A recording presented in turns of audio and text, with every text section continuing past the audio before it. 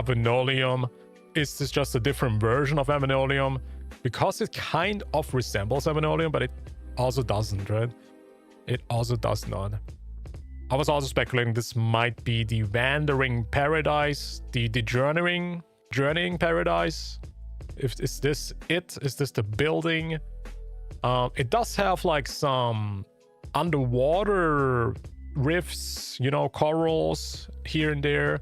So this might be like a city that is gonna rise from the sea, right? Maybe this is a city that's gonna come up from the sea, from Septimond or Renacita. Yeah, no idea, man. But it does look kind of cool. It does look pretty cool. Yeah. I still don't know where this fight is gonna happen. This also looks a bit like Avenolium, to be honest. We also gonna have the Galbrenna with Cartefia showdown. So, man, 2.7 looks to be a freaking cinema update. Showdown with Scar. Showdown with Galbrenna and Cartefia. This might be like the 2 parts that we're gonna get, maybe. Maybe quest part 1 is gonna be Galbrenna, Cartefia. And then the second part maybe is gonna be us fighting Scar. Yep, this could be it. This could be literally it. But then the big question, of course, is where does QIUYUAN fit in here, chat? Where does QIUYUAN even fit in? And if you guys have not seen it, QIUYUAN appears at the end of the trailer. No TEASER, sadly, but QIUYUAN appears and he's literally aura farming. He's like, he's flying. He throws his blade into the air. He starts flying, unsheathing his really cool looking blade, to be honest. And dude, that was a cool freaking scene right there. Sadly, not a lot to work with. It's literally 2 seconds. 2 seconds. 2 seconds that we can analyze, chat. Yeah. I cannot wait for next Friday live program. Yeah, dude, it kind of feels like this update has been so short because the live stream is actually in next week again. So we are gonna get Galbrenna gameplay reveal, QIUYUAN gameplay reveal next week already, which is pretty crazy. This update really feels kind of short. It does. We're already getting some huge news next week. My theory is that they will still flee the scene by the help of the Grand Architect. Yeah, not gonna lie, we don't have a lot of Fraxidus members, so I don't think we're gonna just kill all of them in one freaking arc. So Frolova is already gone, so I kind of doubt we're gonna kill another one in this 2.x arc, chat. It would have been kind of too fast, maybe too fast. They definitely have to introduce more villains into the game if this pace keeps going on, because Rover is not stopping. Rover is killing these Fraxidus members like it's nothing.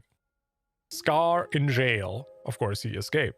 But then we kill a Frolova, and it looks like we gotta kill now maybe even Scar. Rest in peace, by the way. Rest in peace, Scar. Scar is next. Scar is not safe of Rover's weapon. Rover is gonna kill now a dude for once. Rover has tasted blood, and now Rover is about to kill the next Fraxidus member. No one is safe. No one. Beautiful. Chaos. Then I will sever that fate with my blade.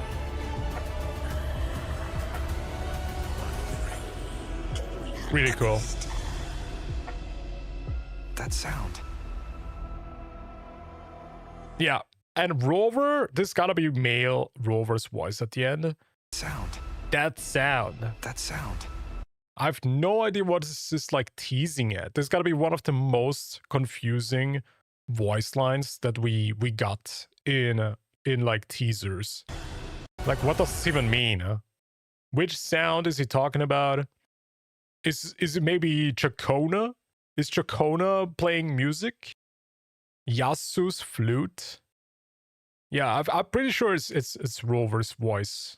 First I was not confused. Maybe it's because they show QIUYUAN last that is maybe QIUYUAN's voice. But I'm pretty sure it's Male Rover. That sound. Yeah. It resembles him a lot. It resembles him a lot. That sound, Gasolin appears, yeah. It's Gasolin, guys. No, we know what Gasolin sounds like. Gasolin is a really masculine voice. You have betrayed the Midnight Rangers, Jian. You are a bitch. You are a bitch. He talks like that. That's literally the Gasolin voice that I just did. Yeah. But man, 2.7 looks already freaking hype, huh? 2.7 looks already freaking hype. Not gonna lie, chat. This makes me super excited. Alone the fact that we get to fight Scar again, I really hope it's not gonna be a copy-pasted boss fight. That's one thing I'm a bit worried about. Imagine we fight Scar and it's the same boss fight. It's just copy-pasted animations, copy-pasted phases. First phase, he fights with his cards. Second phase, he turns into the monster. I don't know, man. I hope it's not gonna be the case. I really hope it's not gonna be it. Yeah, we need Gasolin TTS. Yeah, when he's coming out. When he's coming out. We're gonna do that. By the way, guys, how you all doing, by the way? How's chat doing, guys? Text Evasion, welcome back. Virgil, Hunter, Pebbles, Needs, nice to see you all. Nice to see you all. Hope you guys had a nice Friday. Clark, welcome in. Render, welcome back, guys. Fi, welcome back. Yo, a lot of familiar faces, guys. Welcome, guys. Welcome. Mia was farmed in Septimon. She was. She definitely was farmed. Kind of sad, to be honest. She had a really sad fate. And Kuro Games just keeps using her as a boss material. Adding her randomly in 2.6 as a boss again. Alright.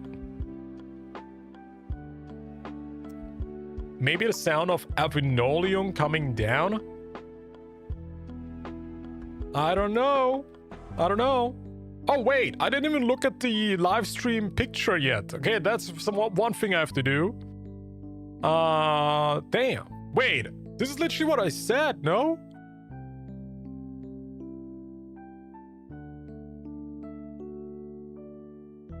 Yeah, it's gotta be it. You see how the water is like... This thing's from the water. This landscape is coming from the water. It's going up. So, my theory might be right. That this city is from down below. Also, we do have this thing as well. Wait, this all makes sense now. Look at that. This is the city coming up. Yo, am I cooking? I'm cooking. Watch this. Slow motion.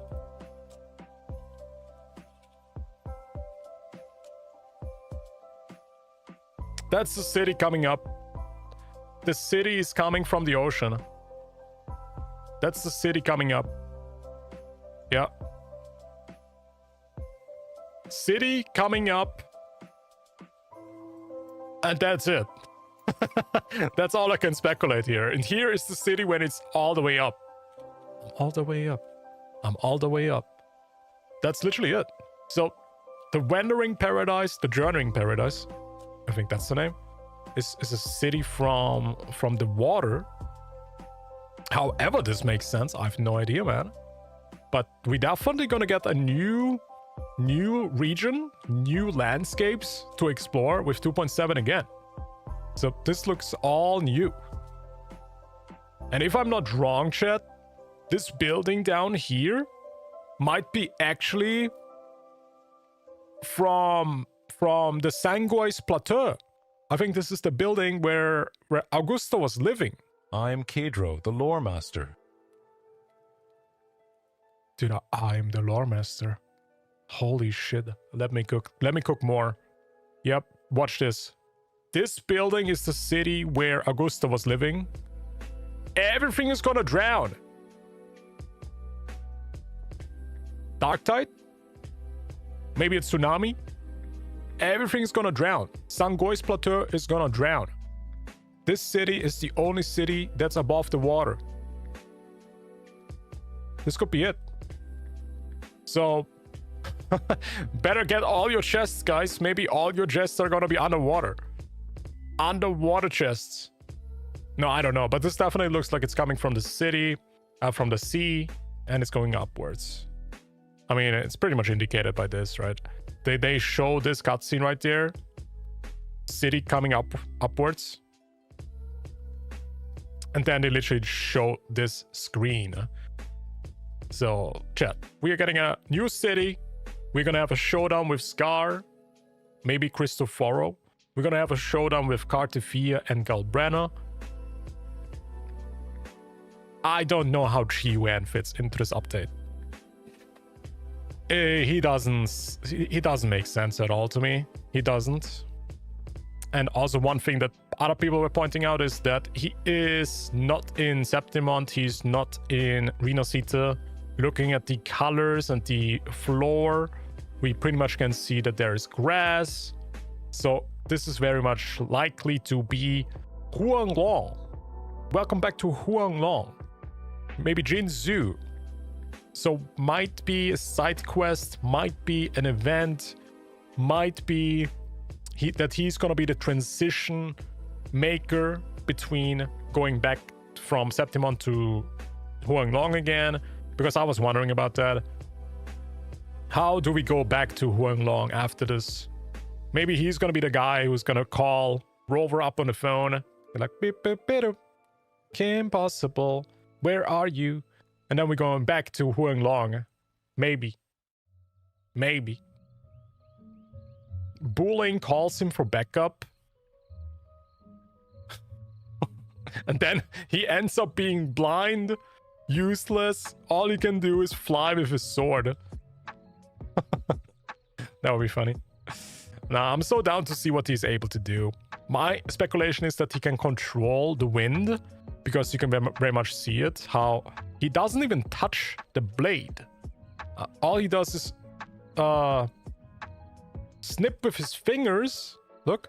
Boom. And the blade is getting controlled with his powers. Because he controls the wind or something.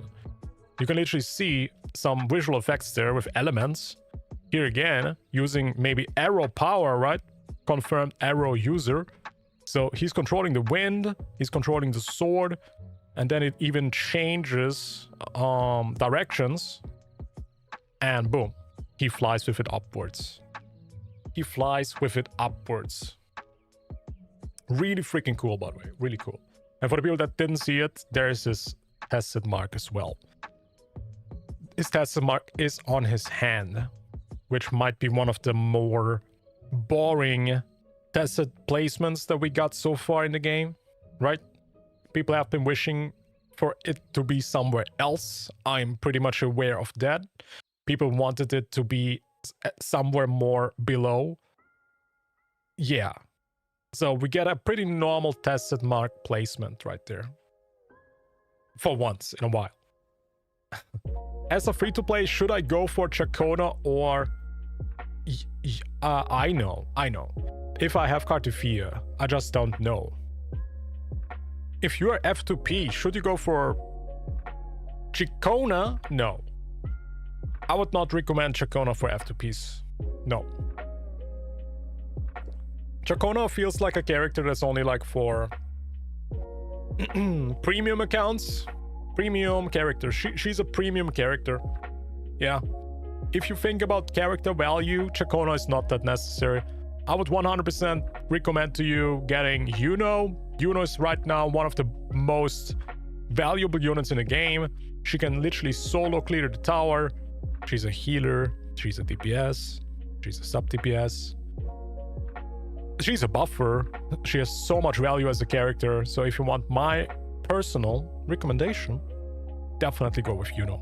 Also, she has very nice feet as well. Don't disregard that. Very nice. Yeah, I would recommend getting you. Which brings me to another point that I want to do today. I actually want to try I want to try playing IUNO in the tower today solo. I saw so many other CCs doing that.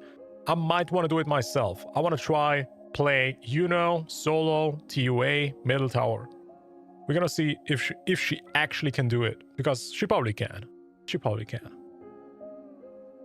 Also, chat, I have to confess something. I did pull more IUNOs off stream. I have now S1 IUNO, but I didn't activate it yet. I did not activate her sequences yet, but I have S1 IUNO. It is what it is. I'm also planning to get another one, but we will see. We will see. Now, since we have the live stream announcement, I will maybe wait for getting sequences. Also for the people who ask me in the chat right now if they should pull someone right now or not, I would actually honestly recommend to you guys, don't pull anybody until the next live stream for Wuthering Waves update, because most of the time from the live streams they show the new gameplay for the upcoming characters. And maybe you're somebody who will be convinced to actually get one of the newer characters, which is gonna be this guy, Galbrenna, this guy, QIUYUAN, and Galbrenna. So I would actually tell you guys, wait, don't pull.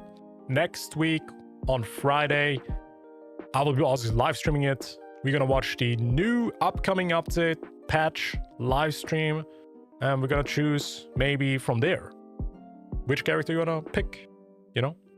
Just wait. Just wait.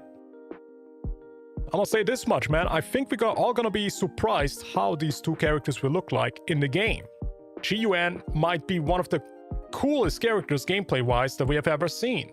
He's finally a character with a sword and the samurai playstyle. We have not seen anything like this since a while, since pretty much Brand. And for me, Brand never really felt like a sword user, to be honest. He really feels like some funny Spider-Man anchor dropping theater kid, okay? But this guy is a classic sword user, man. We're going back to the grounds, to the roots. This is gonna be more such a fantasy kind of character, you know? Not like somebody who drops anchors, okay? I'm so happy actually we get another sword user like that.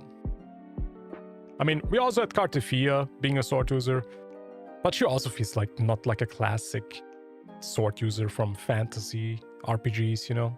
So I'm really happy we get like a typical RPG looking character, samurai, kung fu master, fighting with swords, man. This is literally what I needed, what I wanted. Really freaking happy about that. Really. We're gonna pair up my IUNO with I've Brand, Rover, Verena, Jian, Mortefi. Your IUNO, you can pair up with... What I'm using right now is actually... Wait, do you have Chacona? No, right? Sana works with everybody. Shorekeeper.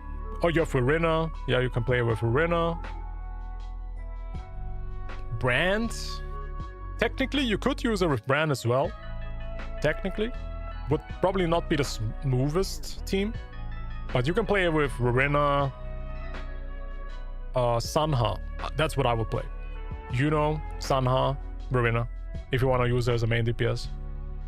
If you don't want to use her as a main DPS, you can literally just use her as a healer or buffer too. She's pretty flexible. She's really flexible. Premium team number 1 for her is though Chacona and Shorekeeper. If you're thinking about doing that. My IUNO came within first temples. Hey, congrats, man. Congrats. Now I'm wondering if I should go S1 or save. As I said, guys, wait for the live stream. Wait for the live stream. You might be right now be in the honeymoon phase with IUNO. You've seen her feet. You got a bit of, you know, honeymoon, romantic feelings. You fell in love with her in the quest. So I would definitely just hold off for now, you know. Just wait for the QIUYUAN gameplay, man, and the Galbrenna gameplay. It's gonna be insane. For real. GUN voice actor is Urahara from Bleach. Okay, I've not watched Bleach. I have no idea. He's a wuxia in Chinese. Yeah. That's what I wanted to actually look up. Wuxia. I mean, we have like this game coming up, right? Wuxia. Where winds meet. Yeah. So he's gonna play like a character like this, you know?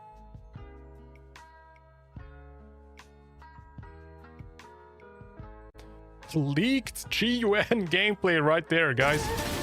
Oh wow, look at QIUYUAN gameplay.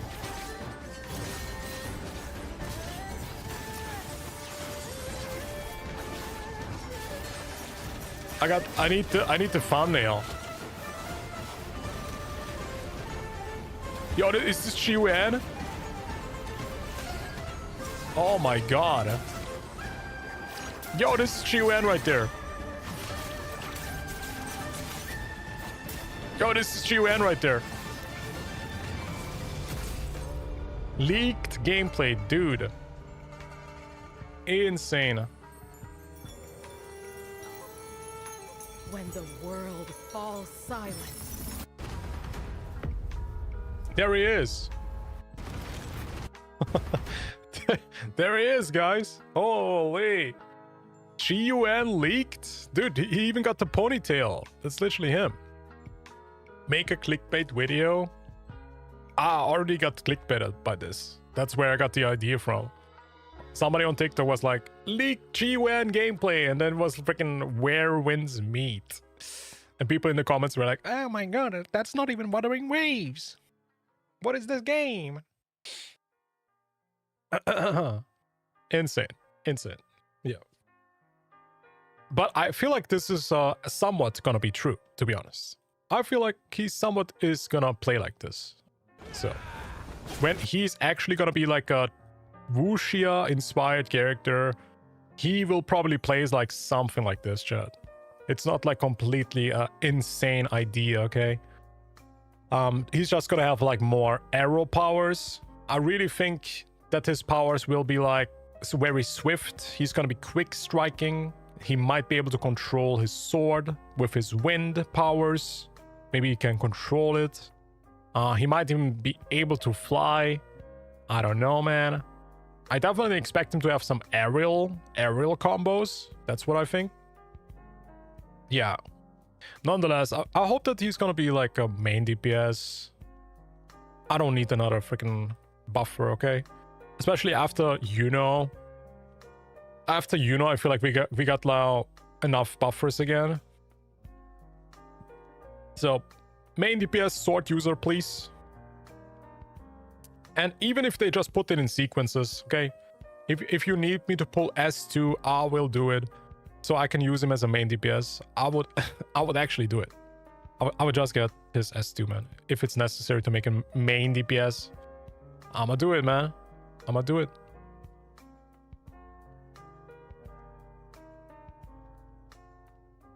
Japanese voice actor? If so, that's awesome. The guy has voiced a lot. But where are you guys finding this out? Did they post this? Did they post about the voice actors? How you guys know that?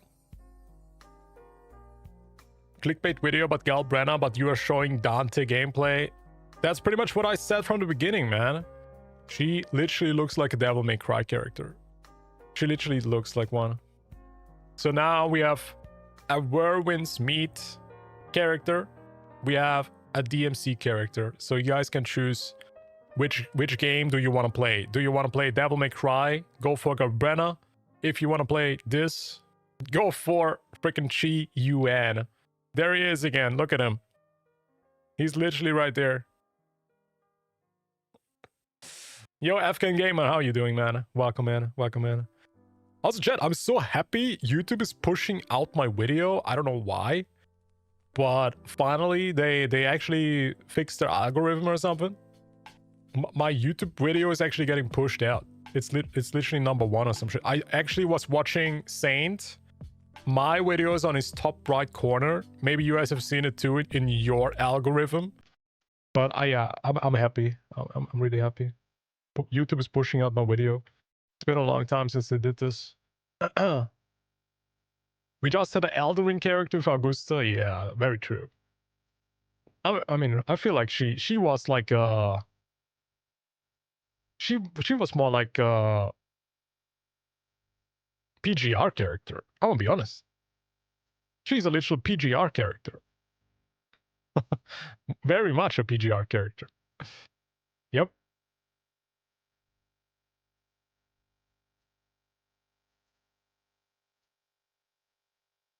Because of the face cam? You think so? Oh yeah, also I saw that Captain Cabinets is also now changing to be a real tuber. Is that what you call it? A real tuber, chat? Is she a real tuber? So nice to see some people join the Flash tuber trend. It's nice to see that. Very nice. I do get where she's coming from, because I feel like a bit limited. Using a VTuber model is a bit limiting, especially in terms of React content. You cannot really show your face and stuff properly. You can only show as much as your VTuber model is pretty much configured, or what the artist has pretty much created, because not every face is possible to do. Yeah. Nonetheless, I feel like it is quite different being a girl VTuber versus a dude VTuber is very different, man. I always said this. Being a female streaming on Twitch is freaking scary. So huge respect for any female streamer out there who actually can show themselves with a webcam. But being a VTuber is actually quite safe, you know. You don't dox yourself. If you get a stalker, they don't know what you look like. It's definitely more safe, right? So yeah, it's not easy being a Flash tuber for girls, 100%. Okay, let me boot up Wuthering Waves. Does this work? I have no sound effects, by the way. One of the sound effects that I added is this.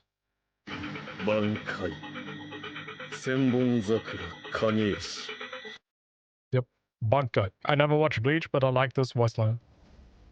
Talking about Bleach, by the way. Since you guys are talking about Bleach.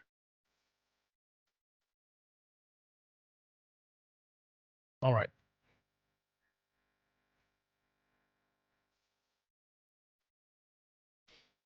Holy shit. The trailer is actually getting some views. Actually pretty good. 100,000 views already. What? I shall bear witness. Yeah, 100,000 views already. Just because of Carl Brenner's eyes. It's kind of funny that they used this thumbnail, no? It seems to be working though. It's almost surpassing the song from IUNO. Pretty much.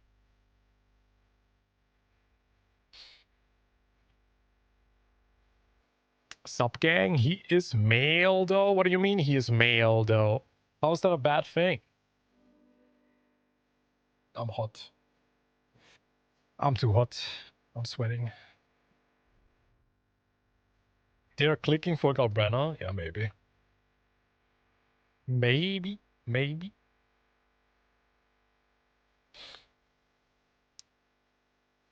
What is this? Genshin?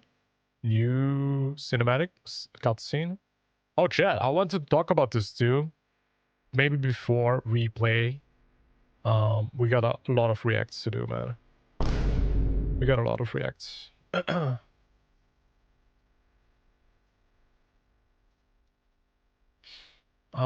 Where is it? I wanted to jump to one specific thing. Wait, before we watch that one, I want to show you guys this. This is so funny. This is actually funny.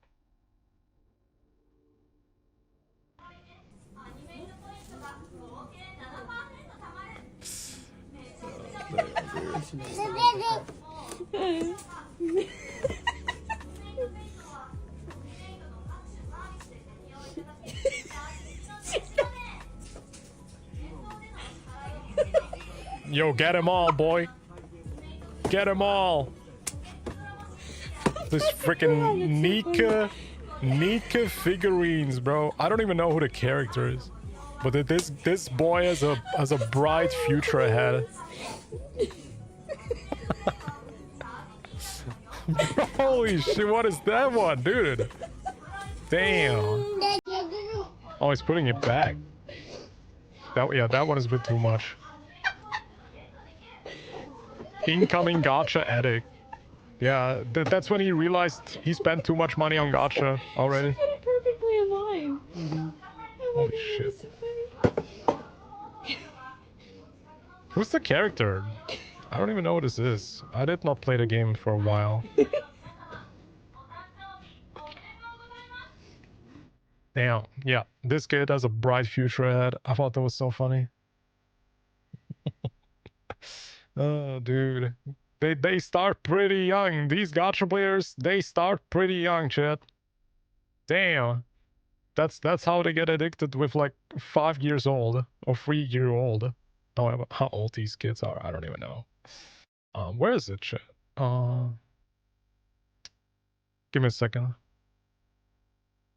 I saw like the revenue that IUNO made. She's like #1 in sales. IUNO revenue #1. I think in Japan. In Japan App Store. I think that was it.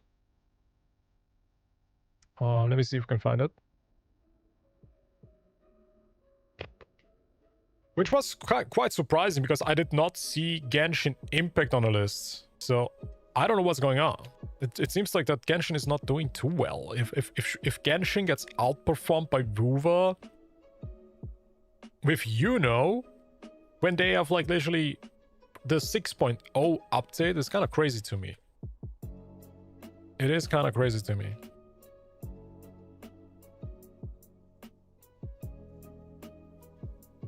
Oh, here it is. I found it. Wuthering Waves reached #1 in iOS App Store for free games. Free, by the way. Free. But I'm pretty sure I also saw another post where they actually made a lot of revenue too. Yeah, even in sales. Where the hell is Genshin? Is like Genshin completely dead in Japan? Are people not playing the game anymore? Like, dude, you can see the 6. This is like the top 6 of the games. #1, Wuthering Waves. #2, whatever this is. #3 is literally Line. I think that's literally... Isn't that a text like WhatsApp? WhatsApp texting chat. #4, Rebirth. And Tetris. And we also have Kaiju #8 in the top 6 of the free games. Where is Genshin Impact? Maybe Genshin is not in the free games anymore because the monetization is so bad. Did they just remove the monetization in the game, chat? Thank you, IUNO feat. Damn. Yeah, kind of crazy.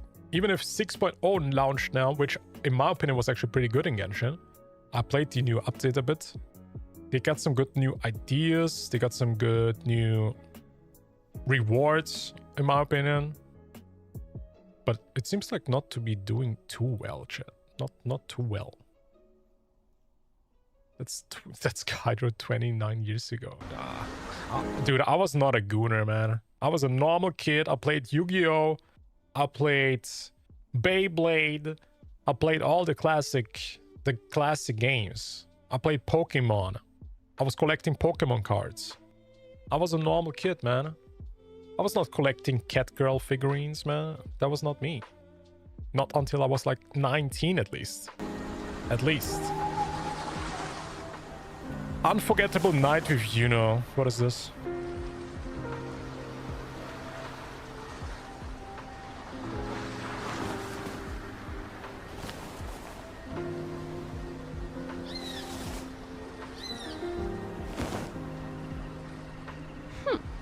Don't get the wrong idea. It's not like I like you or anything. This bracelet is just a pact. So don't lose it.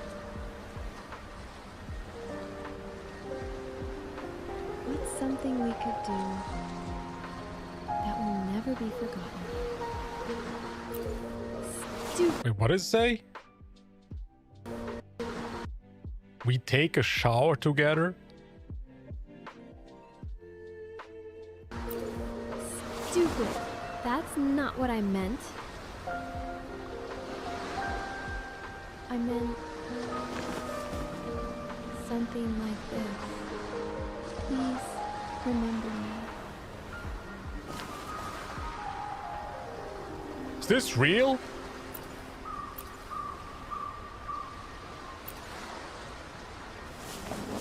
Yo, these animations are getting out of You really hand. have a good taste. These animations are slowly but surely getting out of hand, chat. Holy gooners, man. Holy gooners. This got 40,000 views already. God damn. I guess this is what the players like. I guess this is what the players like, chat.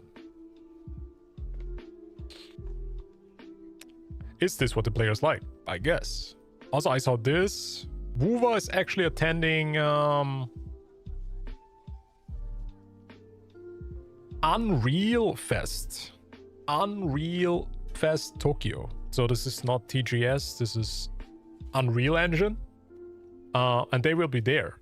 They'll be sharing insights on next generation game development, the cutting edge possibilities of Unreal Engine when it is not crashing. When Unreal actually works for once. This is going to be on November 14. And I don't know if this is the official picture, chat. I don't know if this is the official picture or if Naru has created this picture. But maybe we're actually going to see the new game from Kuro Games. Project Nami might be there. And honestly, I think they will actually release this game next year. So very much Will sure. they talk about Septimont optimization? I hope so. I hope so. That's gonna be a long freaking that's gonna be a long freaking stream. If this is gonna be a stream, man, they have some explanation to do. They have some explanation to do. But to be honest, I think actually that why the game is now struggling so much is literally because they improved the graphics. Septimont has like completely different textures a lot of times, especially the landscapes, the grass, the flowers, the physics. You can literally move your character and everything reacts to it. You can move flowers with the way how you run. You can fly into trees and the leaves will react to how you fly. Like, damn, they've done so much freaking shit in Septimont that it's now, I guess, kind of backlashing to them, since we do have performance issues. We do have quite a bit. Collab? No, this is not a collab. This is an event. This is for the Unreal Engine, and they probably will be having a stage on stage presentation. And they most likely will talk about the new games, because there's actually 2 new games. Maybe they're gonna talk about it. And probably also about Wuthering Waves. Yeah. Let me see what they say. On game day, Kuro Games will join industry leaders such as Atlas, Square Enix, and Konami. Don't miss their session exploring the creation of Wuthering Waves with Unreal Engine, along with exclusive behind-the-scenes perspective. Okay, maybe it's not gonna be the new game. Maybe. But I guess we will see. We will see. I hope they're actually gonna reveal the new games soon. I think people are actually quite excited for these. Yeah. Would be nice. They should finally show some new shit, right? They should show off what they're actually working on. Just maybe like a little teaser. Anything.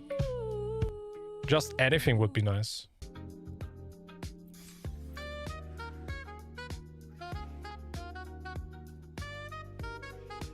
Does my button not work?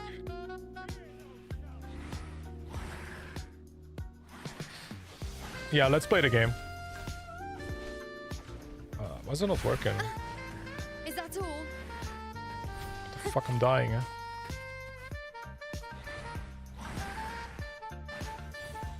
Let me fix this. You dare test me? The insolence. Causality? Overturn. Is that all? Dude, what's your thoughts about IUNO, by the way, chat? Is that all? Gameplay-wise. Y'all like how she plays? I saw people say she feels a bit clunky, but I think it's because people are not used to her yet. I think she feels really good. I am the moon. On you go. I think she's easy to play if you understand her. That's why kind of like it gets better over time. If you feel like she feels clunky to play, I don't think so. I love it. Yeah, same. I like how she plays, really. I don't know how she feels solo, though. I think playing her solo will be very different. But with a team, it really feels fantastic. It really does. Really good.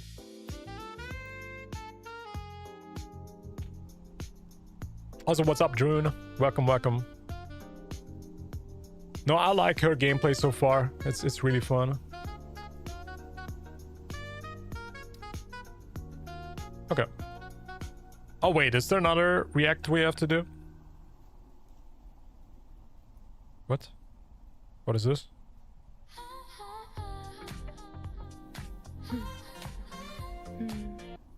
Because I can. Like, what kind of question is that?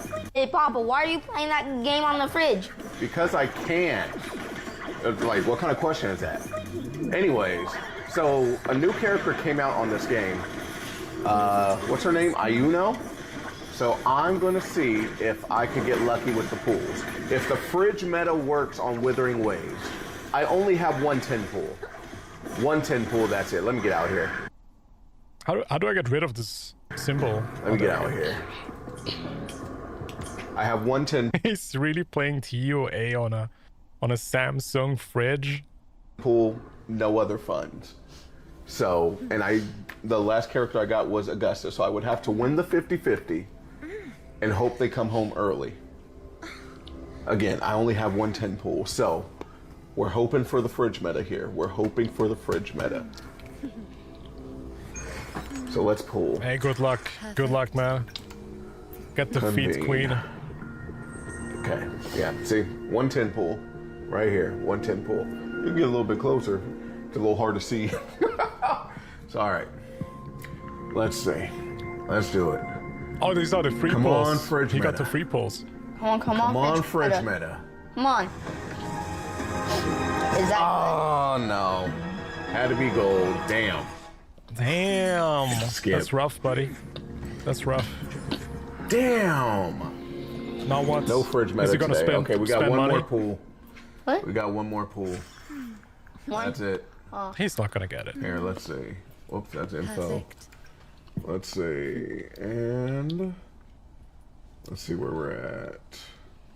Yep. So Bro has like 4 pity. He just did a 10 pull. That's 14. That's a 14 pity. Augusta. He couldn't get it. That's who you need? No, that's who I last got. He thinks he can get it with 1 pull. Come on, fridge meta. Fridge meta. Fridge meta. Meta. Ah, not today. Damn. What a freaking Oh well. Man. We'll keep trying. We'll keep trying. what a freaking rookie numbers here. Damn. Rookie numbers. How the fuck a fridge run better?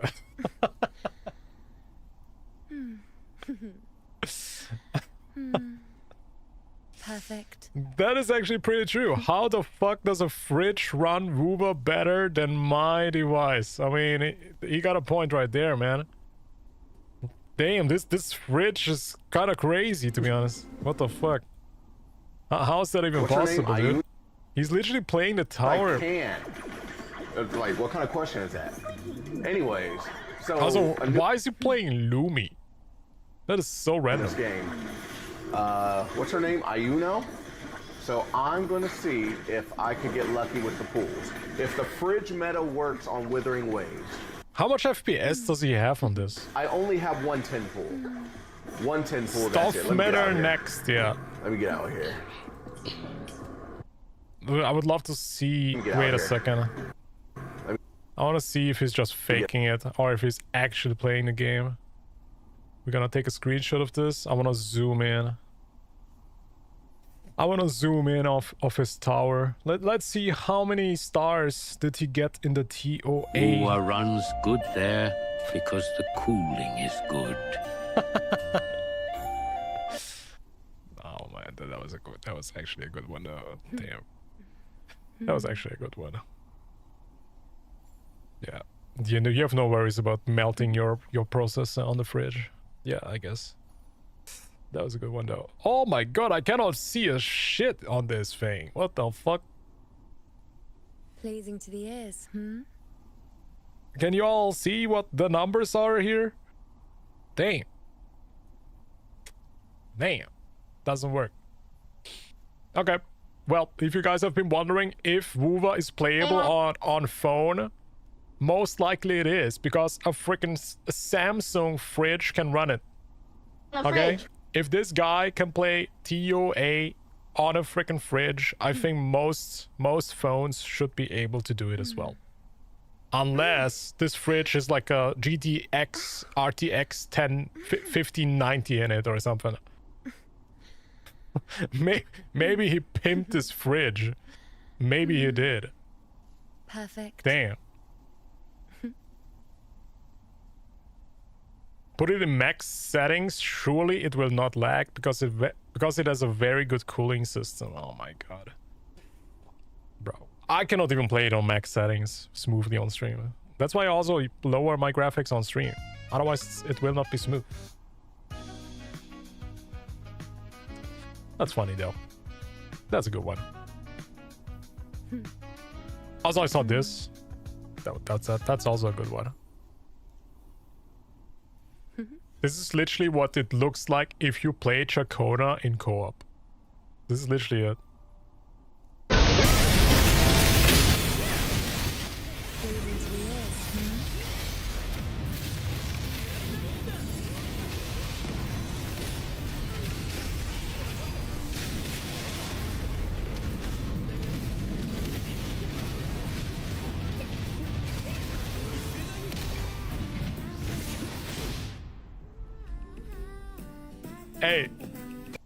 Hey, solid gameplay. Pretty solid Chacona footage. Best Chacona gameplay. This is a Chacona pro gamer right there. Didn't miss a single quick time event. Didn't miss a single quick time event. Huge damage output. Oh man. Like, I'm still mad that they did not make Chacona into a healer. Honestly, they should have just made Chacona into a healer. Like, imagine if all her mechanics that she does here also heals, on top with applying erosion or spectral fresnel. She would have been 10 times better. But the fact that she doesn't heal is so mid. It's so mid. Yeah, I'm still pissed at that. Negative status ruined her? Yeah, it really did, huh?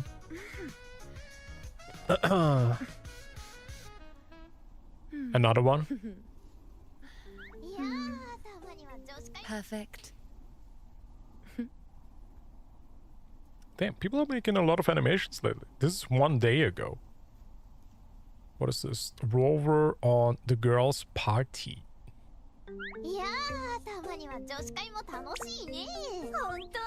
一人ものすごい飲み方の人がいるんですけど。じゃあ定番のあれ聞いちゃおうかな。定番のあれ？みんなは好きな人とかいるの？好きな人ですか？しーちゃんは誰が好きなのかな？はいはい、私はモブくん。知ってる。せいちゃんはダメだ。こっちは酔いすぎてる。モブくんってさ、はい聞いてないよ。ああ、そうだ。今からモブくん呼ぼうよ。でも今日は女子会だからモブさんは。Which anime is this from? でもモブくんが来るならそれはそれで面白いかも。ヤッホー、モブくん。もうみんな出来上がってんじゃん。Yo, Chat, who are these characters, by the way? Who are those? I only know Renocita characters. I don't even know who these people are anymore. These characters don't even exist anymore.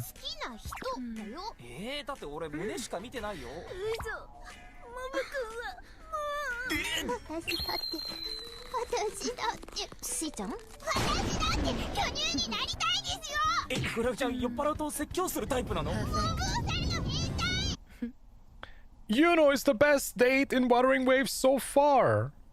Queen of the Moons. Yuno and Lauma comparison. Yuno clears. Yuno clears. Yuno is the best date so far in the game. Come here at any time you want. Oh yeah, we need to try this. I want to see this myself. By the way, spoiler warning. If you guys didn't do the story. Spoiler warning.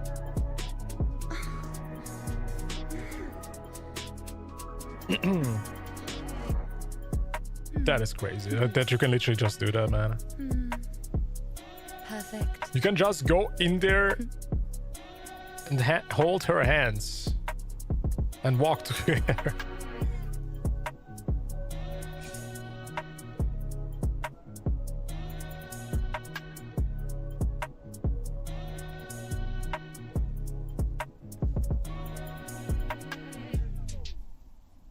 Don't worry, she's not breaking up with us. Okay, bro. Oh no, what am I gonna do if Yuno is gonna break up with me, Chip? What am I gonna do, dude? Oh no, oh no.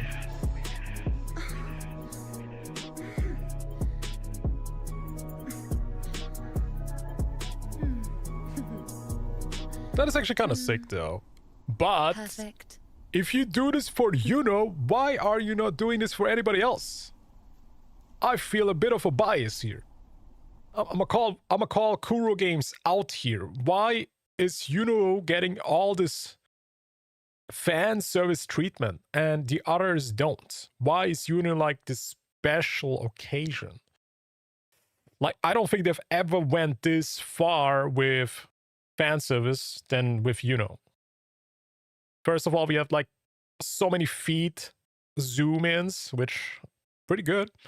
But the hand holding, dude, they made hand holding part of actual lore. They made it crucial for the player to hold her hands. Otherwise, the quest would fail.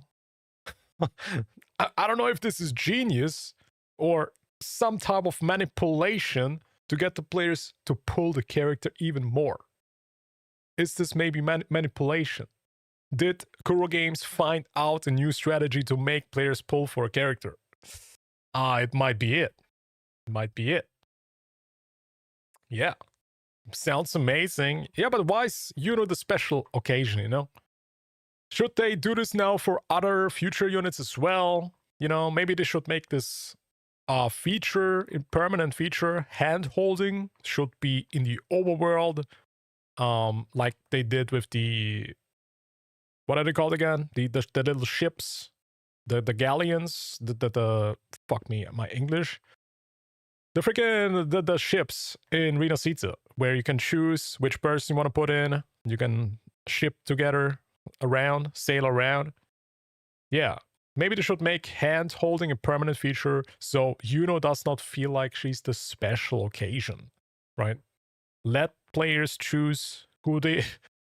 It sounds stupid as fuck, but. Let players choose who they want to handhold, okay? Yeah. Like, goddamn, why is she the only one who can do that? Why is she the only one who can handhold? How's your day, Chief? It's pretty good, man. How you doing? Welcome in, J Faber. Welcome in. How are you doing? She's just scared? She's not scared, bro. She wanted to get Rover's hand juice. That's what she wanted. They should do Fleur-de-Lis carrying Rover. I like that idea. Yeah, that's pretty good. I like that. No, I'm a big fan of this. I like this. This is cool, but it does feel like Kuro Games has a huge bias to, you know, she feels like a special character for Kuro Games. She's getting better treatment than other ones, right? Now, it could also be that they did not have the technology before. Now they implemented hand-holding technology. We now have 2025. You can now handhold characters. Insane. This is insane. You can handhold her. Never seen before. They have to copyright this, otherwise Nintendo will do it, please. Kuro Games, how about you do a patent on hand holding in a video game? Otherwise, Nintendo will do it first. And then you just do it for everybody else. Let people choose in the overworld a hand holding character. I think this feature would go hard, honestly. I've seen people took so many screenshots of this. People are going crazy with screenshots, in particular with IUNO. I've never seen this many on Twitter screenshots about the character. IUNO is literally the most popular in-game screenshots character I've ever seen. I definitely did not expect that. People are going freaking frenzy over her. Dude. Like, my Twitter wall is full of IUNO's feet. There's so many feet on my Twitter wall. It's insane. It's insane.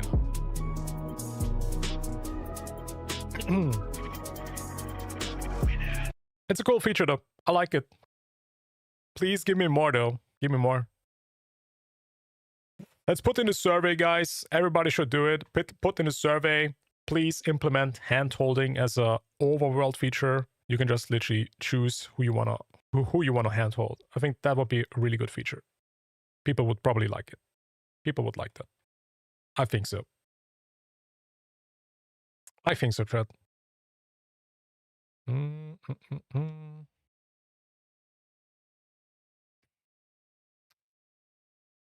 What is this?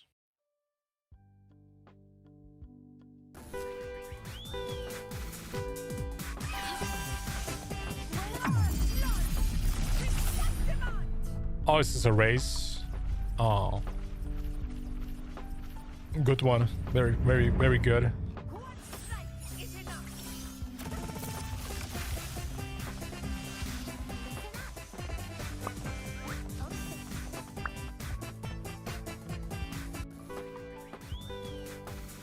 Okay.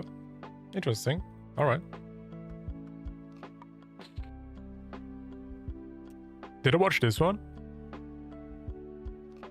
Did we watch this one, chat?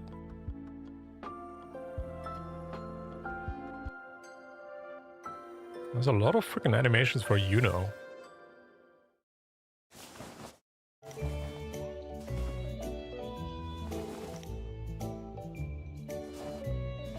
She's sucking on that. God damn.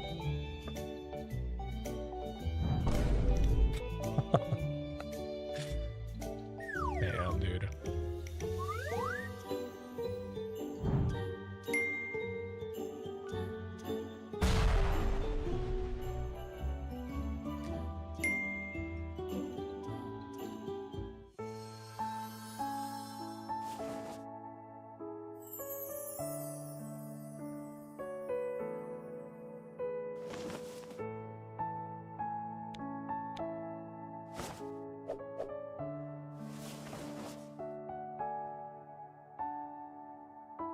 Huh?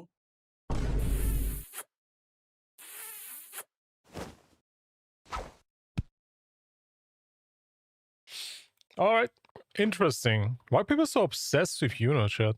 People are literally obsessed with her. I've never seen this many obsessed freaking shippers. Insane shipping going on. A lot of shipping. Oh, this one is good. I wanted to try this.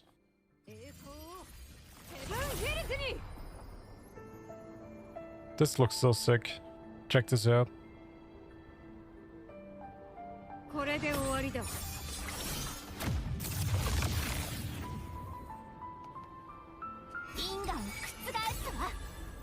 Damn.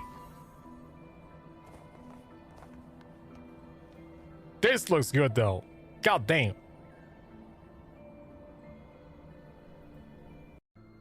This is so cool. But then again, chat, this is literally visual power creep of character animations. Like, what the fuck? Now, every character who does not have anything like that changes the environment, I feel like I'm getting scammed. This is the new standard that I now want to meet. Like, what the hell? I want my new characters to have crazy visuals like that from now on. Okay? I want QIUYUAN summon some massive trees, just like, I don't know, the Earth tree from Elden Ring. I want him to make him like a background tree when he ults. I want Galbrenna to have like summon the sky or something, heaven or hell in the visual effects. Like, this is another level of visual friggin' animations that they're doing. Freaking insane. I'm still pulling IUNO weapon. If I have her weapon, I will pull 90 out of 314 with 30 liberation stats. That sounds pretty good. Hey, congrats. Or good luck. Good luck for the pulls. I want IUNO. I haven't get her yet. Feels bad, man. Feels bad, man. You guys have still some days left, though. You guys can chill. You guys can chill. It's not like disappearing in the next, what is it, 2 weeks? Is it 2 weeks? How long do we have the banner? It might be 2 weeks. Wait, I can literally check. Oh, it's literally 20 days, chat. You all can chill. You all can chill for a bit. Yeah. Also, honestly, I would literally just not pull her until next week, until we see new gameplay for the upcoming characters. I keep repeating myself, but it is true. It is true. Nonetheless, I think nobody's gonna be on the level of IUNO, man. These characters don't come by often, I think. We don't get many characters who can heal, buff, and do so much damage at the same time. So these characters are the most valuable, and I would definitely recommend getting her. But maybe you like QIUYUAN more. Maybe you like Galbrenna more. Maybe one of them can also heal. Who knows? Who knows?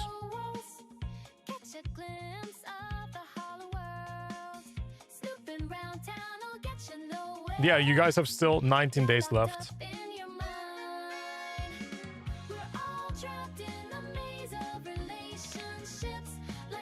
Where is the chest?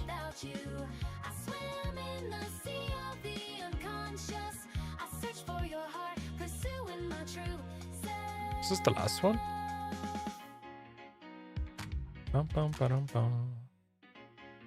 No, I'm super excited now for 2.7, man. Get up, it's time to get real. Can't control the steering wheel. Outside is in a veil of mystery. Won't get out. But chat, I don't know if I'm the only one, but do you guys feel a bit... Do you guys feel a bit burnt out of wuwa getting updates so frequently? Like, I feel like it's happening so fast, man, I cannot even keep up. Yeah, it happens so fast. Wait, where's the last chest?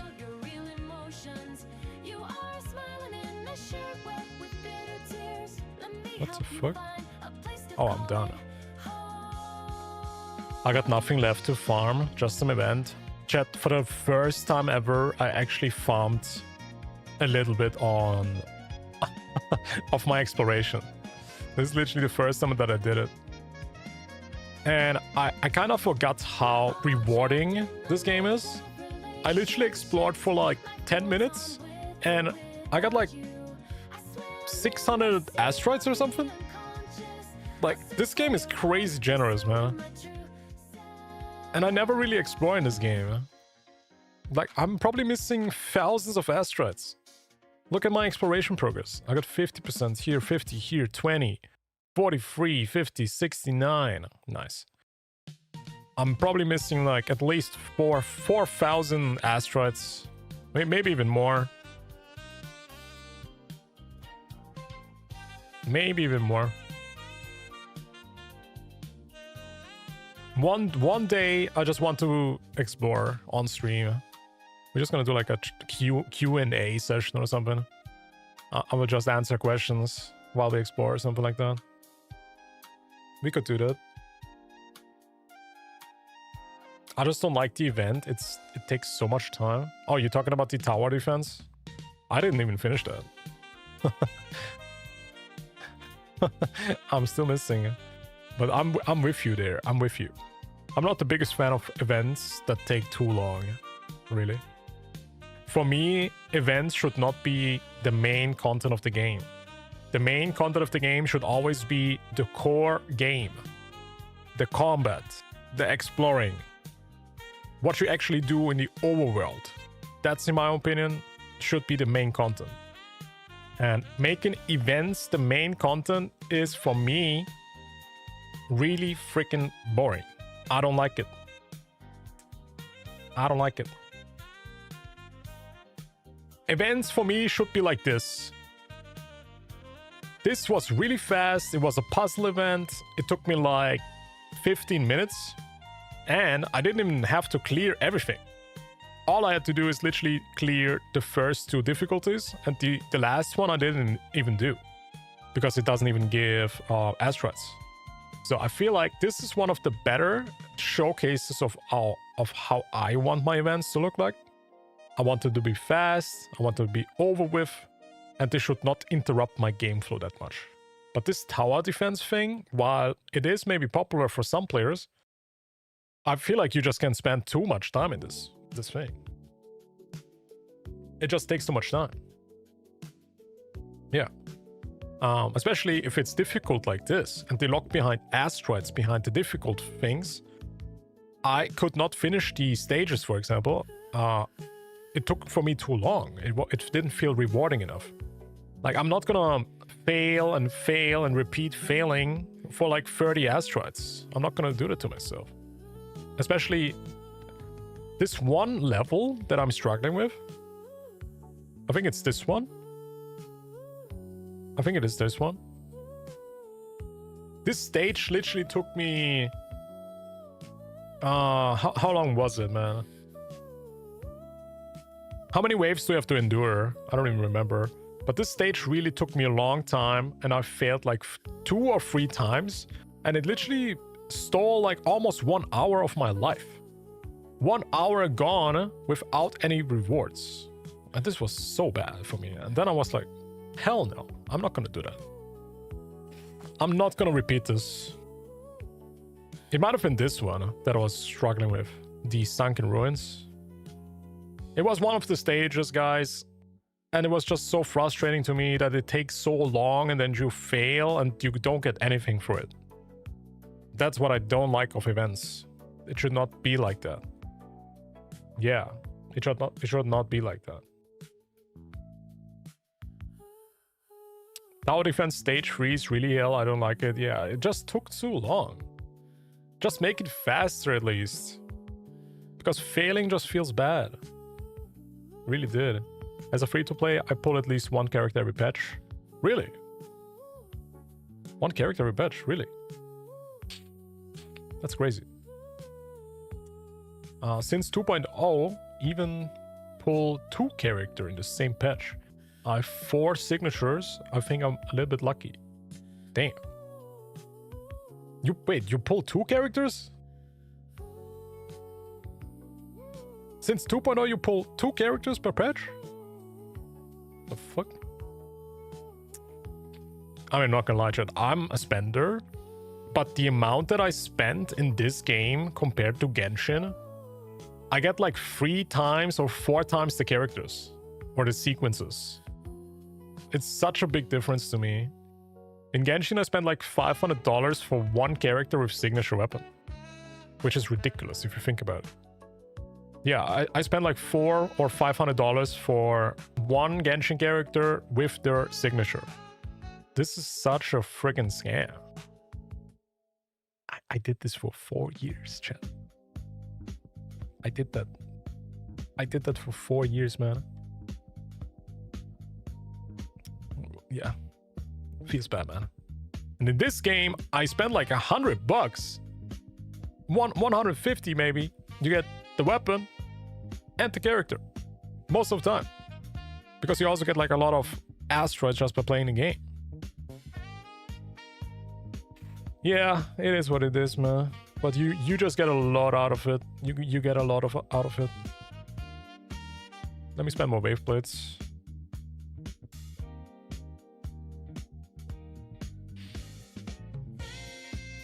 I don't even explore in the game.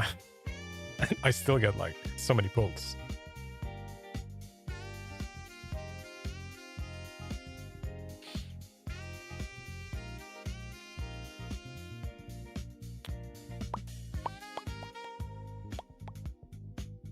Where's my test sets? Yeah, let's do some moonlit. We got a farm from moonlit set.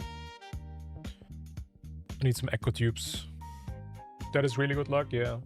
I mean, if you are lucky, you can literally just get every character, let's be real. All you need to do is get low pity and win the 50-50 and you save so much, man. You save so much money and so much asteroids. Congrats, man, congrats. Good for you. Sadly, I also know some F2Ps who are not that lucky. And it's literally hell for them. Could also be the case. Zani Xingliao in 2.3 with Zani's weapon. Oh damn, okay. I started playing from last week of 1.4. That's where the game actually picked up really good, man. After 1.4, they kind of showed what they're actually capable of. It was so nice. This trailer made me like, I don't know, think about what we played. Like we really played some really good stuff in 2.0. Since 2.0.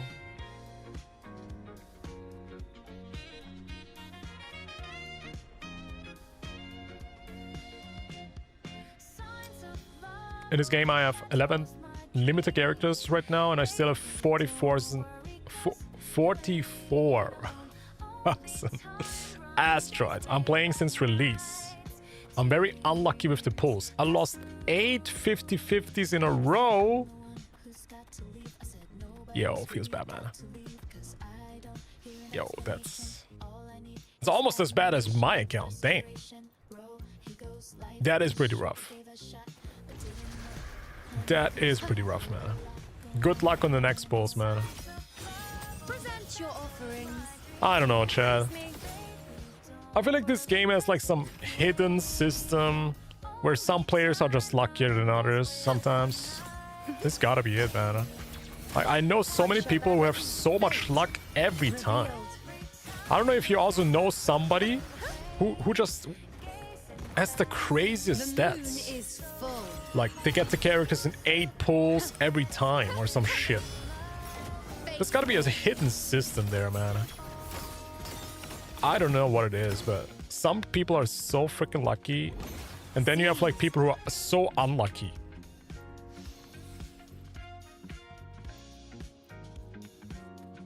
It's better than Genshin though. I mean, like I explore Genshin for 2 hours and just get 5 pulls. I explore Wuwa for 2 hours and get 10 pulls or more. Yeah, 2 hours you can literally finish a whole area in Wuwa. Not even 2 hours. Genshin just really takes a long time. Especially the puzzles. I hate the Genshin puzzles. But I have to say, chat, I have to say, not Cry. Not Cry actually is quite better. Is it on level with Wuwa? No. Never. Never. But Not Cry actually did some improvements. Game is a bit more rewarding. Actually, I do have something I wanted to show you guys. Yeah, let me show you guys. I want to show you guys how Genshin players are with their mental state. Just in comparison with Wuthering Waves, of course. Yeah. Because we do love the comparison, guys. We love to see it. But I feel like it's important. While you could just argue with me and say, stop comparing the games, I just want to showcase what it could be like. What it could be like. Give me a second. Where's my post?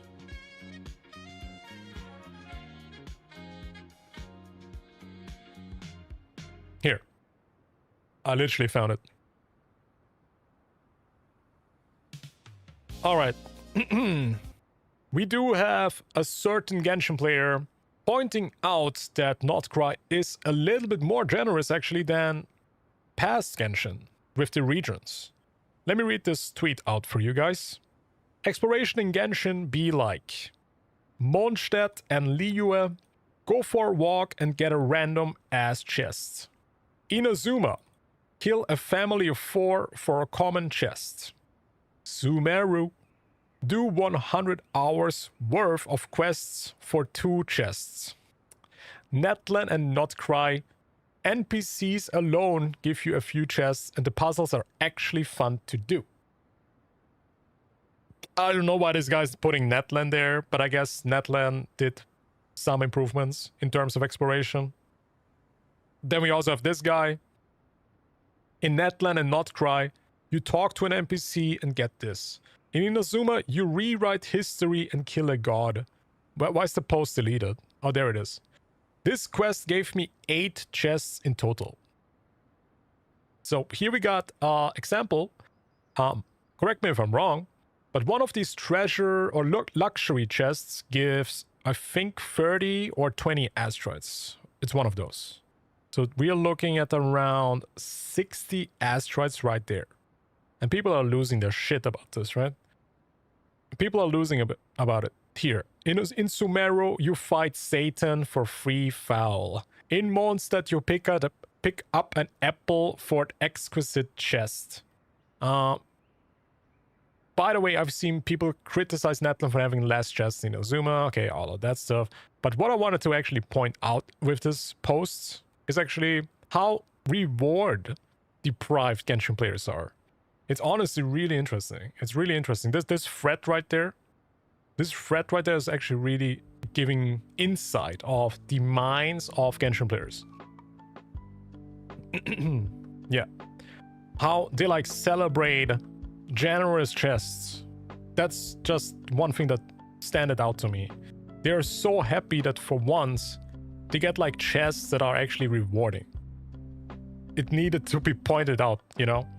It's a very different case with WoWa, because in WoWa people don't even talk about it. People don't need to point out the fact that chests are actually easy to get and rewarding enough. So it is quite interesting to see people celebrating normal, I call it normal exploration rewards, getting like 40 Primogems for like a 5-minute puzzle. People are going crazy about it. It's like, oh my god, I just got 60 Primogems for this little thing. Meanwhile in WoWa, you get like 160 asteroids in like 5 minutes. It's somewhat a very interesting phenomenon to me. It is very interesting to see. Genshin has improved, not gonna lie, it did. Now I don't want to shit talk Notcry too much, but it did actually improve. But I can say whatever I want, chat. I can be positive about Genshin. It will never reach the level of Wuthering Waves, and there will always be people in the chat that will point out the fact that it's still Gen shit. People will always say the same thing, man. So I was thinking about making a video about this. I kind of want to talk about giving Genshin their flowers. But the thing is, you can always make the counter argument that it's still not good enough, right? I can point out Genshin is now better than ever. Genshin improved the storytelling. Genshin improved the exploration rewards. And people will still be like, it's still not enough. And they are right. They are right. It's true. It's still not enough. It's still not enough. Now, are Genshin players now happier than ever? Probably. But ex-Genshin players are not convinced.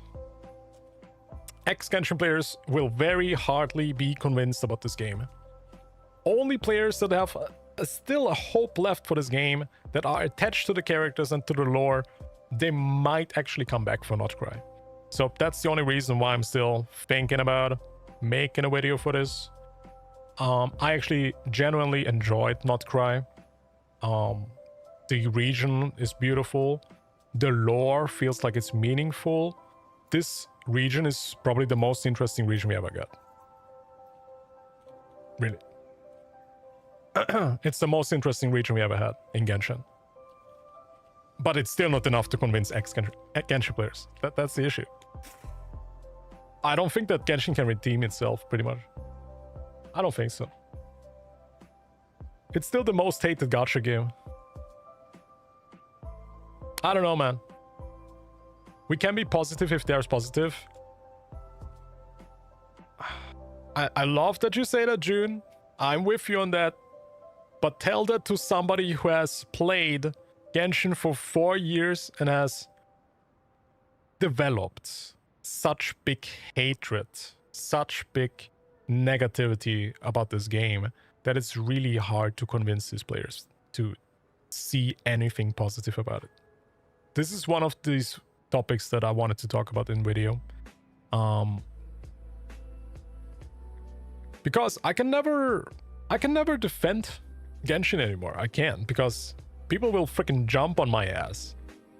I say one positive thing about the game, you get jumped by 50 million ex-Genshin players who quit the game because the devs gave bad rewards. Devs are scamming the players with the weapon banner. Devs have shitty anniversary rewards. Devs cannot do quality of life. Devs just don't treat the game good. I can say anything positive about the game, it still will never be enough to redeem that game. Tell me I'm wrong. Tell me I'm wrong, chat. I wish I would be. I wish I would be wrong. Yeah. Exploring is still pretty exhausting. Even if it's more rewarding, it's still more exhausting than wuwa. And people will now always compare wuwa to Genshin. They will. wuwa is literally the better game. We don't hate Genshin, actually, Kaido. This is what Genshin players don't understand. We actually love Genshin so much we're disappointed. Exactly, yeah. I mean, hate only comes from a place of love. You can only develop hate of a place of love because you want someone to be better. You hate this person because you hate this game because of this. They could be better. You want it to be better. Yeah. I get it. But yeah, I like Not Cry, and I will make a video maybe about it. I want to talk about it, that there's actually something you can enjoy out of the game still. I started watching like Minsleeve, shouts out, one of the lore makers for Genshin Impact. And I have to say, man, the lore right now in Genshin is so interesting. I don't think we've ever like had this much interesting lore. This like goes back to the history of Teviot. We are literally now in a region that goes back into the history of Teviot. In the trailer, we saw the Shades coming up, which are pretty much the people who started everything, the people who created the humans and everything that destroyed Khaenri'ah and stuff. So, dude, this is like a really freaking cool zone. Nonetheless, people will still shit on me for saying this kind of stuff. They will. They will. People are deeply hurt by the developers. They are. Yeah, and they will never even give flowers where flowers due. People don't want to hear anything about positive about this game, which I totally understand as well. I totally understand why people hate the developers so much. They do. Hoiverse just has a really hard time to redeem themselves. I don't even know if they can. They probably can't. They just fucked up too much.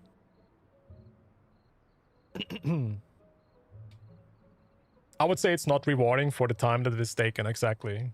The ratio from spending time in Genshin to rewards is really freaking bad. Especially now, since you have like a comparison. Genshin could also only be this top-notch game because we had nothing to compare it to. But Wuwa now has set a new standard that is now being compared to. Wuwa is the comparison role model, pretty much. And now Genshin will always be like below that standard because they don't reach it.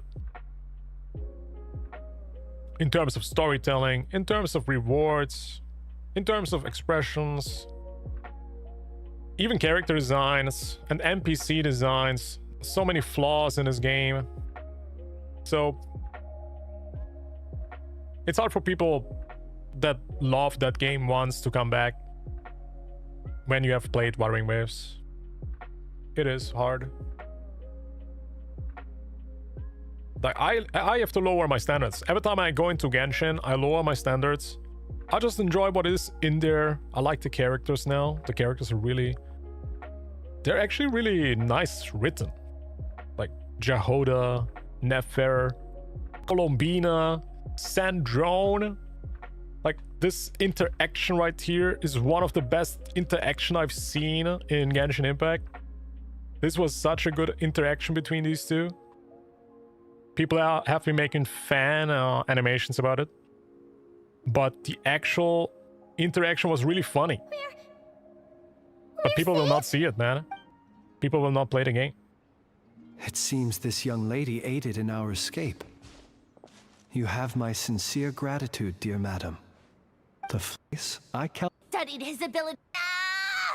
Here. Shit. Columbina!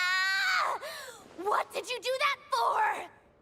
I studied his abilities inside out, equipped Polonia with comprehensive countermeasures. We were going to settle the score. But he still broke through, did he not? This was one of the funniest interactions I've seen. You expect the battle to be completely one-sided? I just didn't expect him to have no sense of honor. What? Yeah, it's really good, man. We literally have Fatui now. The what is it called? Harbingers. Yeah, the Harbingers interact with each other. Dude, we got some peak characters now, peak storytelling there. Yeah, but does it really matter though? Does it? Step on me, Nefer. Honestly, I don't even think she's that hot, but yeah, she's pretty good design. She is. She's pretty good. Pretty good design. I love Colombina. Yeah, I feel like she kind of sparkled that that hope that I had left for Genshin. She kind of rekindled that fire. She's a really freaking adorable character. She really is. But then again, people are just stuck in this mindset that... And it's hard to prove them wrong because they are right. I don't want to prove my point because they are right, chat. I don't know which point I can prove because they will always be right. I shall bear witness. Only people that still had hope for the game will maybe come back. But who is that, really? I don't have that community. I don't think so. If I maybe reach Genshin players that still play the game, yeah, maybe. They will agree with me and stuff. But yeah, it's hard to get Wuwa players out of the mindset. Especially we have so many content creators who just keep bashing on Genshin, which is justified, right? They should. But it's just hard to see the other side for once. If I'm now somebody who goes against the flow and I will talk positive about the game, they will freaking shoot me or something. They would jump on my ass. I don't know if I want to do that.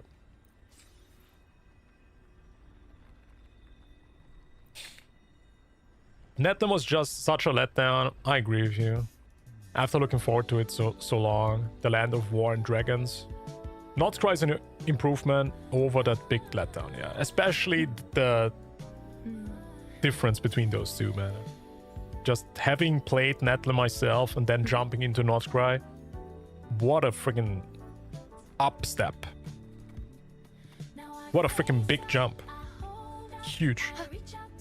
I love Notcry. It's amazing. It's really cool. And now we have been getting like Grandmaster Varka playable, Alice playable. I think even Durin? Isn't Durin like one of the very historical figures of Teviot? I think Durin is a creation of Ryan Dottir. She created this dragon to... I don't know why, but... Yeah, even Durin, even if he's a Shota boy, and I hate those freaking shitty-ass boy-looking ass. I wish he would have been a cool freaking dragon like Nouvellette or something, but he's a little boy. Kinda ass, though. But yeah, a lot of historical figures show up in. I call it a nostalgia bait. Not Cry feels like a nostalgia bait update. It is. People will maybe come back because they see like the characters they've been waiting for since multiple years, right? That's why I came back. I saw Grandmaster Varka, I saw Alice. Like, I want to see those characters in action. What the fuck is gonna happen? I want to see Varka fight because people have been saying he's so strong and shit. It's baiting me hard, exactly. And it's working, right? It is. Causality overturned. I shall bear witness.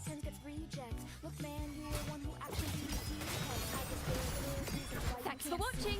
I've had my fun. On you go. Oh, entertain me. I might just do it. I might just do it.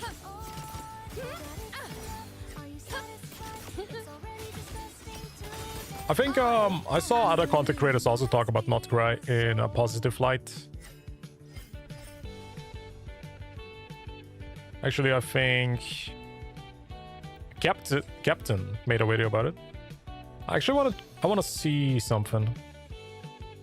Let me see something real quick.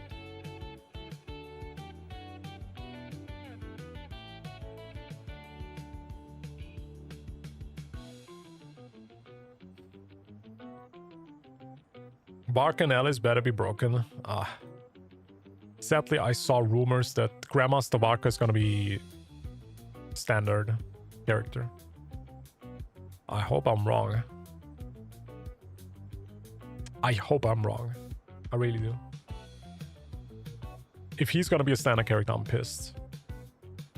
Okay, I think Captain Cabinet's actually made a video about Genshin, Not Cry. I think she talked about it quite positive. Let me see what people are saying. I've been playing Genshin since 1.0 and I feel like Not Cry is a great region. I play WoW and Genshin. I'm not loyal to either game. I play whatever game is fun. They're both fun lately. Llama is awesome and Augusta is a beast. Genshin Impact has never been a bad game.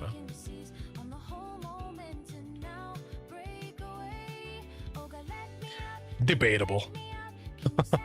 Never been? I don't know. It's just been surpassed by Wuthering Waves. And as someone who is only willing to financially support one gacha game, I have no regrets having made the switch.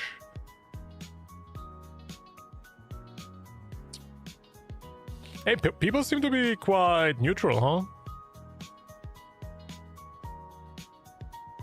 As a day one Genshin player with 1,800 logins, I don't know why I still play it, though my playtime is considerably lower now. WoW is my main game and they're not even close.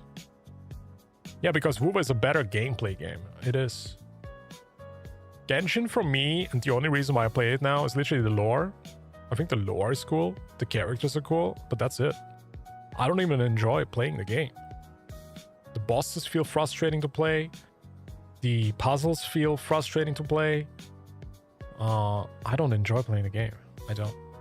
I just play it for the characters and the lore, which is the only thing that they're pretty much good at, to be honest.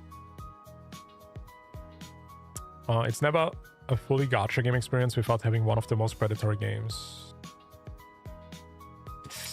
I'm going to say this once more. Let people enjoy the games they care about without free hating something. Just because you don't like it, it's a...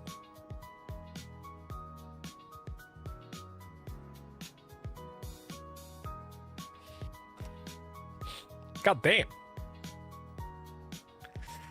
That's a lot.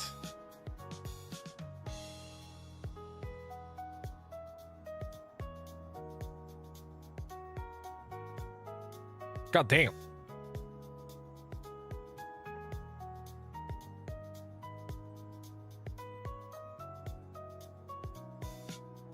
People seem quite positive, I guess. Yeah. I mean, imagine C6ing your Arlecchino only to find out later characters would be way, way more powerful. Yeah, I don't really know. Is it really that bad? Is power creep really that crazy right now? Is it insane?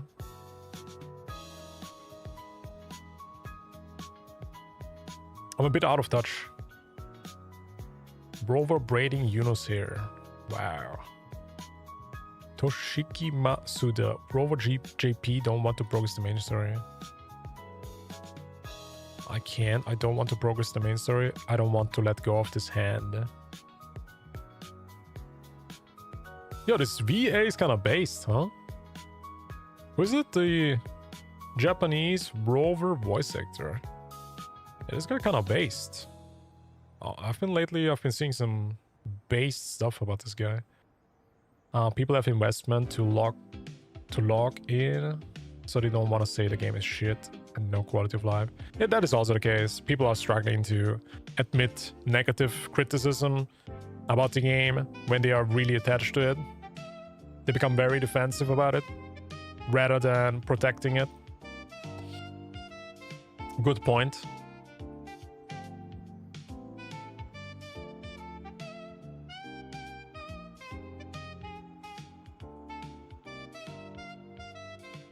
Chat, would you pull this? If Abby comes out as a 5-star like this, would you all pull?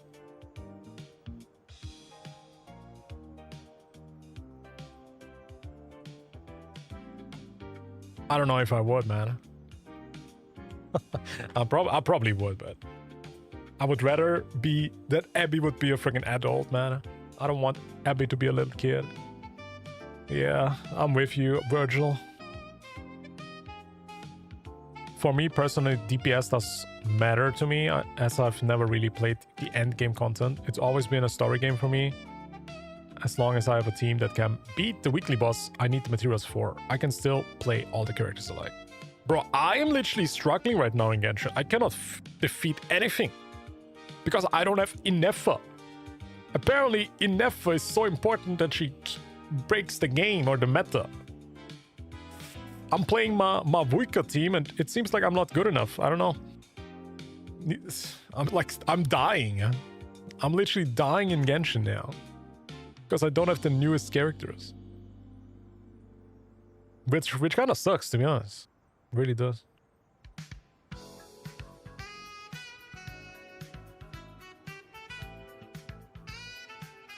You get to enjoy the story to the fullest, but as for me, I will spend money if I don't quit.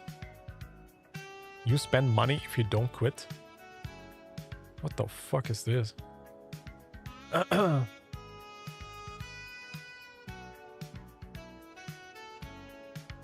mean, there's a significant difference about Genshin's pulling motivation and Wuwa's pulling motivation. Because in Wuwa, I see so many people just being convinced about the design. But who the fuck liked Inefa's design? I might be completely out of touch, but Inefa looks so mid. How did she end up being one of the most sold, most revenue characters? This character looks so mid. She looks like a 4-star. Like, you cannot tell me people did pulled her because of the design. People most likely pulled her because of the meta, no? Because she's now one of the most used, literally one of the most used characters in Genshin. I saw the Abyss usage rates. She is literally the #1 character in the game right now. The most used character in the Abyss. You cannot tell me people pulled her because of design. Hell no. I mean, she's cute. She's like okay, but she's not like, you know, like a Furina or Chlorinde or Risley or whatever. A good design character. Navia. It's gotta be because she's such a meta-defining unit. She introduced a new mechanic into the game, which is lunar charged, or whatever it's called. Yeah. Yeah, they locked the new elemental reaction to it. They did. But how the fuck did she end up being like... Let me see if I can pull it up. Is it this? 6.0. Here. Look at this shit.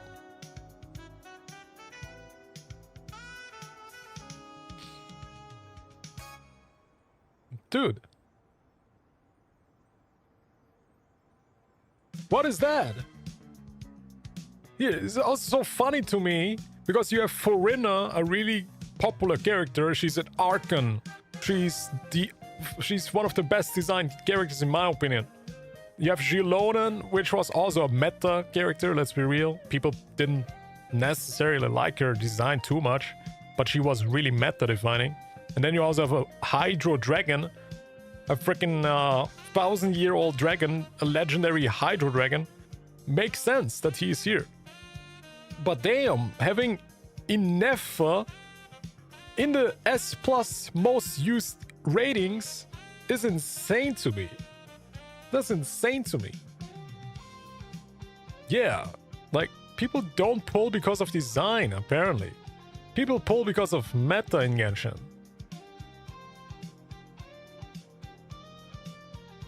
It's so funny to me, man. It's crazy. Honestly crazy. I want Shiori so bad. Shiori looks really good, man. That's the only reason why I pulled her. Shiori has really good design. I still have 150 pulls not used yet in Genshin. Wow. How long did you save them up? 150 pulls is like, what? Half a year of saving? Probably.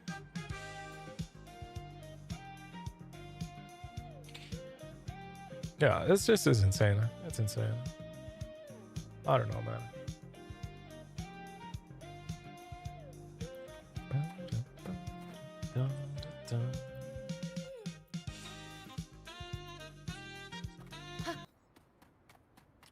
Why's my music always cutting out? It's so weird. I got too many tabs open. Give me a second. Goddamn. Holy shit.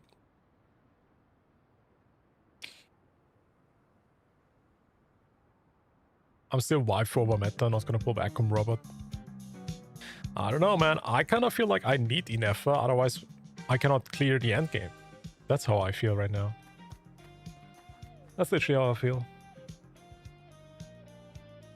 IUNO and Colombina having some JP voice actor. Wait, what? You mean like a famous one? A famous one? I need to get some water, man. I'm freaking getting thirsty. Give me a minute. Here, stare at this beautiful character.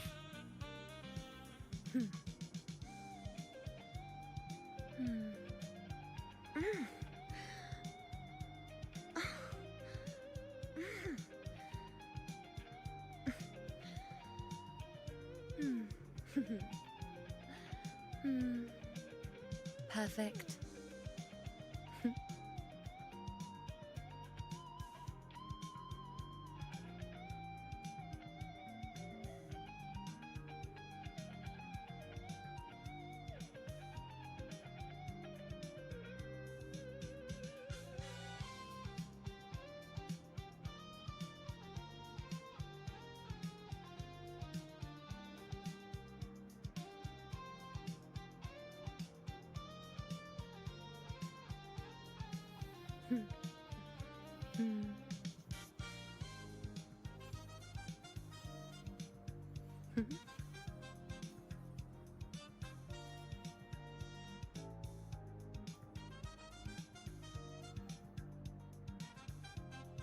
Pleasing to the ears, hmm?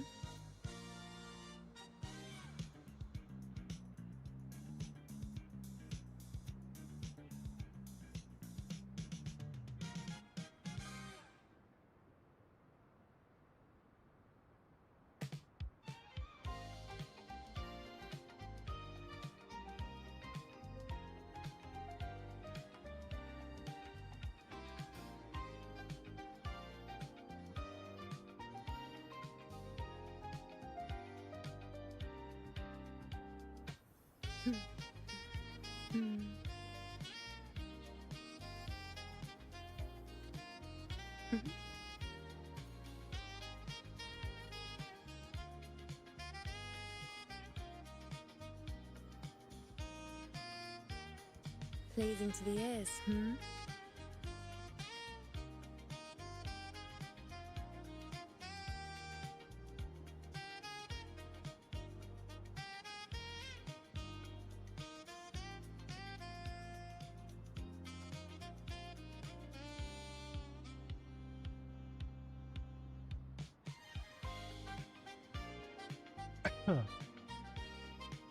Apparently Flint's needs Inefa. Oh, please, no.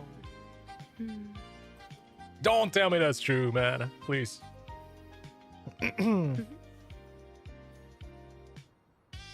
is my body cut off? Okay. Weird. Pleasing to the ears. It looks a bit scuffed, though. Oh, there we go.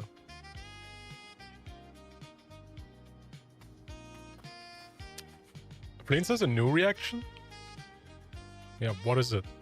Electrocharged or something?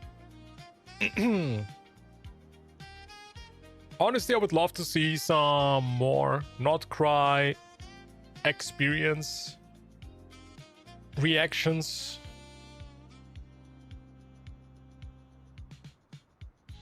Let me see if people made a review or something. I would love to talk about it. Real talk about Genshin Impact Not Cry. Yeah, but is it before he played it? Let me see. 8 minutes. We can watch this. Pleasing to the Cry, ears. shall we? Let me mute the game. Alright, let's see what Bran Online, certified Genshin player, thinks about Not Cry, the newest Genshin update. Gamers, welcome in. I am really happy. I'm going to keep it entirely real with you all. Let me increase his pixels because we don't we don't want to watch it at 240p. Here we go. It's been a bit of a up and down few months when it comes to Genshin, right? The tail end of Natlan was very hit or very miss for a lot of different people for many different reasons. Overall, I do...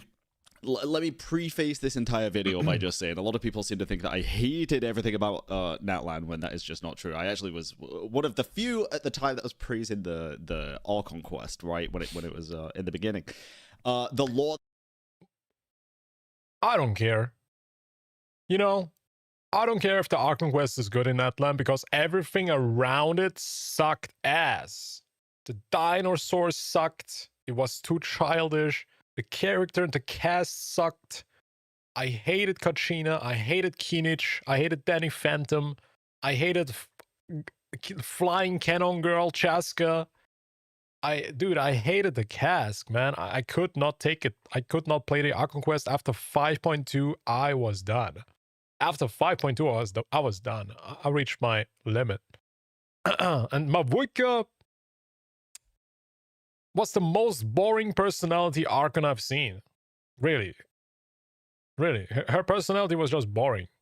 They could have made her in something like Augusta, like a really strong, dominant, masculine kind of character, like a leader. But they made her such a lukewarm, very... I don't know what they were trying to do. To be honest, the whole region felt like it lacked direction.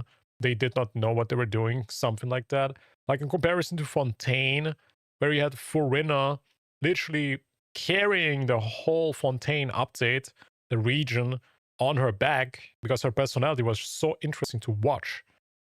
And her history was so cool. I don't know, man. I don't even know what the Natlan story was, because I did not finish it. Because everything around it just let me down. It was just disappointing. I could not watch these baby dinosaurs interactions anymore. I couldn't. That we got in Natlan was phenomenal. I do still stand by my points that it suffered drastically from story presentation. However, this video is about Not Cry, and we got what they said we were gonna get. in the developer live stream before Nodcry, they basically gave us a game plan, said that they were going to be improving certain dynamics, the storytelling, going a more story-heavy route, putting all of the lore right in front of your face so you don't miss anything, tying up loose ends, and brother, honestly, they did it. They did. They hit the nail on the head with everything that they said they were going to follow up on in terms of the story and the lore. I'm really, really happy with the direction that they took for Nodcry. I actually do think that merging the character story quests with the Archon quest was a great decision. It felt really smooth, it felt fluid, it felt integrated and integral to Yeah, but it was just too long. It was way too long, man. I was playing it for 10 hours almost. It took me 10 hours. The main plot, not just like a little side story that was revolving around NPCs or anything. No, it felt like the character's story inside of the Archon quest. I know it's not actually classed as an Archon quest, but still. Nodcry music is quite literally some of my favorite in the game. It might not be as hype as other songs, but that's not all music is to me. The Celtic vibes is something that I always vibe with, especially with the cabin music and stuff. Where it just sounds like bardic music, you know, from it's just amazing, dude. It's amazing. Nodcry so far is everything that I wanted it to be and more in terms of the actual game and the gameplay. It's a breath of fresh air.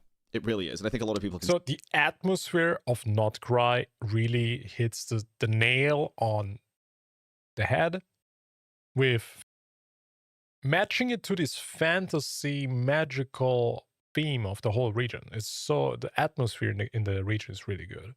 Like, it feels like it's a...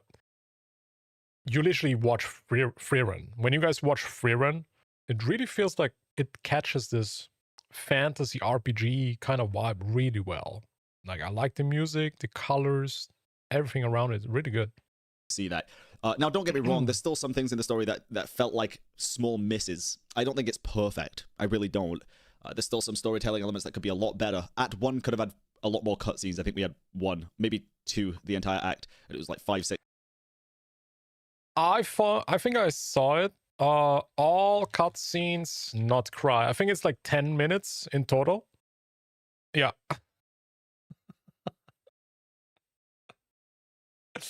It's 12 minutes in total. And the quest takes 8 hours, by the way.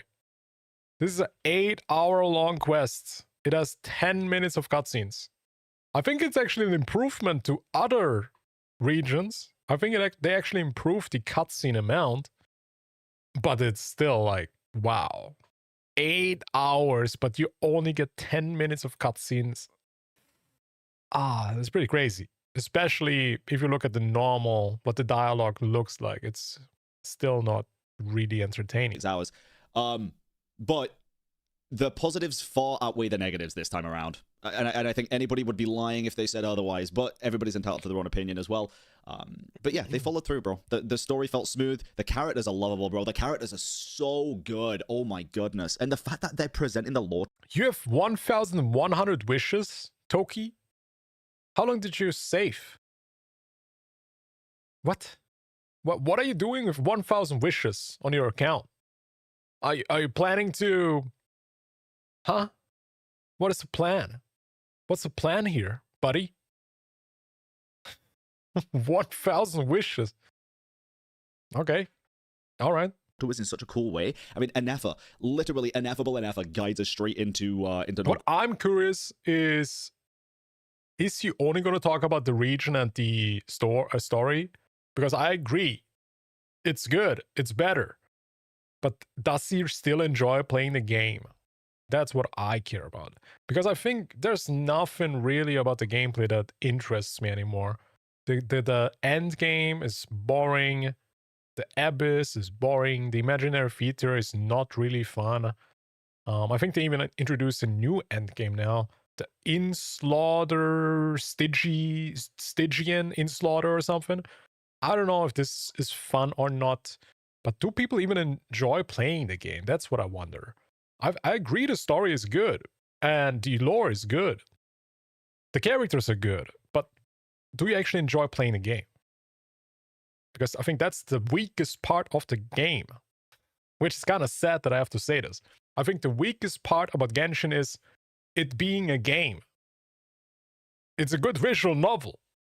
But is it a good game? Right. and tells us Hey, welcome about back, Leone. everything. A better guide than Paimon, for crying out loud. And then Llama telling us only whales can finish Stygian Onslaught. Is that true? Really? Oh my god. How can they not make a single freaking good endgame, dude? Is it really so hard? Is it really so hard to make one good endgame, man? Why can't they not do it? That's what I'm saying. These developers know how to make a good story game, but they don't know how to make a good gameplay game. I think they just struggle with making fun game modes. I think they really struggle with that. It's about the Moon Sisters, my goodness, and Flynn's been a Fae. Out of all the characters, I didn't expect Flynn's to be the Fae, dude, but that's really, really cool. Now let me briefly talk about something else that I'm really happy about in terms of No Cry, and big spoilers coming up, but that should be a given since, you know, this is probably a video titled something like Real Talk about No Cry Genshin Impact. Rarrior was cool. Jesus Christ, dude. So I saw leaks, sadly. That's what the video was about the other day, if you want to go give that a watch. Just of the design. It was literally of like the 3D model. Rarrior? I think 3D. I don't know. Basically the freaking T-pose model. So I expected that we'd see him at some point. I didn't expect to see him in the 0.0 patch. I'll keep it real. I really didn't. When he showed up, that was awesome, dude. Act 2 of this Archon quest was insane. It was It's a really good start. Honestly, I feel like Not Cry started off so strong, but I feel like they only made it this good for making the players attached again. And with 6.1, we're gonna have like another lukewarm, mediocre patch. But I'm down to see me being wrong. Let's see. A bit of criticism, and I think it's fair criticism. I think it was really slow in the beginning. I think it kind of needed to be a little bit slow to introduce us to all the plot points with Nefa, but I think it could have been sped up a little bit and also just add a couple of fun little cutscenes there instead of the dialogue constantly. I think that would have been fine. But again, it's small nitpicks at this point. The rest of it was 10 out of 10. It's just that dropped it down for me, genuinely. The rest of the quest was so good. There was also, in terms of... I want to say this. Genshin is so good at making the ending phenomenal that you forget what you endured the past 8 hours or something like that. I feel like people getting blinded a lot of times by the ending that they forget what they have been through. Like, Jesus, getting into this Fatui headquarter building was ass. That part was ass to play, ass to experience. Wow. There was a bunch of unnecessary gameplay parts. Really, really, really bad. Giving it a 10 is a weird, bro. 10 is a bit much. The Rarrior stuff. It's not only his design that's amazing, right? It's the fact that we basically just got a soft confirmation that we are going to be meeting every single sinner in the... They will depend on the free labor with the player-created content to fix the endgame. I like that. That's what I said too. I said that too. You know, Hoyo is really smart. First, they scam the players, making the game very predatory, making them addicted. And now they even make them work for them. So smart. They even make them work for them now. I can imagine like some developers, some indie devs will now work for Hoyo, making some funny game modes. And then Hoyo is just going to yoink it. Hoyo is going to yoink all the game modes from players that they created, put it in their own game. I can imagine this is going to happen. Because they can't do it. They cannot make good stuff, apparently. Game. You might be thinking, why? How do we get soft confirmation of that? I need you all to think back to when we first met a Fatui Harbinger and it popped up with the, what was it, Signora, I think? La Signora, whatever number of the Fatui Harbingers with the red symbol and the red text. Yeah, that exact same thing happened for Rarrior, and we got the official Sinner symbol, which is like the freaking belt loop galaxy in Star Rail, whatever it is, the Amphorius one, the infinity symbol. Yeah, I'm very excited. So we're probably going to be meeting every single Sinner as well as every single Harbinger. I guess that will also go for Ryan Daughter as well at some point, since she's technically still a Sinner, even though she's also half Shade now. It's weird. I don't know about that one, but probably. But yeah, I think the story's heading in a really good direction. I thought, sure, parts of it might have been a little bit predictable at times, but then they kind of threw us off with the whole shape-shifting stuff. We never had this many interesting or important characters in Genshin lore, ever. This is the first region with actual important characters. We got one of the Sinners. We got like the trailer with 5 shades, 4 shades, I guess. One was missing. But man, Barca, Alice, Durin, holy moly, so many characters. And it's a bit overwhelming, to be honest, but it's really cool. I'm really happy with it. There's a couple of bads, I think, which is literally just a lot of people complaining again that they're locking exploration behind character units, like with Llama. I think it's cool that you can transform into like a deer and double jump and stuff. But at the end of the day, it's like the Kuvaki stuff. It's not as bad as Natlan. It's not as bad as Natlan characters. Natlan characters are actually still better, I think. Also, they now make like these exploring ghosts. You can turn into one of these Kuvaki monsters and you can fly. I think they actually tried to make exploring it a bit better. Is it good enough now? Probably not, but it is maybe a bit better.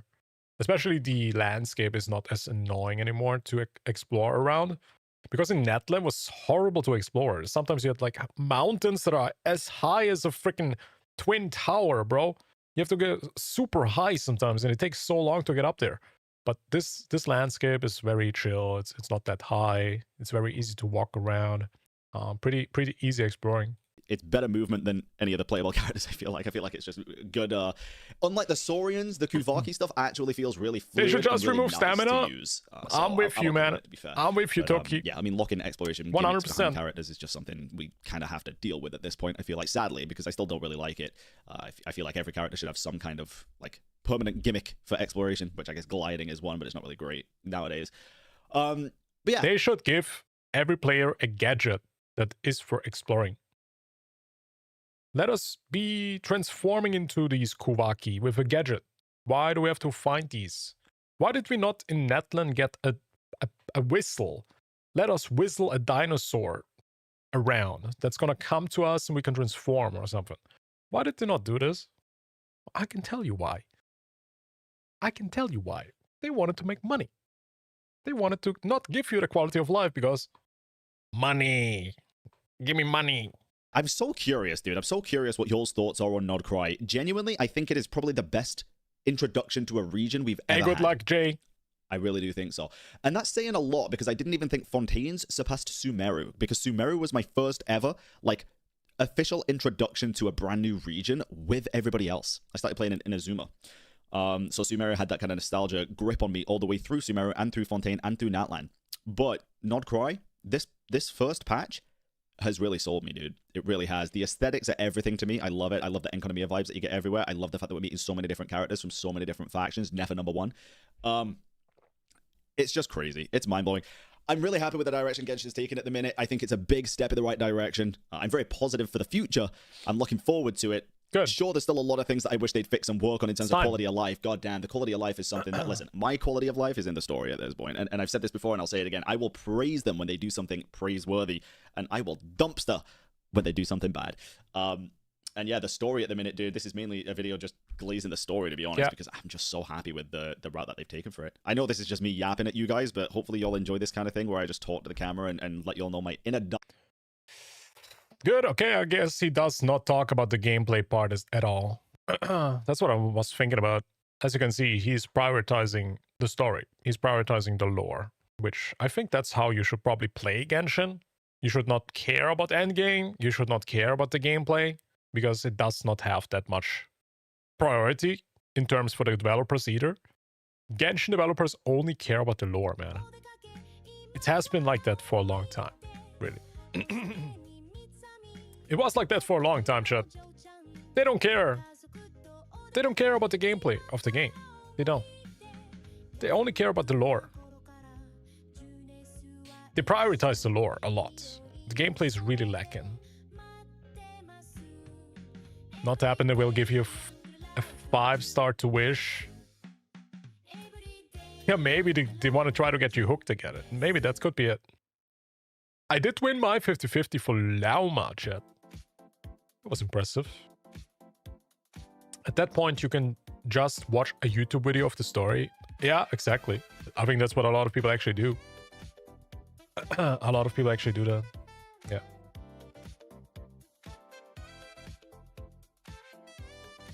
Interesting point. He liked it. He liked it. That's nice. That is pretty nice, chat.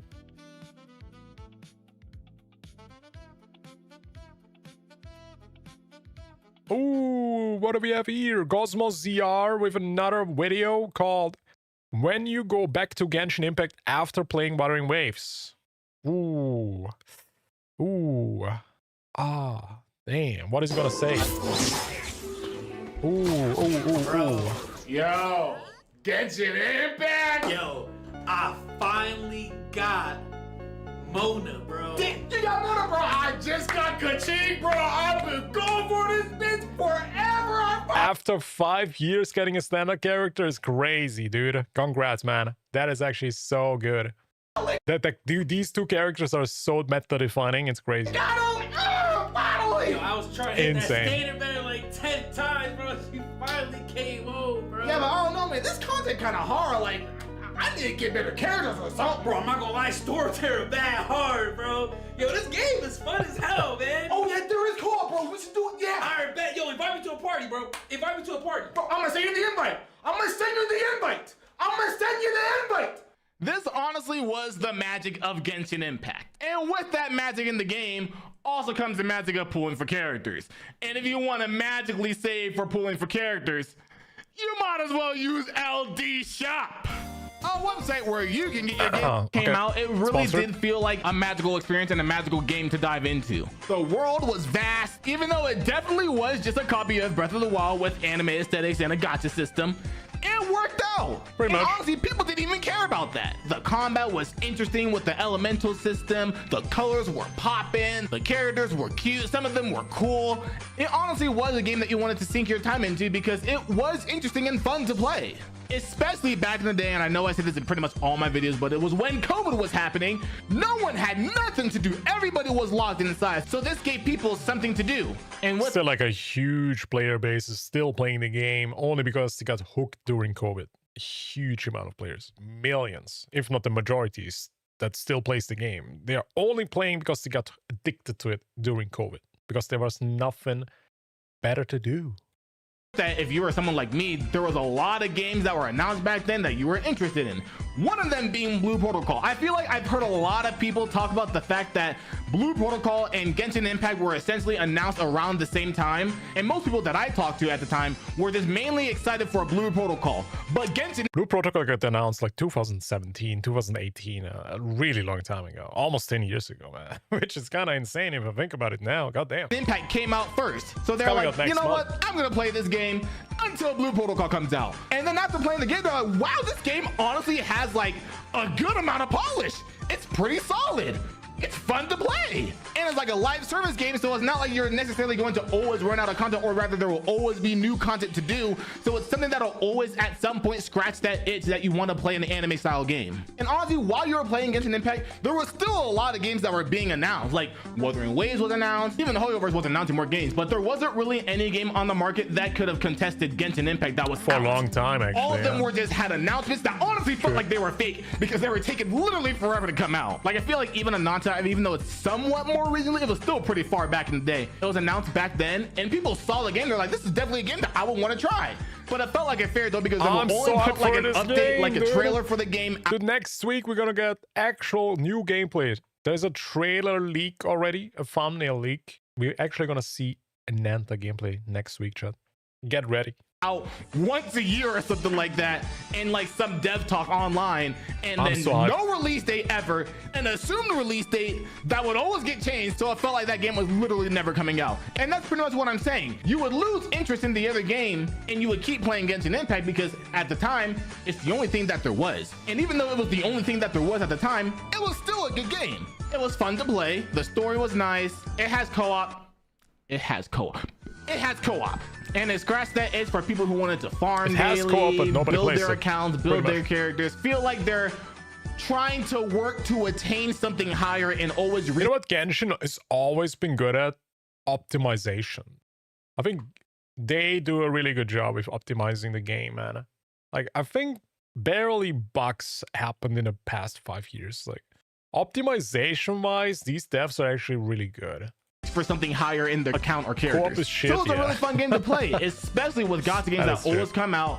Whenever a gacha game comes out, at the start of the gacha game, First of all, they're giving you a shit ton of rewards, but second of all, they always start with a lot of content that you can sneak yourself into. Like, you can play the game for pretty much at least 20, 40 hours without feeling like you're, even if you try to rush through the content, you still have a good 15, 20, 30 hours to play a lot of the content and just kind of immerse yourself into the world and get a feel of how the game is and feel like you're actually playing a real game. That's what Genshin Impact was. Bro, I've been playing Zenless, Wuwa, and the closed beta of Blue Protocol Starbase, bro. And I'm telling you, man, you gotta try it. Wait, those games actually came out? I thought that was fake. Yeah, I didn't even know this game was coming out either, but they did. I don't know, man. I probably just finished getting the talents for Mavuika, so I think I kind of want to get the talents for Siblali. You gotta try it, bro. You gotta try at least one of them, man. This shit is crazy. All right, I'll try one of them. I'll try one of them. Oh no, he's playing Wuwa. Yeah, don't so do he's it. doing Wuthering Waves, right? Oh yeah, man. This is real fun. Just like you said, it's real fun. But Don't I think do I it. gotta go back to Genshin at least for a little bit because you know Nod Crysis came out 6.0. I gotta see what's going on with that, bro. Genshin, bro. You don't know about the unwritten rule? Wait, unwritten. What are you talking about? Once you leave Genshin, you can't go back. It's not the same anymore. The magic is gone. Can't go. What? What are you talking? Like, bro, look.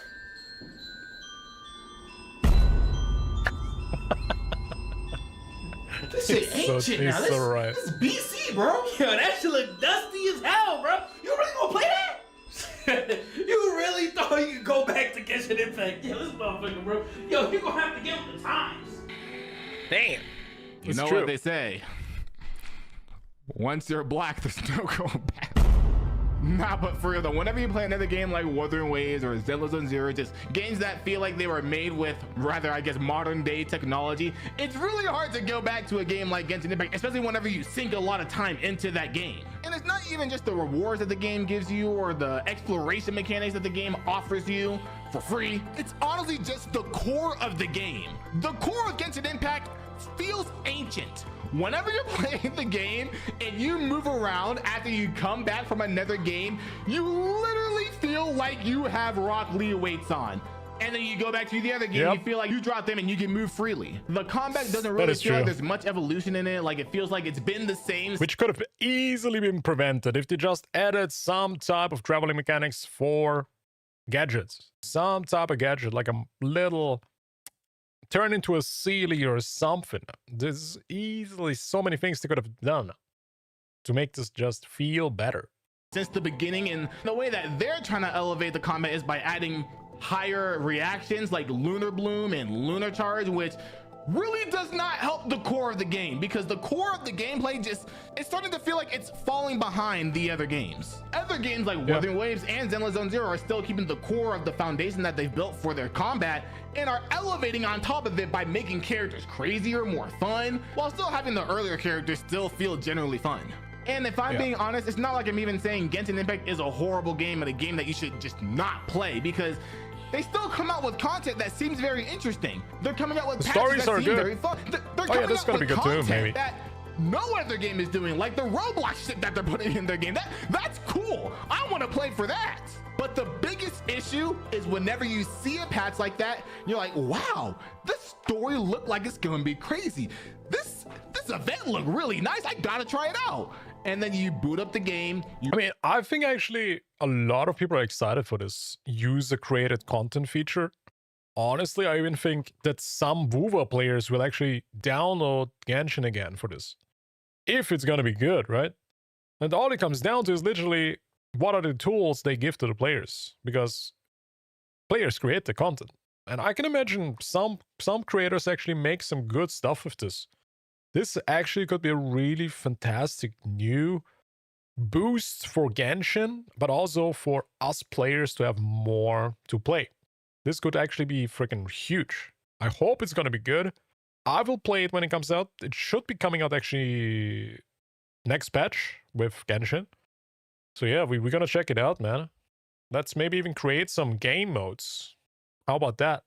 you realize that you're pretty far behind, so you're like, all right, I gotta at least play the game a little bit. And as you're playing the game, going through the story, playing the combat, you feel like you got sand in you not sand, cement in your shoes, stones in your rocks. God dang. You got weights in your shoes. You can't move. It's hard to move. You feel like you're literally in slow motion, and it's hard to do literally anything. And that's the issue that I have, is that I want to play the game because the content that they're putting out sometimes does interest me. It does pique my interest. But then whenever I play the game, I immediately want to Alt F4 and turn that shit off. Remove stamina bar, introduce the skip button, let us turn into some type of traveling mechanic. Easily 1,000 times more fun. Easily. Make the game just more fast-paced. Everything needs to be faster. People now have ADHD. Every second person has ADHD apparently, because they use TikTok. Dude, yeah, Genshin just doesn't hold up with attention span. It's really easy. Genshin does not hold up with attention span of players. This game is not ADHD friendly. On the other hand, you have wuwa, you have like bam, bam, bam, bam. Everything is animated.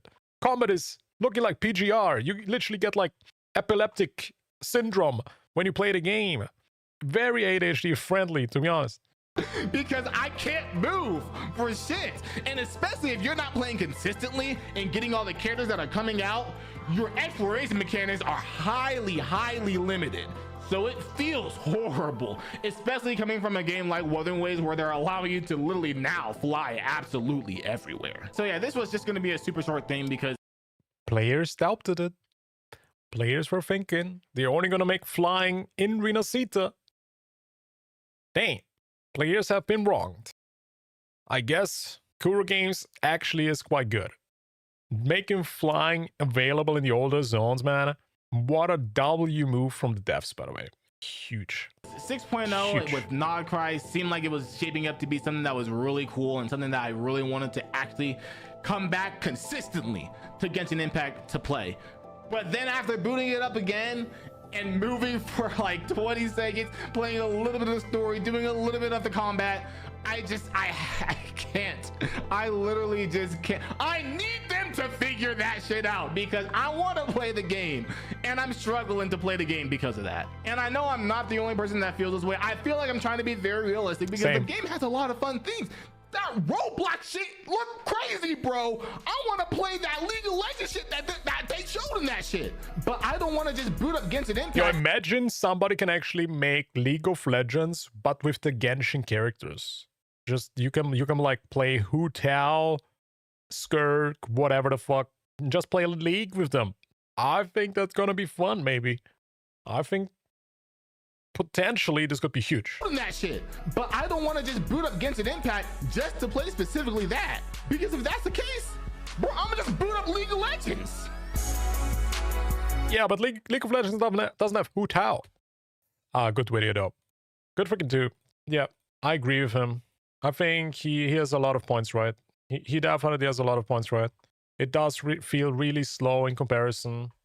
Yeah, guys, subscribe to him. As always, he makes fantastic content. This guy is just built different. This guy is just built different, man. He makes great videos. I think he actually made another one. Huh? I think on his other channel, I think he actually talked about Not Cry in specific.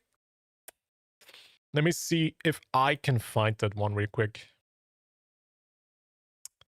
Where is it? Hakuru? I think it's this guy. Here. He literally uploaded it today. Damn. What it feels like to play IUNO in Wuthering Waves. Let's see. What does it feel like? Yo, you thinking about getting IUNO? Yeah, bro, I don't know if I'm gonna get her, man. Like, I saw her trailer. It was just too much feet, bro. It was just too much feet, man. I'm not really into that. She do be showing too much feet, but she a good support. Do her trial and let me.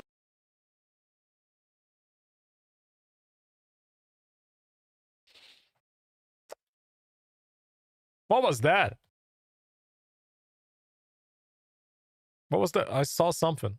She do be showing too much feet, but she a good support. All right. Cool. Do a trial and let me know what you think. You know what I always say? 20 asteroids. It's 20 asteroids.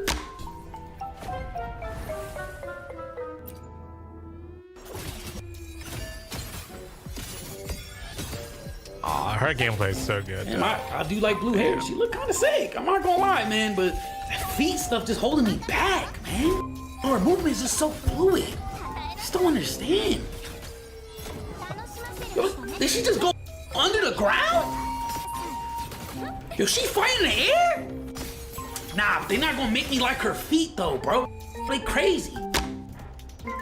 Damn, bro, she like shooting and jumping around, but he's just showing too much feet, man. A little bit, she gotta put some socks on her or something, bro. Except Tonys don't even wear socks or sneakers. Like, man, that shit stink, bro. Yeah, she's mad fun, but there's no way they're gonna get me to get this character, bro. Like, they're not gonna convince me that I like feet. Damn, how often is he gonna use the freaking feet liberation, dude? Damn. It's just not gonna happen, bro. Like, I just don't understand. It's never gonna, I'm never getting this character, bro. Bro, this character, crazy. But there ain't no way that they gonna make me pull for...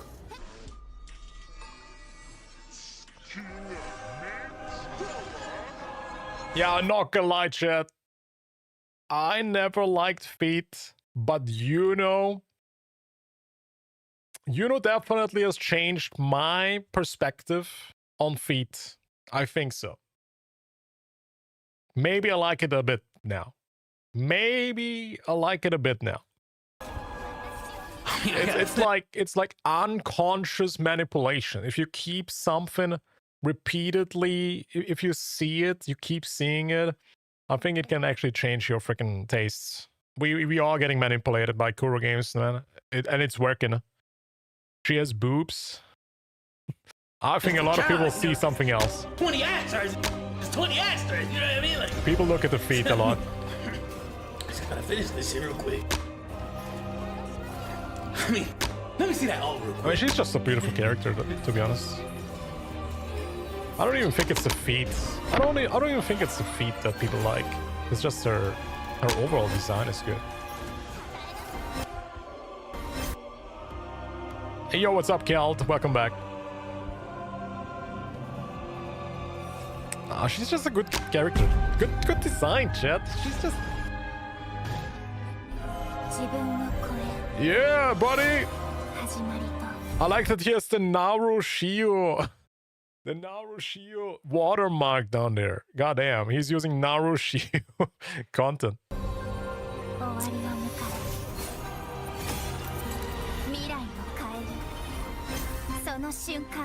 I mean, come on. Ain't nobody cares about her feet, bro. Ain't nobody care about her feet. She's just a beautiful character. I mean, look at her, chat. Nobody cares. She's just beautiful.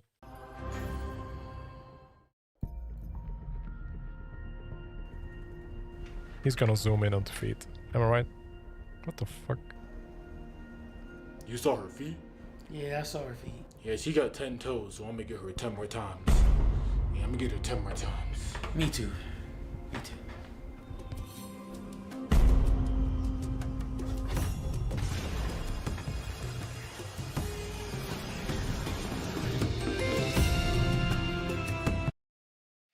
Is this actually how people feel, chat?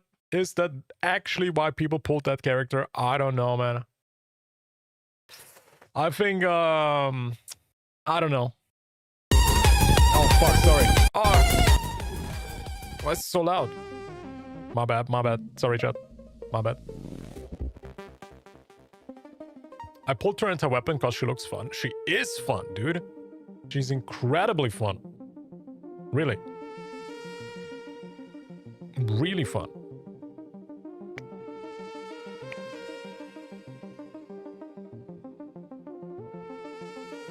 Oh, wait. I need to log into PGR? You get a free skin in PGR right now? Yuno's design is great. Yeah, it is, man. It is, dude. Actually, I want to show you something, chat. We're gonna do a little bit of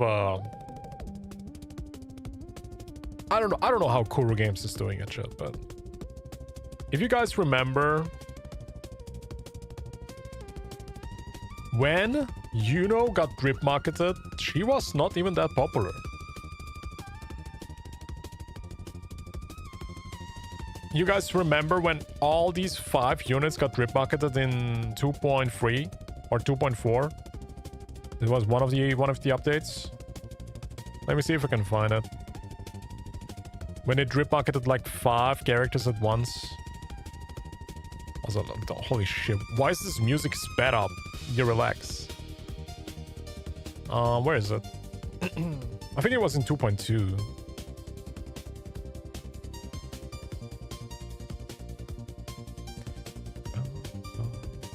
Oh, here. Yeah. Let's look at it. Holy shit. So, Chisa had 60,000 likes. QIUYUAN had 96,000 likes. I wonder if his revenue is actually going to represent the same. When he comes out, is he actually going to break records, guys? Galbrenna had 57,000 likes, which is almost half of QIUYUAN. And IUNO has even less likes. IUNO is, I think, the least popular out of all of them, yeah. Augusta had 65,000. So the ranking actually was Chisa number 2, QIUYUAN number 1, Augusta number 3, Frollo number 4, and IUNO last place. But I feel like the tables have turned. Like, she turned into now one of the most popular characters ever. She's breaking revenue sales in app stores. Wuwa is now number 1 in ranking of free games on the App Store Japan. They are breaking records with this character. Like, I did not expect that, I'm gonna be honest. I thought that this like ratio from each drip marketing was a good representation of who's gonna be the most sold character or most popular one. But wow. They have proved me wrong. They have proved me wrong. She's so popular now. Incredibly popular. If I was Tecton, I would S6 her. If she had more support capabilities, I would actually love to S6 her. But if you S6 her, I think she just becomes a main DPS. I don't know if I want to use her like that. I would love to use her as like a sub DPS still. Yeah, I like her overall design. She's fun to play. Yeah, she is. IUNO was number 1 for me when they released the leaks. Oh, you mean this? Yeah, I mean, nobody expected this, right? Now the big question is, how good will Galbrenna be in terms of hype? I guess we will see next week. Next week. I was actually saying 5 months ago, Chad. Actually, best looking dude so far. No cap. I said that. I said he's the best looking dude in the game. Yep. I said that. I'm actually quite excited for him. I really am. Yep. Ba, ba, ba. I'm still thinking about getting more sequences though for her. Right now I have S1. I have her S1 right now, which I'm gonna activate next patch. I don't want to use it now. We're gonna do a bit more testing. And chat, I kind of want to try something today. We're gonna try to solo middle tower with IUNO S0. I saw so many videos pointing this out to me that IUNO can solo the tower actually. So I want to see if this is true. I want to see if this is actually true. Let me see if I can solo middle tower. People keep saying they want male characters. When male come out, people skip the male. Oh yeah, it's more like male wanters save and skip every waifu. they have so much asteroids saved up that they don't spend money. All of the male wanters don't spend money, chat. That's what you have to keep in mind.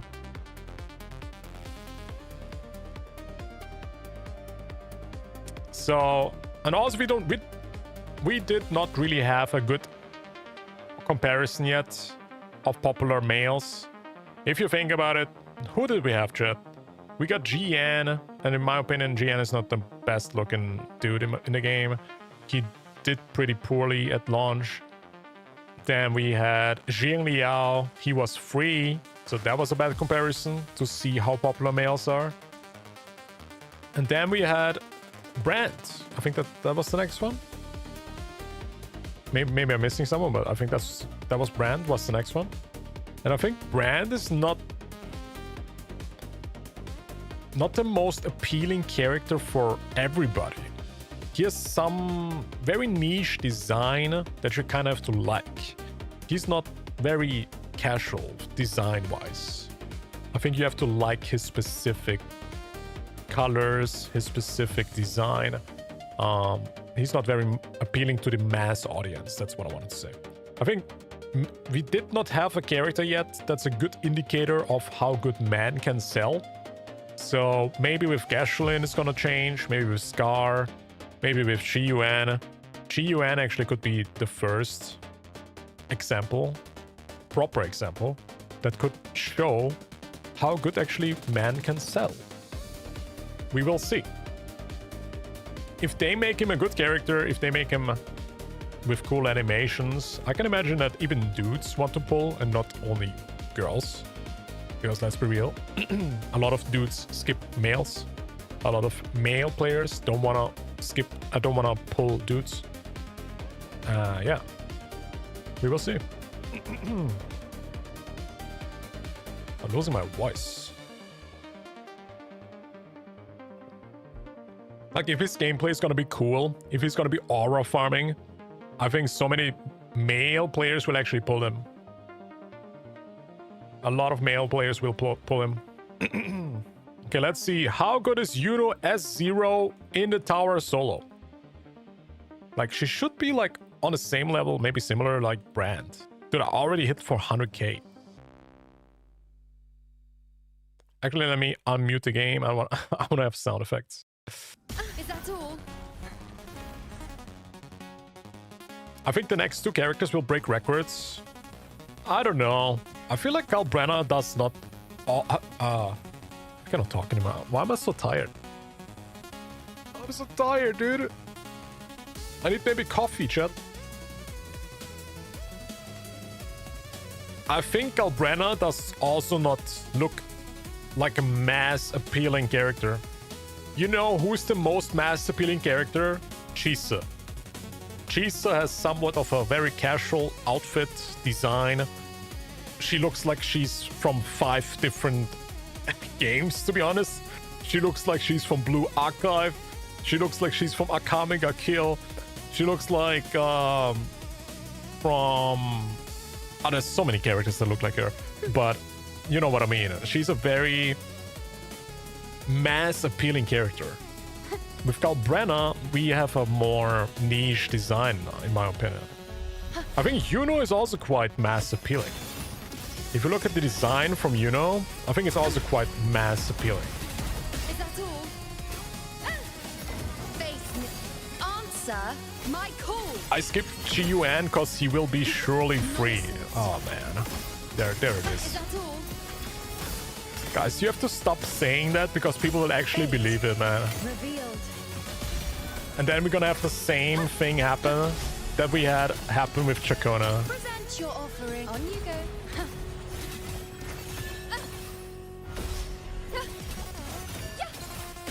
Okay. Spacebar.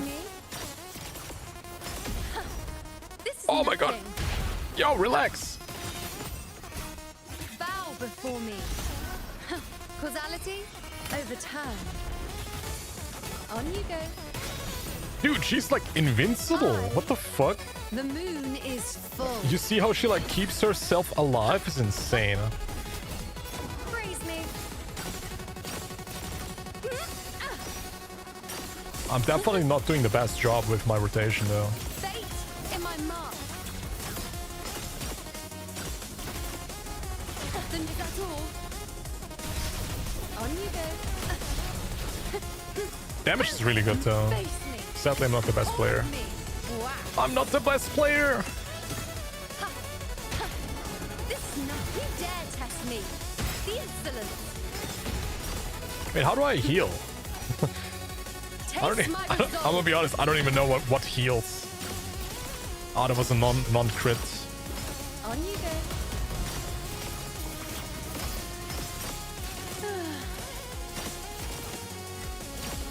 Gameplay for Galbrenna has to be good, yeah. If her gameplay looks good, which we will see next week, I really hope she has some cool animations, man. On you go. Face me. And talking about free characters, I don't think we ever gonna get another free limited. The moon is full. Dude, how am I doing so bad? Is it literally just my rotation? It probably is.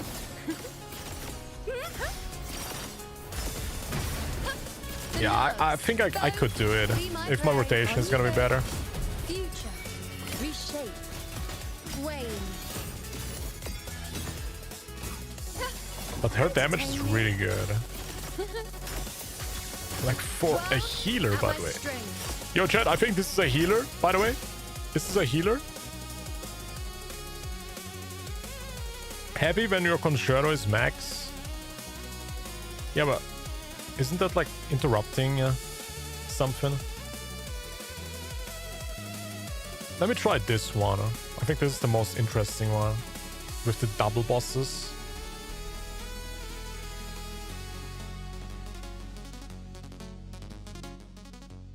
I think if I had a game like Wuthering Waves with the same quality of wuwa, but switch the ratio 1 female character for every 7 male characters, it would make billions.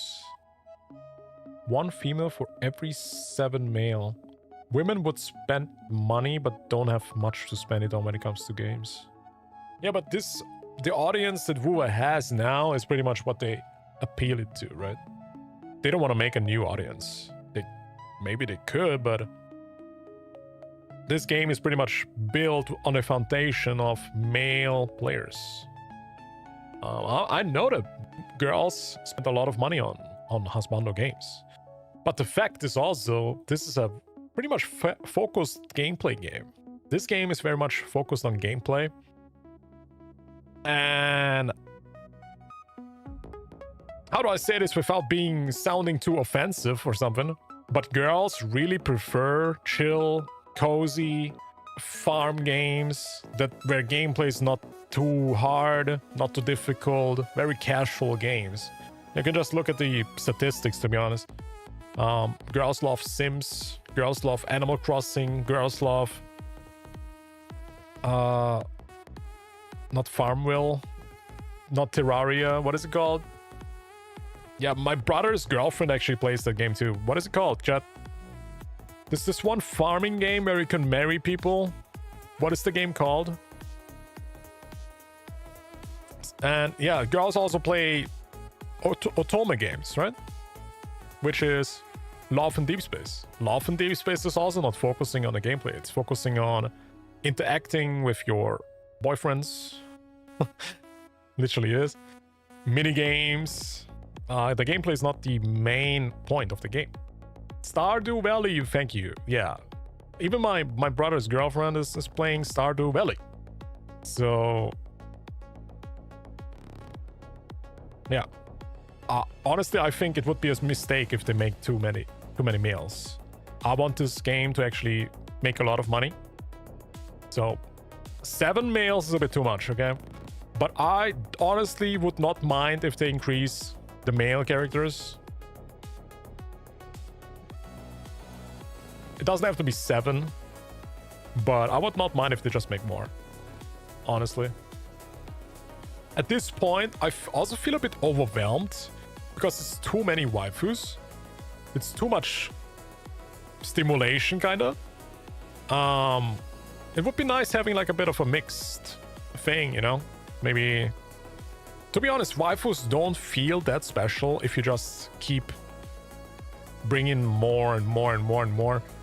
Sometimes it would be nice getting a 4-star, but right now they really overwhelm us with bang a waifu, bang a waifu, bang a waifu, bang a waifu, bang a waifu. It's like you never really can chill. So it would be nice having like a dude for once in a while, maybe a 4-star. Yeah. I think that's my stance on it. Only way for male is to sell good if they are all around and gear support. Yeah, but Brand didn't do that good, right? I think Brand did good in Japan, but that was pretty much it. And he is also a really good character meta-wise.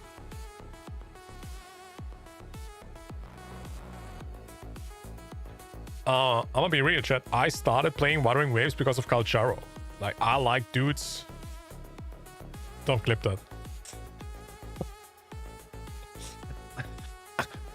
I like male characters too. I like when they look like Sephiroth. I like when they are aura farming. You know, I like cool. I like cool characters. Yeah, I want to play cool dudes.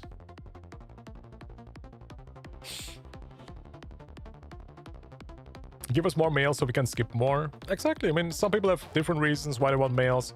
Honestly, for me, I feel a bit overwhelmed now with waifus. It's just too many. And they all look so good. And it's like, if all waifus are special, it's like, damn, it's so much. It's so much. You're a nice looking guy. I appreciate it. Oh, you guys are so nice. Thank you, guys. Hope you guys have a wonderful, wonderful day. I take it. I take this compliment. Thank you so much. Welcome in, by the way, Inari. There are multiple girls that started playing Wuthering Waves. Oh, I'm not saying there's no female players. I actually know that the player base is pretty overwhelming in terms of female audience. There's a lot of female players in this game. You can literally just go on Twitch, man. It's actually honestly quite difficult to find male players in this game. I'm gonna show you this, chat. Watch this.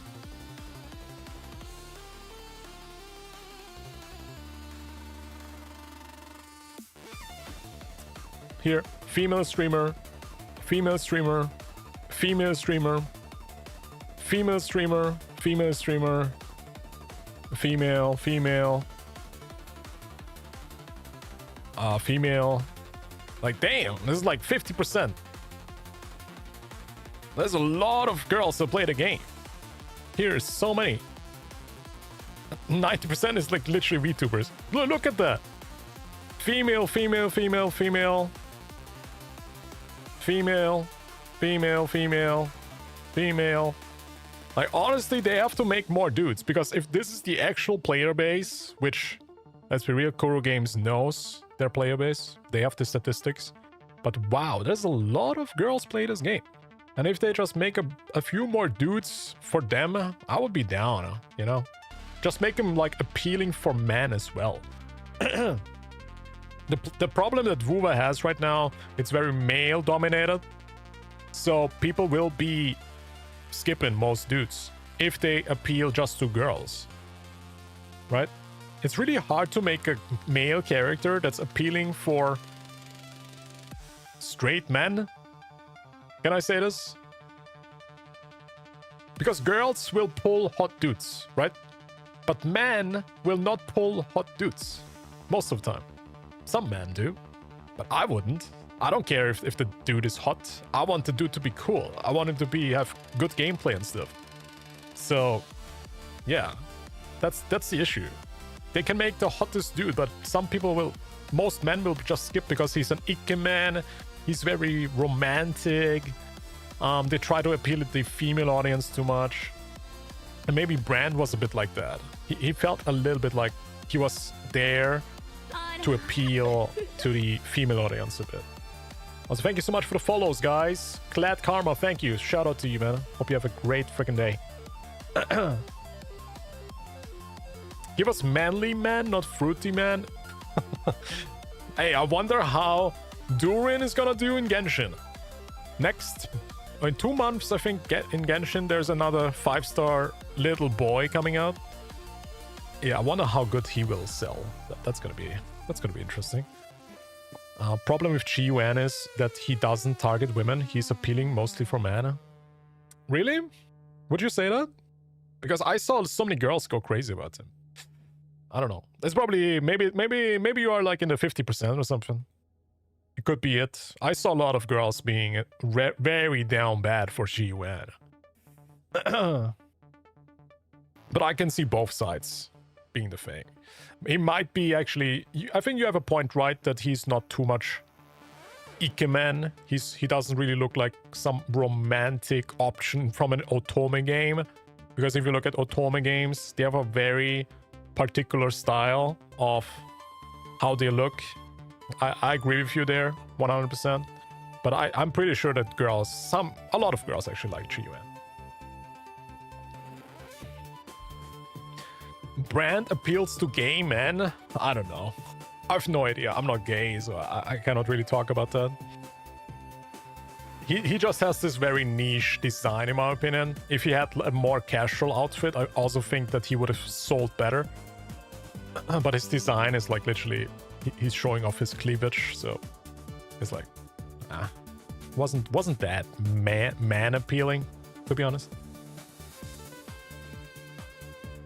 Wuxia dudes are mostly for guys in China? Really?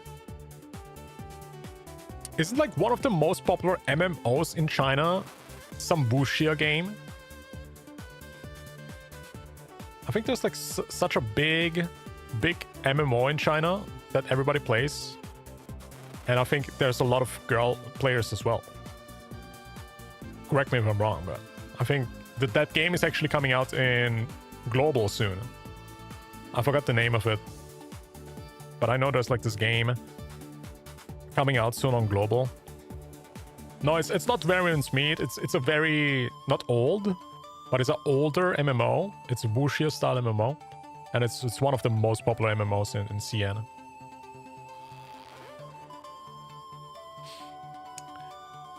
Guys want to be a Wuxia dude the most. Yeah, I think this fantasy character is really cool. Like this type, this trope, this character trope is really cool.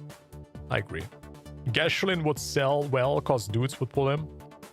Yeah, but also I know a lot of girls who are down bad for Gashlin, so I don't know, chat. As I said, it's just harder to appeal to both audiences. Yeah. Again, as somebody was pointing out, they think that QIUYUAN is not really that appealing to them, so different opinions.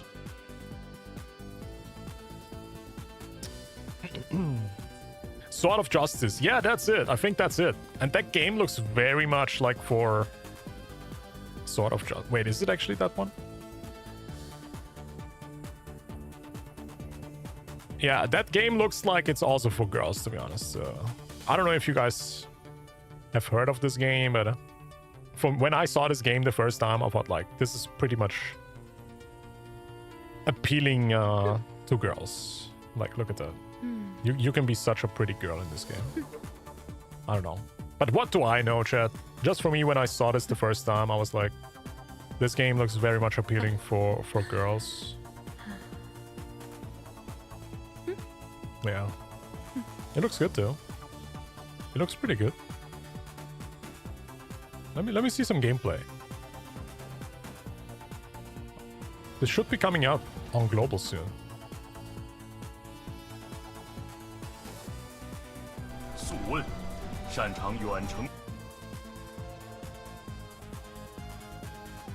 Yeah, I don't know.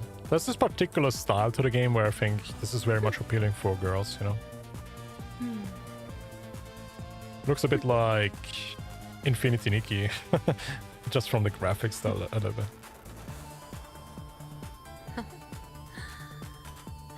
Yeah, this is a mobile game, I think, right?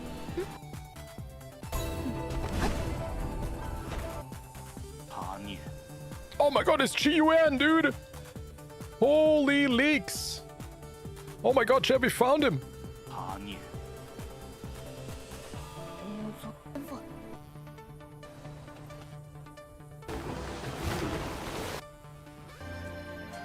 Yeah, it's a bit feminine, yeah. Very much. This is the actual game.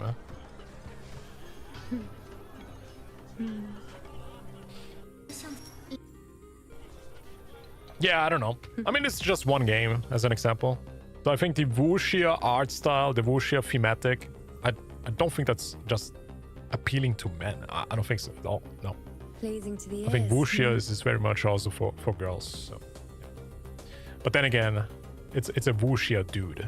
Wuxia dude. Yeah. China is big on customization because everyone wants to be dripped out. Yeah. I mean, also some dudes are gonna play a female character in this game, right? Because they want to be hot. I want to be a hot woman in the game. Is that all? The moon is full. But hey, isn't it the first wuxia character we ever got? Do we have another one? Fate. Ouch! Is Yanqing wuxia? Maybe a little bit. Yeah, Where Winds Meet is gonna come out next month as well, right? Or October, I think. Which is next month, yeah. I'm down to play that. By the way, I think we will play that game. Is that all? Bro, I get interrupted. Present. Answer my call. No crit, really? 85% crit rate, by the way. 80% crit rate. No crit. The nerves. But look how much invincibility she has, man. She cannot die. That's insane. Is that all? You dare test me? The insolence. Oh, I used the wrong ability. God damn it. Insolence. So we gotta do full forte first. Spacebar. I'm not doing too good. Taste my resolve. Oh, it's in November. Okay. I'm actually down to play the game. Where Winds Meet looks good. Oh, you played it on CN as well? That's pretty good. Yeah, it's like a mix of MMO. Dude, I'm actually doing really good. If I would not get interrupted every 2 seconds, I would actually kill, I think, in time.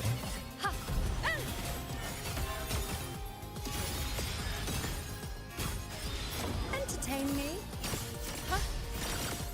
Nice touch. Okay, 30 seconds. Can I do this? Wow. Fate. Answer my call. Yeah, what is it? Is it like a Souls-like game? I don't really know what exactly it is. Is it a story game? Is it a MMO? Do you do like daily quests? I have no idea what it actually is. Okay, I can technically, I can imagine myself actually finishing this in time. Causality overturned. I just did a lot of interruptions.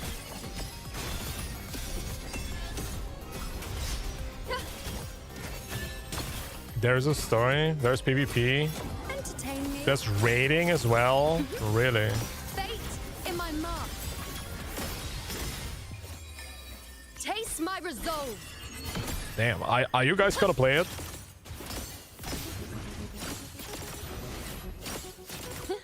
Fate revealed. There's no need to play a wuxia game when we get QIUYUAN, guys. He's gonna fulfill our wuxia dream. Present your offerings. Face me. Oh god, my timing is so bad. Jesus. How do we even like do this with 3 crests? What the fuck? On you go. The moon is full. 8 or 10 person raids? Really? So it's actual real MMO. Wait, what does the raid look like? Where Winds Meet raid.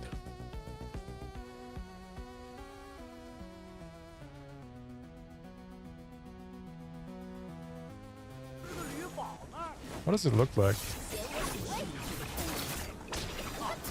Is it a mobile game too, or is it only on PC?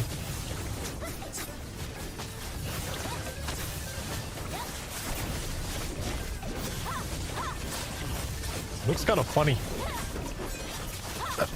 Yo, this look kind of good though, chat. This look kind of good, man. I mean, the graphics is a bit low, I think, but honestly, I can see the appeal. I kind of like the atmosphere. Is the boss riding a fucking donkey? He's riding a donkey?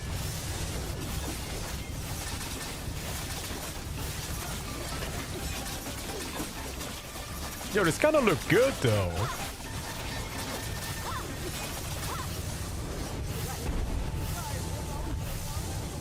What the fuck? Now you turn into a donkey?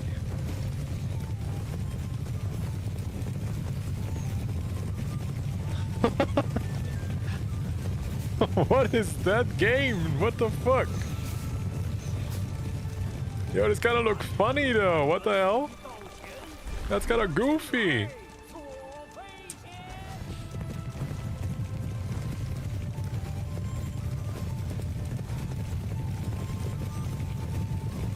So I guess you transform into a donkey and you have like something to do, some boss mechanics. Yo, that kind of goes hard though, not gonna lie, chat. What the fuck?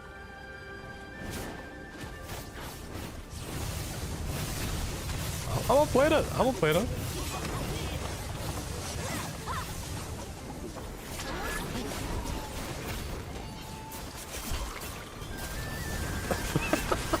Whoa, hey, is he taking a shit? Bro, you're literally farting out of your ass. Yo, this game looks fire. What?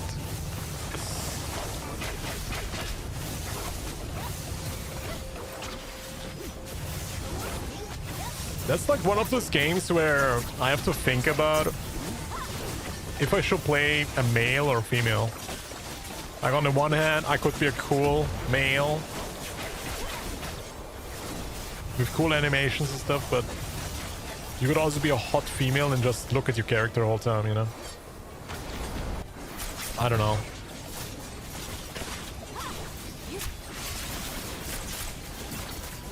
This girl is literally just flying.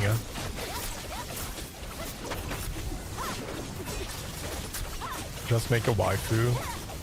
Yeah, but imagine this is an MMO chat, right? What if I just built my harem? I can just build my harem in the game. I switched to MMORPG and I built a harem of female players. Female players that are actually dudes. They will be dudes. But who cares, dude? Who cares? It's not like I'm gonna date them in real life. I don't want to look at the dudes, so I'll make a waifu. Good point. I guess I could also make a harem with a female character, huh? Very true. There's a boss that literally farts on you. Hey, these developers are kind of funny though, then. Yeah, this boss looks funny as fuck. You turn into a donkey, you take hits. Like, look, you take a shit as a boss mechanic. That is indeed pretty interesting.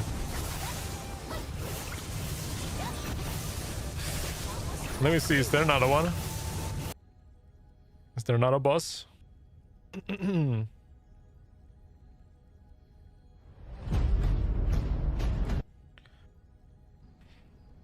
graphics also look really good, chat. Oh, this is with better quality now. Nah, I'm gonna play this for sure, chat. I feel a bit overwhelmed, man, with the amount of games that we get, chat. Next month we're gonna get Do It Night Abyss, Blue Protocol, and a month later we're gonna get this. So wow, what am I gonna play, dude? Y'all also feel a bit overwhelmed with all the games lately? I feel so overwhelmed with the amount of games that's coming out. So much to play. I cannot keep up, dude. It's too many games. You can even upload your own photo to get the AI to match your face.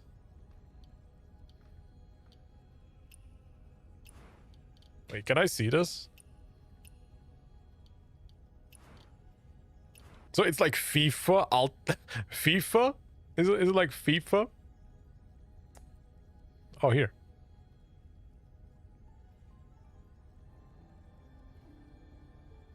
Man, why is the deep desert gonna be so big? Okay, so he's uploading a picture. And...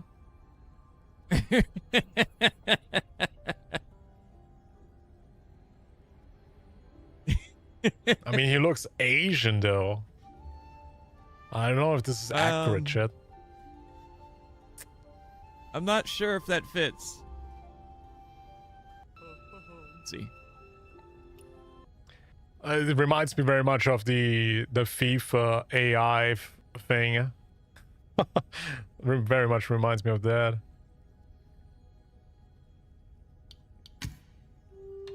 I wonder if girls gonna play this game, chat. Y'all think that girls are gonna play this? Yo, this guy looks literally... This guy literally looks like one of the Apothecary Diaries anime character. This guy looks like QIUYUAN.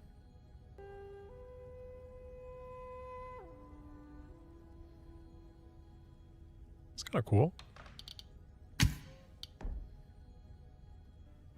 Yeah, I guess Apothecary Diaries also has a bit of wuxia stuff.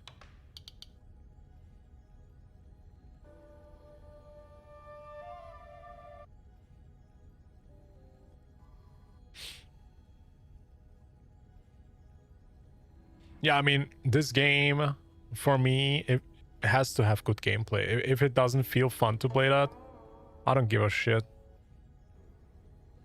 Gameplay has to be good, otherwise I quit. Oh, wait, what is this outfit, chat? What?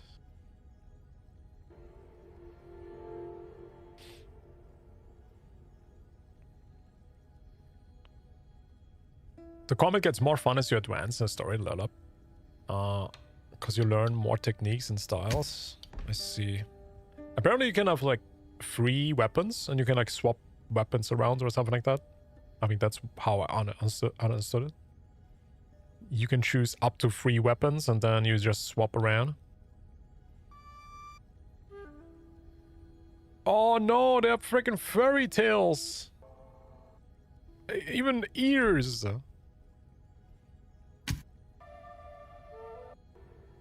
Oh, this one is nice. This one is nice.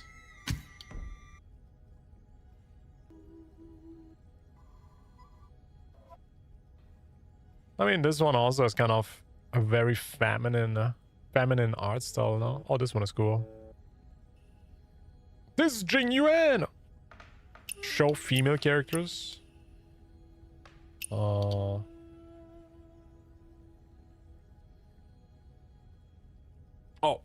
it literally was there.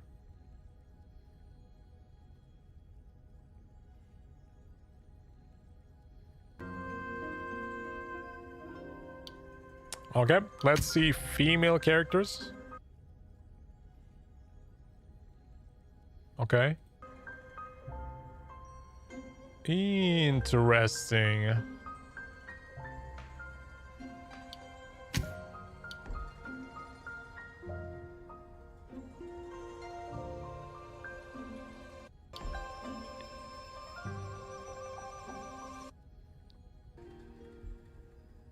Okay, I wonder if they even have like some fan service skins. Where they show.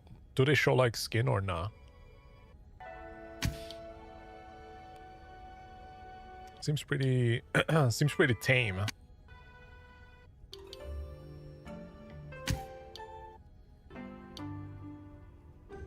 This is cool. This is pretty good.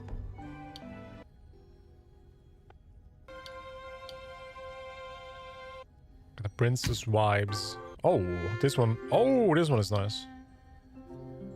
Yeah, that one is cool.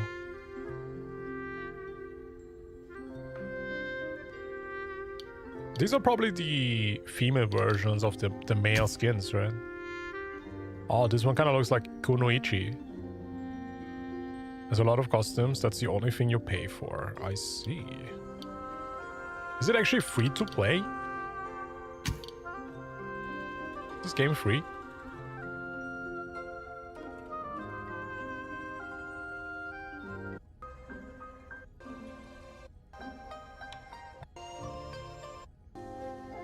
Yeah, it's literally the same skins, but female version, I think.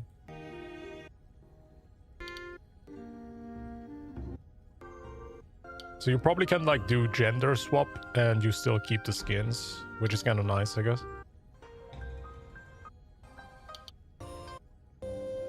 Ooh. That's gotta be some premium skin right there. That's a premium skin right there. Oh, I want to see this one. Where was this?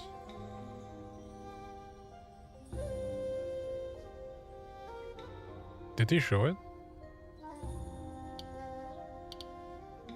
Oh, he's gonna show it. Okay.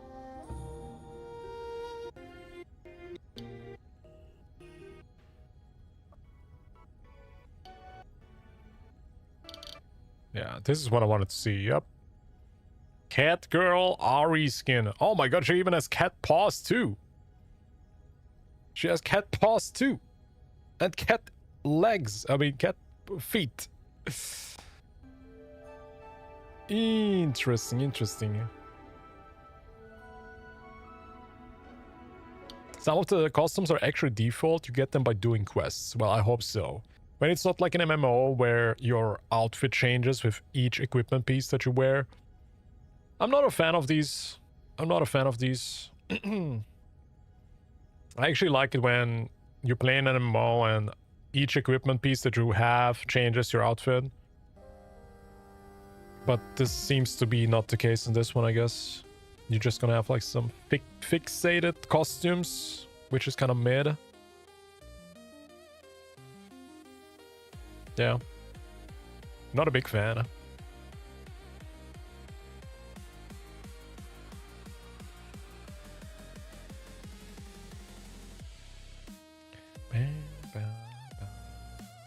I'm so out of touch with MMOs, by the way. I have not played an MMO for a long time.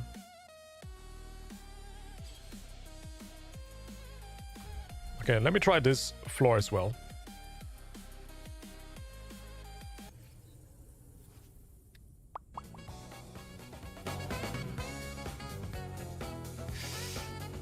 The equipment does not change your appearance, I see. Yeah, I kind of don't like these MMOs lately, dude. Like Black Desert Online. You just can buy cosmetics and they change the whole outfit. I don't like that. I want my transmog, you know? I wanna farm for pieces that look cool. Each individual equipment piece. I like that. I guess it doesn't really make sense for a wuxia game, since like 80% of your outfit is literally the chest piece. I guess maybe it doesn't make sense. Yeah. You can buy visual effects, really. Animals like Duck Goose are actually super strong. What? Have you seen Galbrenna and QIUYUAN gameplay? No, I don't watch leaks. Also, please don't talk about leaks, chat. I know you did not know that, but please no leaks in my chat, okay? Appreciate it, guys. Appreciate it. Answer my call. Present your offerings. Praise me. Huh. Huh. Right now, I'm trying to solo the middle tower with IUNO. On Why? you go. Why am I stuck? Future. What was that? Reshape. I was lagging. I accidentally attacked a goose. The goose killed me. Okay. Face me. So you're telling me like the small animals are strong in the The game? moon is full. Interesting.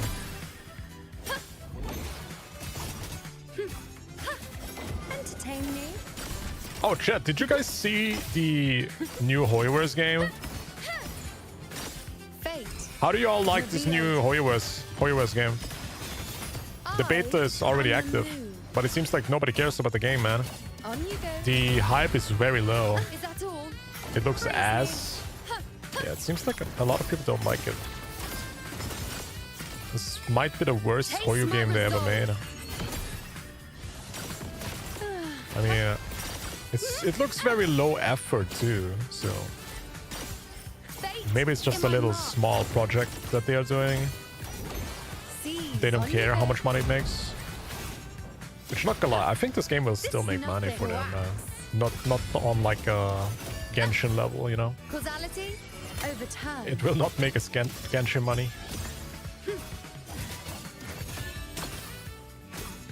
Face me. World at my string. Answer my call. I'm struggling. What the fuck?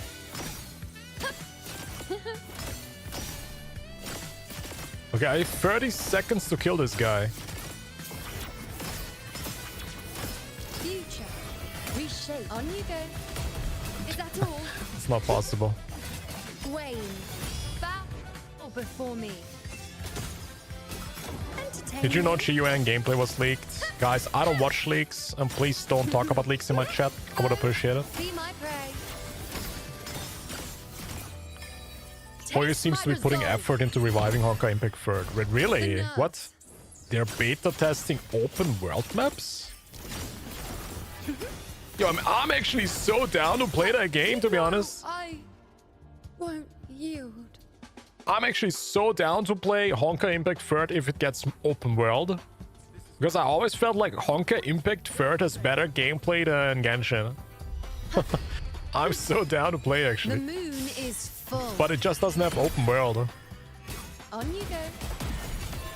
I mean, I thought with the relaunch with 2.0, whatever it was, Honkai Impact 3rd Part 2 or something, I thought they actually tried to do this already, you know? Did they not try to do it already? Overturn. Cycle. On you go. But it didn't really pop off at all. You dare test me. Yo, why can I not parry, dude? Why can I not parry? The fuck? What do you think about the collab between Wuwa and Cyberpunk? I'm excited. I wish it would have been a different IP, to be honest, but it also could have been worse, to be honest. Like, I'm not the biggest Cyberpunk fan. I like the game. I watched the anime, but I don't think like the characters look. For me, it's the characters that matter the most for a collab, right? And I just think like it doesn't really have that many characters that interest me. So my assumption is probably they're just gonna bring. They maybe gonna bring David, maybe Lucy, and Rebecca. That's it. Like that's literally 3 characters, and I don't care about the rest.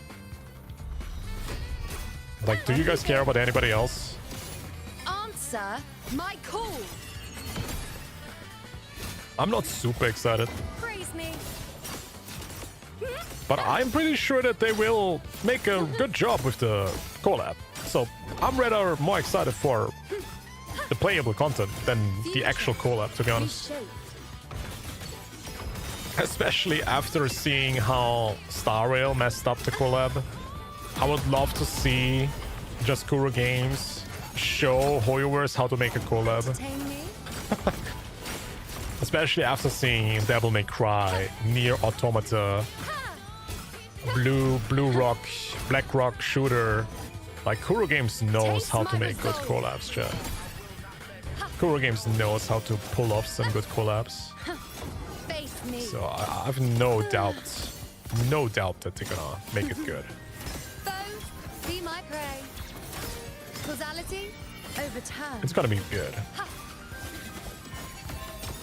Present your offerings. On you go. How are you all feeling about the collab? Like, the reception was really big. People were going crazy about it. But now after it calmed down, after thinking about it, guys, The moon is full. how do you all think about Cyberpunk? Face me. There has to be a reason why they chose it. Like, The nerves. Cyberpunk probably fits to the style of 3.0. Fate. Revealed. So 3.0 most likely is going to be a sci-fi themed On you go. update. Yeah, I know that also Cyberpunk has a huge fan base. They really do. Ouch. Wait, why can I do my ult Taste twice, my Chip? resolve. What? Entertain me. Is that all? Future. I'm so confused. Reshape. On you go. I'm a Lucy simp and I like the anime. Yeah, but Face me. we're talking about a collab here, right? These characters are gonna be playable. No, I want you.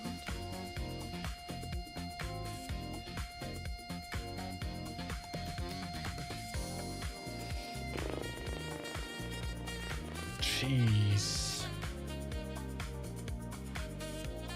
I think the problem with PGR is PGR endgame. No, the biggest problem in PGR is the freaking UI. The user interface is insane in this game, dude. I have no idea which menu is what. This game is so overwhelming for new players, it's insane.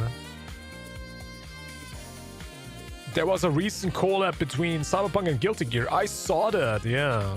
Lucy got added to the game. It became clear to me how she could be made in wuwa. Yeah, she has a very unique style in the game, yeah. True. Nah, I'm down. I am a bit afraid, though, that the 3.0 wuwa is gonna change the theme of the game a lot, man. It might be that it's gonna be super sci-fi heavy from now on. It's gonna lose the fantasy aspect of the game. That's what I'm a bit afraid of. I don't want it to turn into like some mecha robot fighting thing. I really don't like this. I loved Genshin for being a fantasy RPG. I don't want a sci-fi RPG. I really don't like this.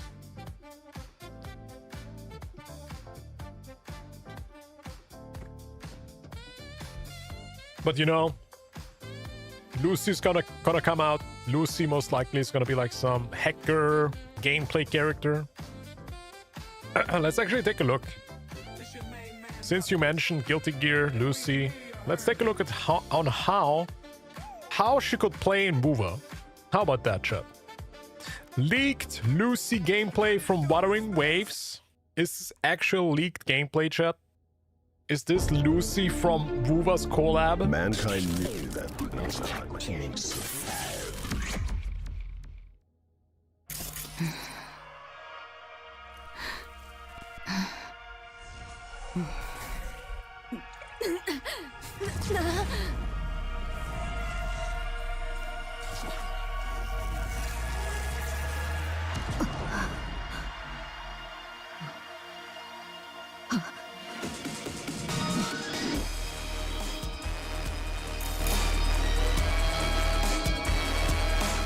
This is some seriously odd shit.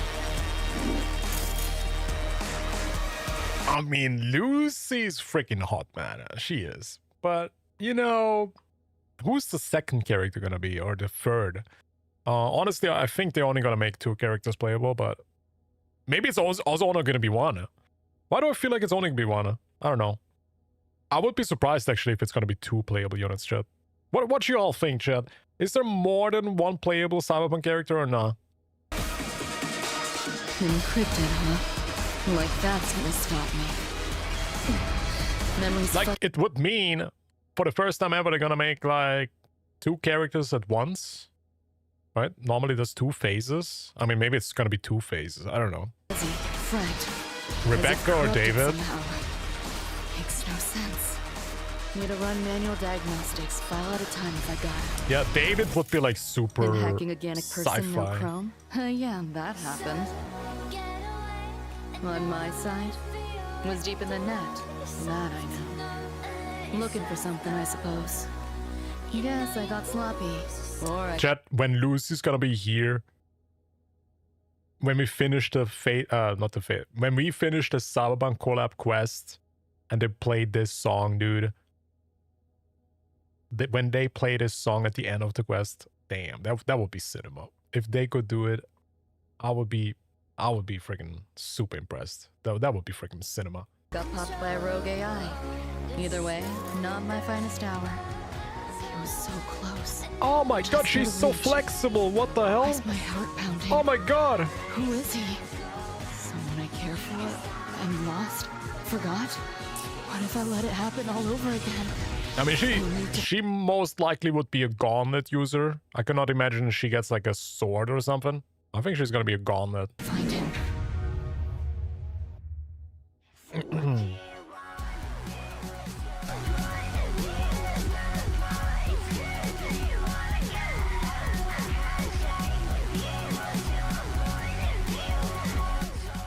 Aw, damn, the music was so good in this freaking show, man. Some seriously odd shit. Cryptid, huh? Like, I mean, yeah, in this game, she's definitely like close combat. She uses these hacker strings. that's gonna stop me. I can imagine she uses something like this, maybe in WoW as well. Friend. Oh, she also has a pistol. Oh, yeah.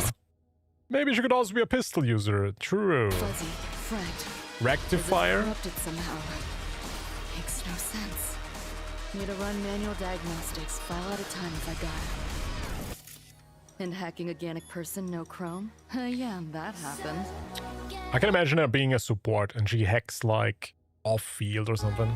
On my side, was deep in the net. That I know. Looking for something, I suppose. Guess I got sloppy. Or I got popped by a rogue AI. Either way, not my finest hour. It was so close. I don't know, chat. I'm still like a bit confused how they're gonna pull off this collab. How does this fit into Wuthering Waves, man? Looking at this is just... This is some serious... Like 3.0 has to be completely different. 3.0 has to be so different that it actually feels like it makes sense, you know? But yeah. Having David would just... I just don't think that David is that cool. I just don't like him, bro. He was such a freaking asshole at the end of the anime. I don't even want him to be playable. I would rather have Rebecca. If they're gonna ask me if I want Rebecca or David, I'm gonna say Rebecca. I want all three of them. Yeah, I don't know, chat. I would be surprised if they actually make 2 playable units. I would be surprised. Because I can't imagine they're only gonna make Lucy. I would literally imagine that they're only gonna make Lucy playable. Because she's the most important character in a universe for everybody. She's the most hyped one. Shopkeeper Quest was also full of sci-fi. That is actually true. Yeah, you're actually alright. But also Shopkeeper's quest felt a bit like different, you know. It also had a lot of sci-fi that I was not used to from the game. Because especially now Rena Sita is so fantasy RPG-like. Sci-fi does not fit in there at all. So this would be a bit of a culture shock now going back to like some sci-fi stuff. How did they do the DMC collab? Some experiment that opened an interdimensional portal. I mean, they also did a collab with Nier and with Black Rock Shooter, so I don't really think that people are surprised in that game. Also, PGR is very sci-fi, right? They can do anything.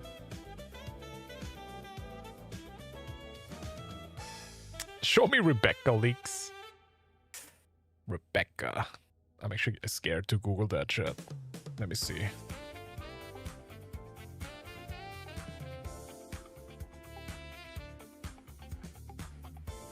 Yo, Rebecca could be having some insane ult. I could imagine like she gets like a crazy ultimate. Yeah, Rebecca would be a really cool character to have. I just don't like freaking David, man. I don't like David.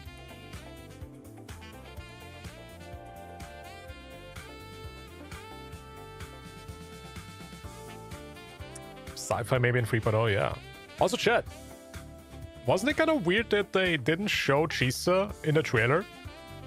Because they showed pretty much everything that covers Renacita. But in this new trailer, there was no sign of Chisa. So this literally confirms that Chisa has nothing to do with Septimon or Renacita. Since the trailer is literally called Renacita Recap, right? It's pretty much confirmed now that Chisa is gonna be in a different region. And she's not gonna be part of the Renacita narrative.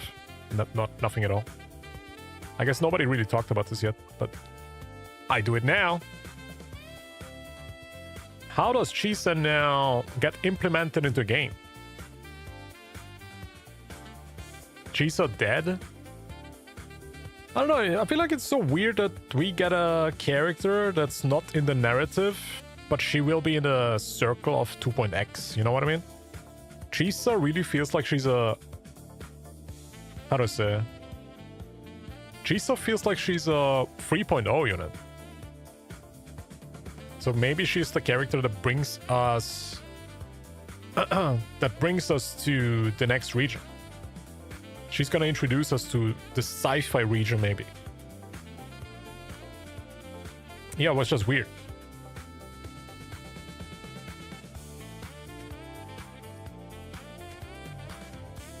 Unless I missed it. There actually was something about Chisa, but there's nothing. Chisa where? Chisa question mark? Kuro Games? Did you not forget? Oh shit! Now thinking about it, they're probably gonna drop a teaser for 2.8. Most likely, right? At the live stream. We may be gonna get like a 2.8 teaser. That would be nice. That would be nice. Lucy, Rebecca, Chisa team. Oh, that would be cool. That would be nice, man. Yeah. By the way, chat, for the people that don't know, next week, Friday, 2.7 special broadcast for Wuthering Waves. We are gonna stream it. I'm hyped.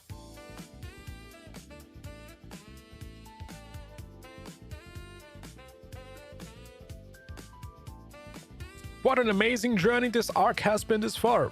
Felt like only yesterday when we were fresh off the boat after arriving to Renacita. It does feel like that, right? It does feel like it. This Renacita arc went by so fast. We got so much content. So much.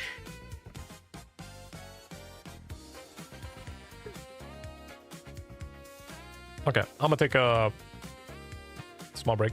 Give me a minute, chat. I'm gonna get some more water. I'm gonna play you guys this video so you guys are not bored. Yeah, I'm gonna get some more water. Bro.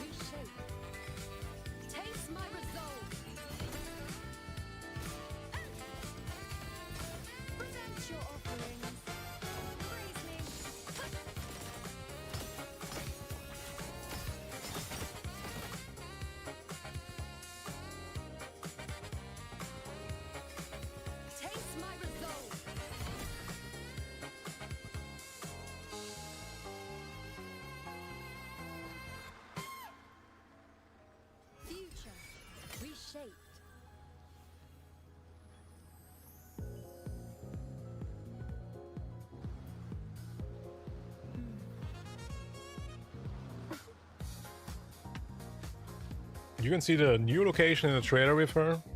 Oh, you mean the old one? The story trailer? Yeah, we did see that she's in like a city with overgrown plants and trees and stuff. So she will definitely not be in Septimon. That is for sure. That is for sure. Nonetheless, I'm actually thinking if Shisa is gonna be good, I might S6 her. I might. But before I do that, I actually want to see the 3.0 character cast. It would be kind of funny, imagine this, chat. They're gonna drip market 5 3.0 characters, and one of them is gonna be Lucy. I would not be completely surprised. Since they did announce that Cyberpunk collab should be early 2026. I cannot imagine though that it's gonna be like January or something. Maybe like April. Maybe like March. Like 3.2. Maybe. The Cyberpunk collab. 3.2.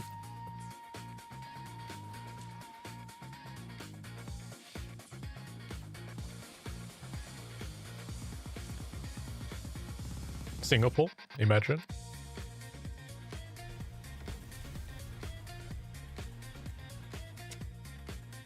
Oof. You will S6 Ling Yang? No. While the moon cycles, I remain the anchor. My Ling Yang is S3 and he will always stay S3. He does not need more sequences. He doesn't. We are Gucci for now. Please, don't give me more. Oh hell no. Chat, is it worth it to look into the Gacha Smack drama? Shall I take a look? Does anybody know what's going on? Oh my god! This video is 3 hours long! Saint Tonta spent 2 hours reacting to my 20-minute video, and then he made a 3-hour video. He responded with an even longer video? What's going on? What the fuck is happening in the gacha space? And that's the video, I guess, that Saint was reacting to? The truth about the new endgame content in Wuthering Waves? God damn! The last hour is them talking in a call. Ah, dude, I mean, I'm not gonna watch a 3-hour long video, bro. You have S1? Yeah, I do. I have S1. And I'm thinking about getting S2. Still thinking about. But you know what, chat? I'm actually super close to getting it with the corals. I have 346. So I might just get it. I might. I'm thinking about it. Maybe I should. They hazed it out. You mean they're chill? They're chill together? I mean, Is Saint in chat right now? I think I actually got some good points in it. I was like browsing through some in the video. I think Gachos makes a really down to earth kind of person. Yeah, I think he actually analyzed it pretty good. Now, boys, we should be good now. Who's moaning?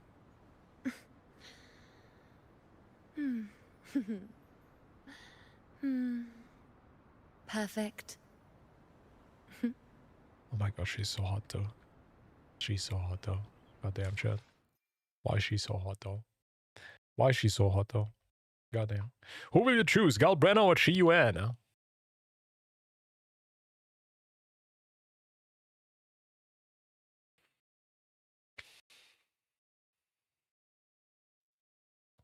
I am more excited for QIUYUAN. Gonna be real. Galbrena does not really excite me that much. Especially because she's a pistol user. Not a big fan of pistol or range characters since forever.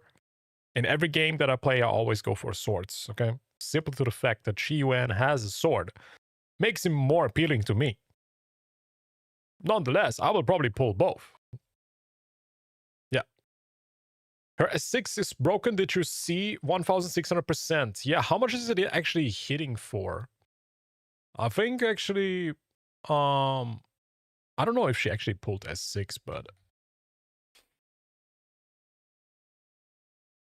Sweet, Illy, I don't know. Did she actually pull S6, chat?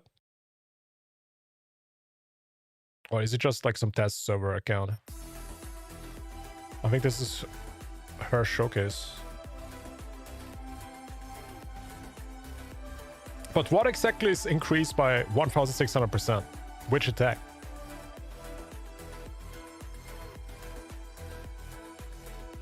Maybe this one. 235k right there. Just with normal attack or something. 83 times 2. 3, 4. Oh my god. She has a lot of DPS, like consistent.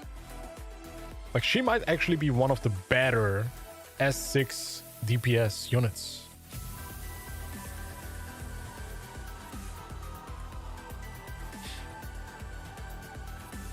Yeah, she's hitting like 80,000.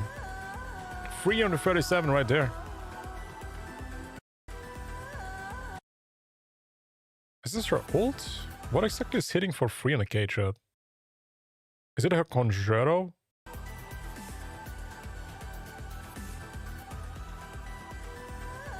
Oh, it's actually her Conjuro. Okay. Yeah, her hold left click attack is doing 300,000 damage here. That's pretty insane. So you can literally just ult and then with the full Conjuro you have another 300k attack, which is 600k. And then her shots are like super good in general. When she shoots with a full forte, it's like 80k per hit. It's insane.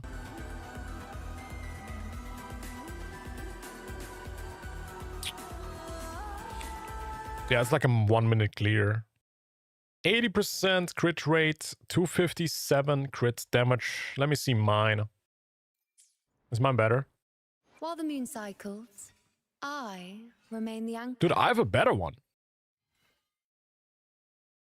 80, 257. I got 85, 276. So mine should be even better. What is her energy region? She got 134 energy region. Oh, that's actually pretty good. I don't know, Chad. I don't know. I don't know. Damn. Okay. Cool. I'm only gonna watch the beginning of this. I wonder what is he gonna criticize about Saint Tontus. Saint Tontus spent 2 hours reacting to my 20-minute video. Classic Saint Tontus, man. Classic. To be honest, it is pretty impressive that Saint can do that. Like, he's a professional in stretching out content. Everything should be fine now, man. Oh, it's a live stream. It's not even a video. Moment. It's just a live stream. And I told him I'd want to join, and he obviously wants to talk about the end game and stuff. My problem with that is, it looks like Brother Man made a podcast already with this video. You know, that's my problem with this is it looks like Broham made a podcast already. So it's like, I guess we're doing 2 podcasts because. You know what I'm saying? 32, 33, 30. We're in the 30s already, guys. We're in the 30s already. Hold on. 34, 35, 36. Bro is farming crazy. 37, 38, 39, 40, 41, 42, 43. God damn, this nigga done dropped 50 points. This nigga is Mayweather, bro. He is 50-0. 44. Also, the amount of content he 46, 47, 48, 49, is insane, 50, dude. 51. Are we going for 60? 52. 53, 54, 55, 56, 57, 58 videos, Saint. And I don't even know if that was a month. That might have been 3 weeks. Nah, hold Wait, what? He made 50 videos in 3 weeks? on. Smack poison in the well before the video starts. Axiom. Saint called me the #1 kudo bot. I'm not poisoning the well. I'm defending myself against somebody delusional enough to call me the #1 kudo bot when they dropping 60 points. Can we not acknowledge that I'm not poisoning the well? What? Now let's go to me. Hold up, boys. All right, 4 weeks ago. We'll even count this one. Even though, okay, 1, 2, 3. The biggest problem with new Wuthering Waves characters? 4, 5, 6. This was drunk. The worst mistake I've made. Bro, is he... You're playing her wrong.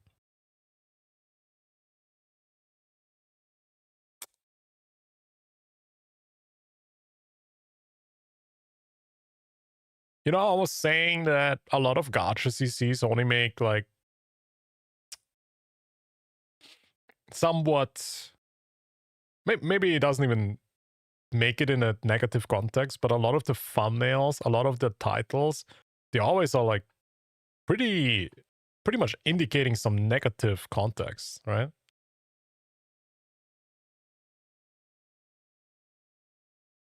Okay, the most F2P friendly team, that's pretty nice. This new TOA has a massive problem.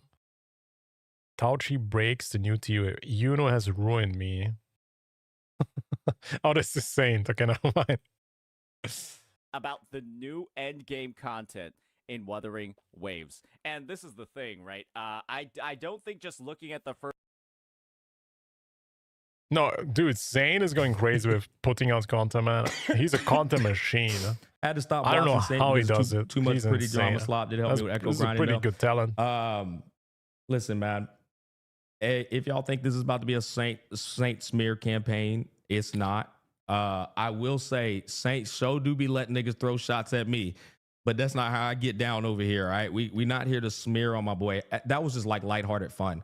But I do think it's funny that if Saint made damn near 60 videos on wuwa and I made 14 in the same time span.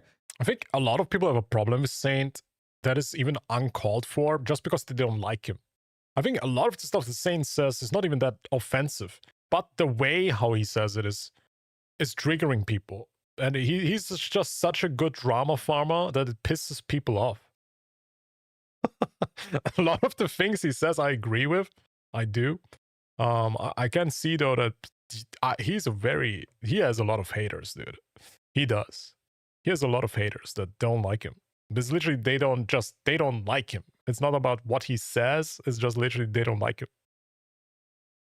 And then we take in that Saint spent 2 hours. You need a video editor.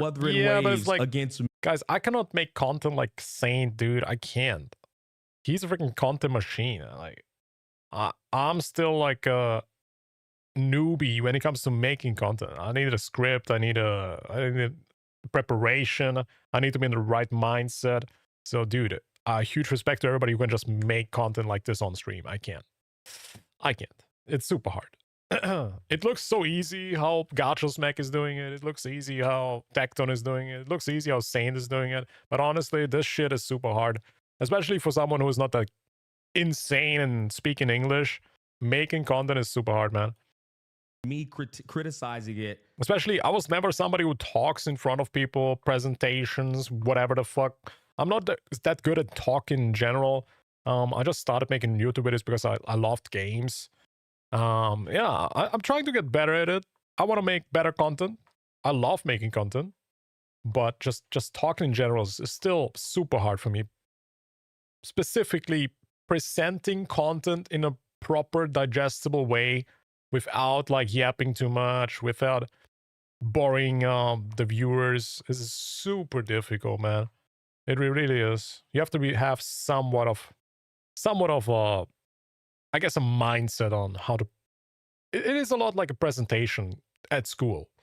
You know, when you were at school, a lot of the people that were just bored when they had a presentation and shit. But once in a while, you have like a good presenter, it's such a different outcome.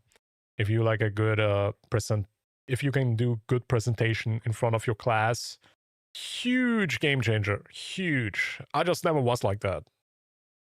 Yeah. People are different. Yeah. Saying there's good content, I just skip the drama bits and watch the others. Yeah, he does. I also think he's a really well-spoken individual. Like he however he talks, man, and whatever he says, it's very... I've not seen this quite often in terms of content creators. Like, damn, this guy can articulate himself so well and present his points super good. Like, damn. Huge respect. Huge. Like, he talks like a freaking radio guy. First of all, like, who the fuck is this guy? Why does he sound like AI? I literally could not believe that this is a person. And then he freaking started streaming with a webcam, and I was like, whoa, this guy's actually real. Bro is actually yapping. Yeah, he talks a bit like a radio station guy, right? He does. In recent, come on, man. Come on, bro. There's no way we're still doing this #1 Kudo bot shit. There's no way. You niggas are cooked. Saint, you are cooked. Your ass is not about to be in my chat slandering #1 Kudo bot with that amount of content pumped out for the same game, bro.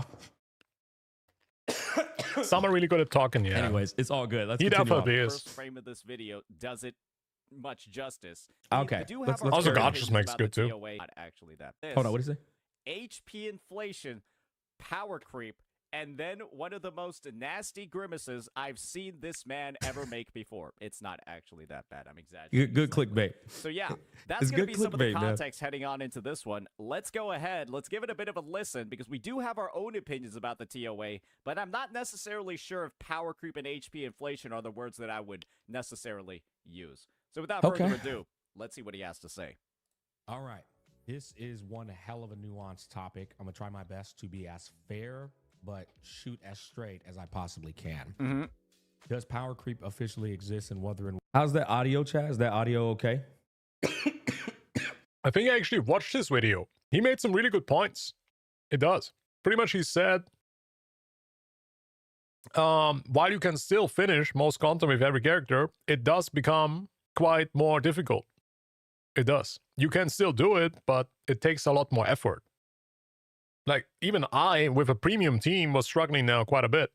But with the right rotation, with good timing, learning the boss patterns without getting interrupted and stuff, it really comes down to that now. But I do feel like TOA did become harder.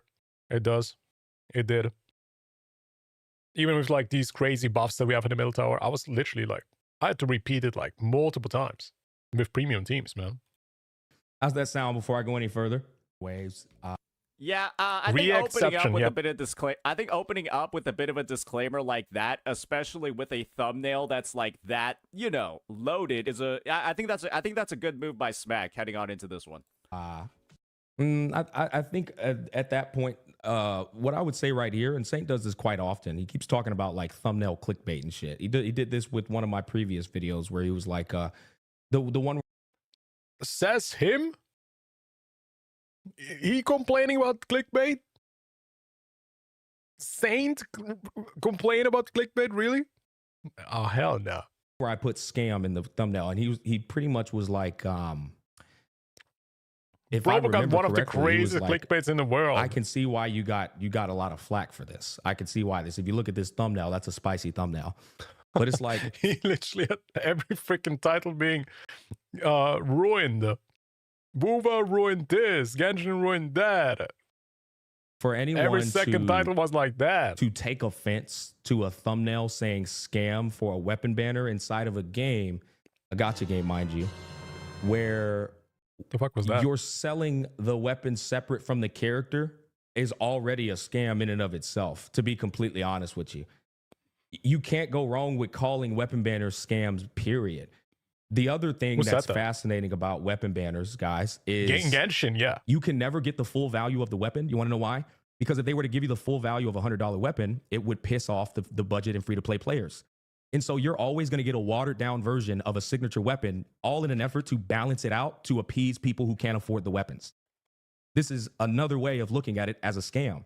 It's like, so the weapon banner in a perfect world shouldn't be there, right? But it is there. That's the reality of it. That shit is there because we enabled it with our wallets. True. And in my point of view, if it's going to be there, it's.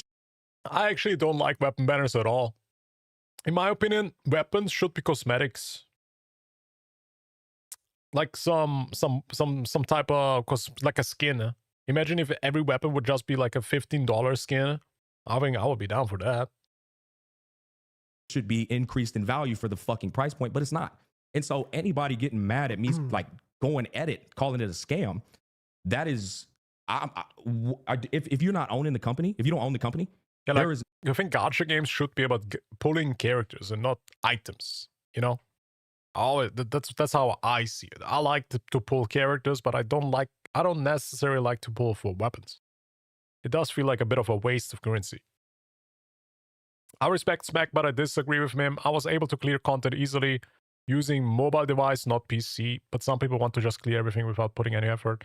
But would you say you are a good player? Would you say you are one of the better ones? Would you say you are better than most other people? It's like the exception doesn't make the rule, right? I know a lot of people that are just good players that can clear easily, but you know, not everybody is a good player. And you could say, oh yeah, you have to work for it, you have to become better. At some point, there has to be a limit, right? There has to be a limit of skill cap. There has to be a limit of how much time do you have to play the game to get good at it and to get the rewards.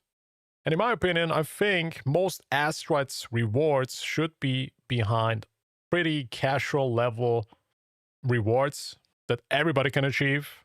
Asteroids should not be locked away into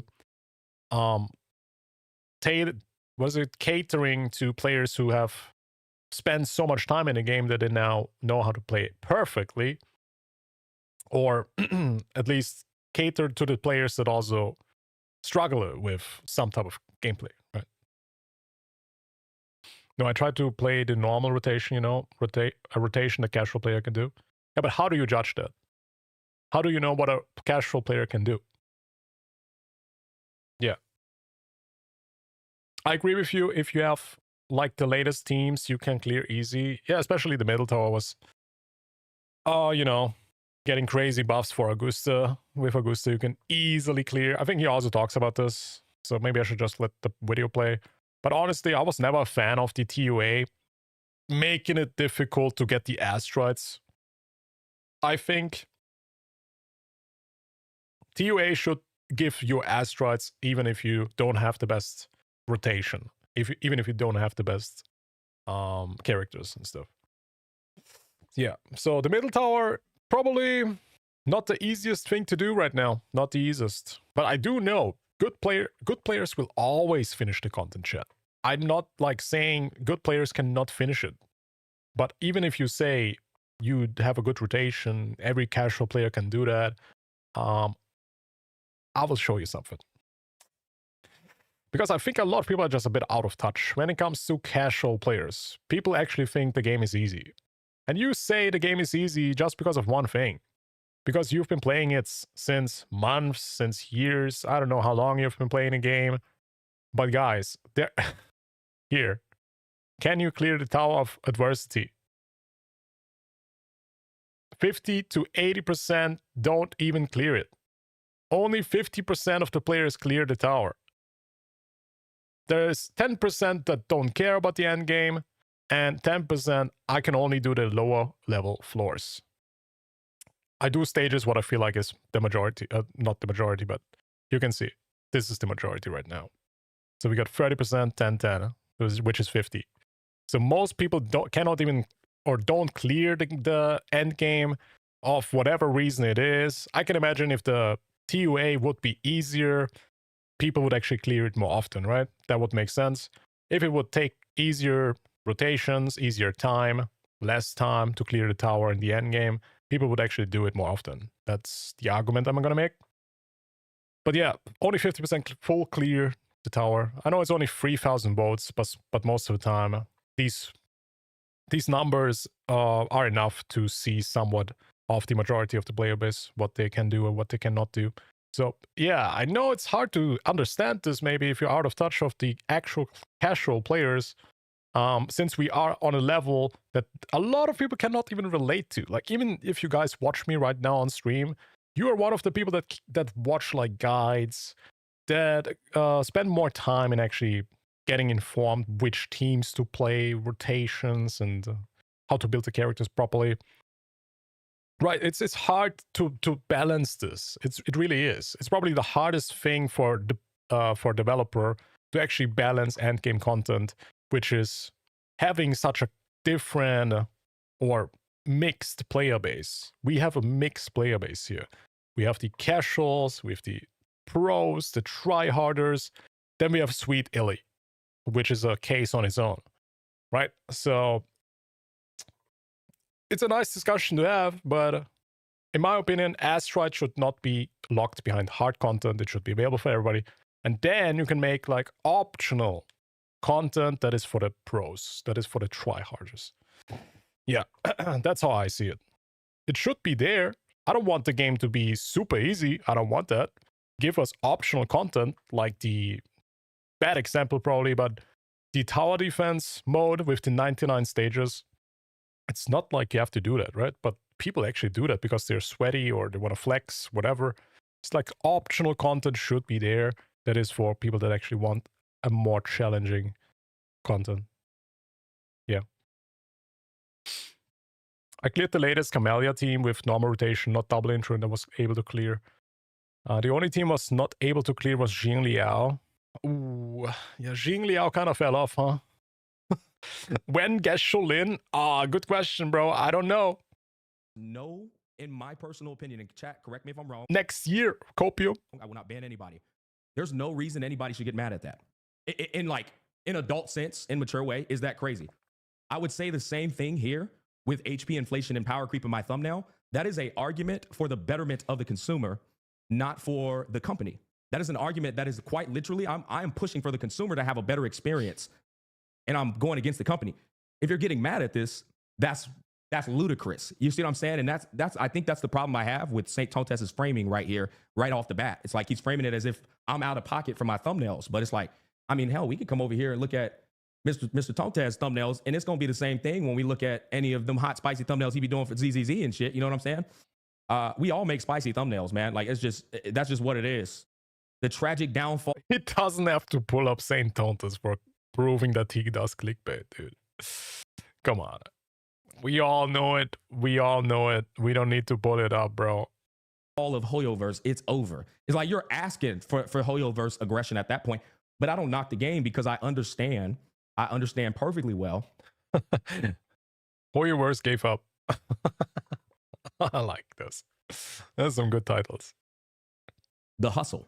I don't hate the player. I'll talk about the game. Everyone is quitting that's what ZZZ. gets the clicks. Anyways, that's all I'm gonna say off of that part. You know, just to push back a little bit more. This is what I mean by, like, if React content creators are gonna come onto my content and frame things in a particular way, you have now put me in a position where I have to defend myself. Inflation now a thing in Wuthering Waves. First off, power creep has always existed in Wuthering Waves. It does, but it's never been problematic due to the ability to still be able to have skill expression, get good skill to the point where you comfortably.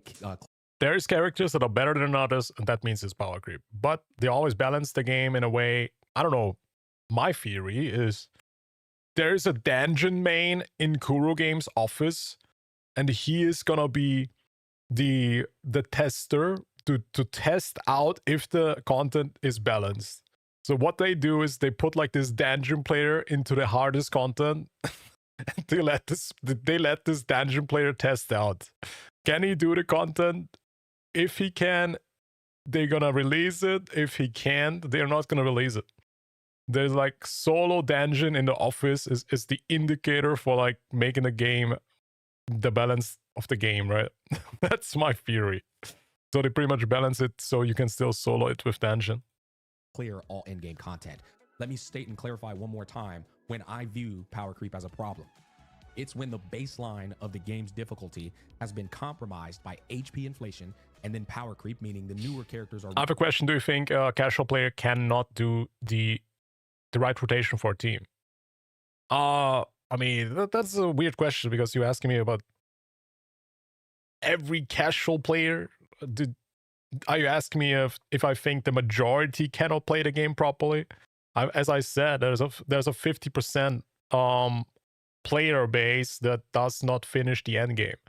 So I think there's a lot of casuals who cannot play the game properly. No, yeah, there's at least like maybe not 50%, but I feel like there's a lot of players, man. There's a lot of players that don't even know how to build characters, that don't know how to do rotations. They don't even know what the rotation is, man. But of course, I think there's some type of graph that you can look at maybe somewhere about how good a player is, how casuals play the game. But, you know, wuwa is just a different kind of game because you can be good with one character and that's enough. And then you can just push through most of the content.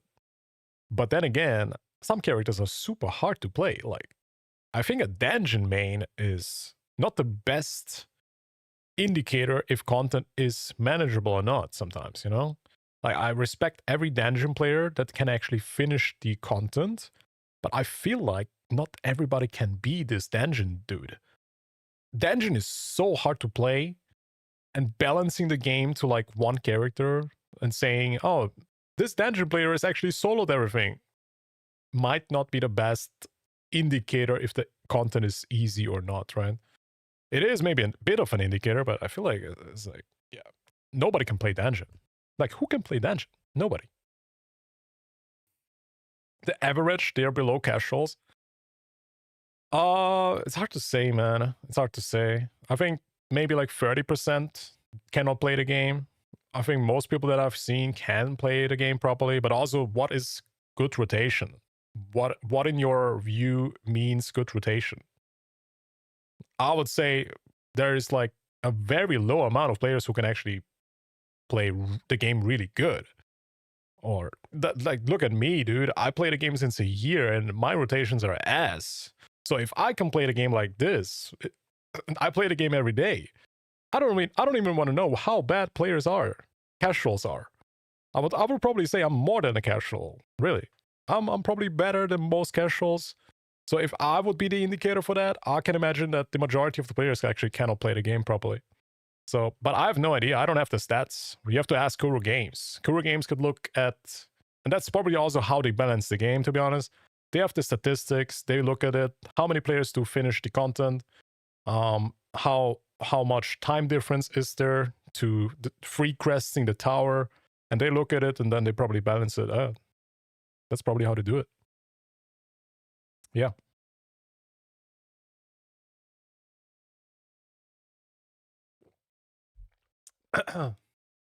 I mean, you get the outro skill without wasting it. If you miss one hit or two, you will still be able to clear.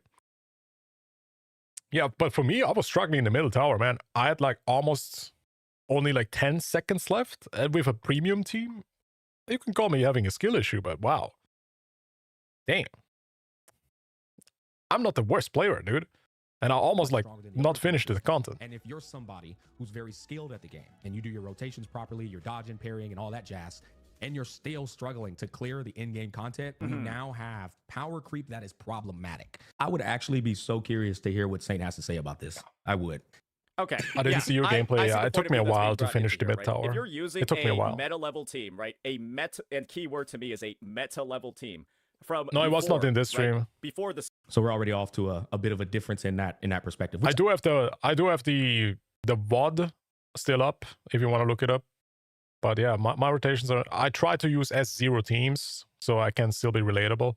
But using like the fusion teams, for example, it was still pretty manageable. I played like a Lupa team.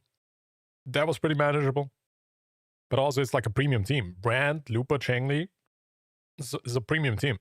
I think it's completely fine. Supposed power creep. Then yeah, I have it on YouTube, but I also should have it on Twitch. Like you're not able to clear with the old on YouTube, I have a thumbnail. It's easier to find. Right. I'm thinking about like viable teams. Like I'm thinking back to like some of the Hoyo games. Right. Think about a Hu Tao, Genshin Impact. Think about good example. The Hu Tao, Yuan, Xingqiu, Zhongli team. Right.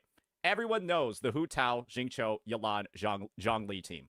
Right. Yes, that's if you guys don't know, it was a vaporized team where you would apply water with Xingqiu, and then and he applied water so powerfully that Hu Tao would just continue fucking heavy attacking and proccing the vaporize. I don't know if it was melt or vaporize. I think it was vaporize. Right. That one is like, or was strong. That one was a team that you would use in Genshin Impact Spiral Abyss, and you typically be okay over 3-4 years of the game. Nowadays, if you run Hu Tao, Zhongli, double Hydro, that team does not clear anything. Yeah, that team in Genshin Impact is clearing. Hey, Chad, I want you to know I'm not ignoring no y'all. idea. I'm really trying to lock in on what St. Tontes is saying. You guys yap away, just be respectful. But if I'm not like reading you, it's because I'm trying to lock in on what he's saying. Nothing. It is not clearing the Spiral Abyss. It is not clearing Stygian Onslaught. You can maybe play it in Imaginarium Theater if you get lucky and get the characters for it and the elements that are clear. You run strong. That everyone knows the Hu Tao, Xingqiu, Yalan, Zhongli team. Okay. Right? That one is like, or was strong. That one was a team that you would use in Genshin Impact Spiral Abyss, and you typically be okay over 3-4 years of the game. Nowadays, if you run Hu Tao, Zhongli, double Hydro, that team does not clear anything. Yeah, that team in Genshin Impact is clearing nothing. I can't say anything about that because I don't play Genshin Impact today. I know that Hu Tao and Xingqiu were so long viable. I know that, but it probably like was after Fontaine, and I stopped pretty much playing endgame content after Fontaine. I'm pretty sure that Hu Tao was still viable in Fontaine. Netland, I think Netland was the big power creep patch region where they changed the damage numbers from Hu Tao doing 100k crits to Mavuika doing 1,000,000 damage with a ult. So, dude, Genshin was an insane power creep. In Netland, it was insane.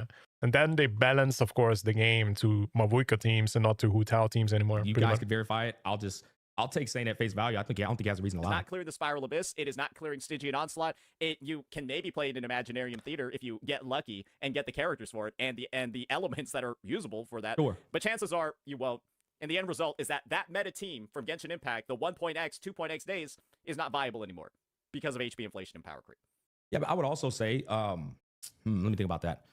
I don't even know where he was going with that point, to be completely honest. But what I was thinking about is how good Dillik was, and then Hu Tao came out, and then everybody did the Toy Story meme. I don't want to play with you anymore. I was thinking about the original national team, right? And then Raiden Shogun came out and made that national team 8 billion times stronger. I was thinking about particular supports you would use on compositions. Okay, are they going to talk about Genshin a lot? Does have the unfortunate part of her kit. For her to be meta, Phoebe has to be on her team. I think that's a fair take, but I think it's also kind of, it's bad to I guess shut down. Yeah, also, Phoebe's way faster, right? Isn't Phoebe way faster with rotation with a Zani team? Yeah, like you save a lot of time with on a TOA, which time is crucial in TOA.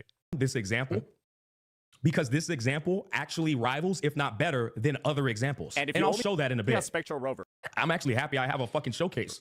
I don't like going to do this shit. I don't consider that to be a meta team. I consider this to be a budget team. Let him cook, though. Let him cook. And so that's where our definitions are going to kind of like stray away from each other. That's just my Hey, Chad, I want to make sure we're perfectly clear. Saint is being very respectful.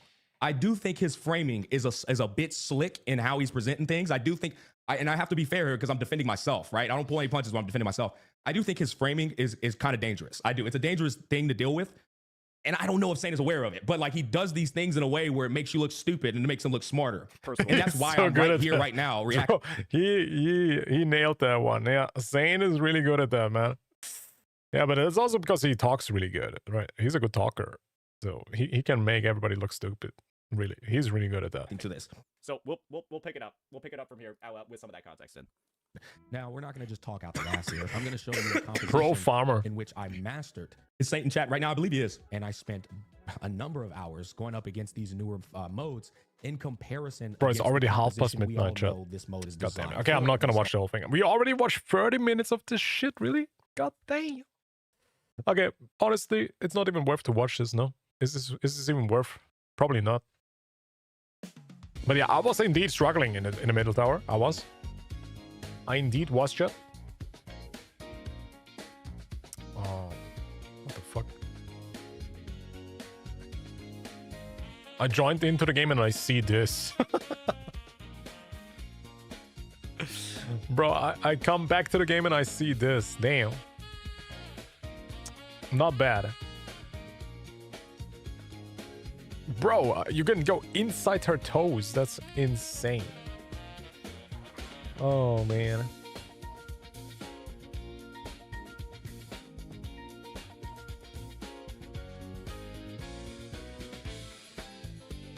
Okay, was there anything else I wanted to react to? Let me see.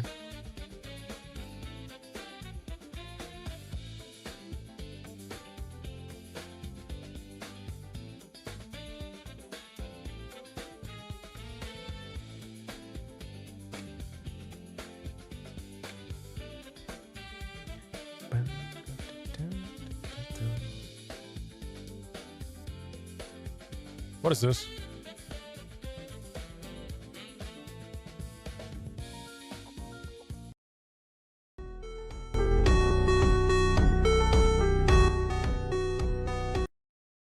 Yo, this doesn't even look like Wuwa. What the fuck is this game? It looks so different. God damn, dude. Yo, how do you get like a filter like this? These graphics are so good. Damn, which filter is this? I kinda wanna try this filter. This makes the game kinda look more realistic. Yeah, I know, it's Wuwa, it's Wuwa. It's like some modded stuff. It's a modded skin or something. Looks good though. Looks pretty good.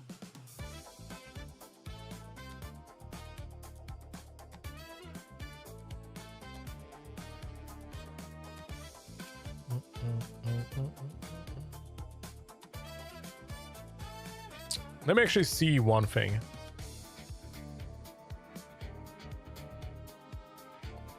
How good is the new Hoyo game doing? Is anybody even playing it anymore? Honkai Nexus Anima.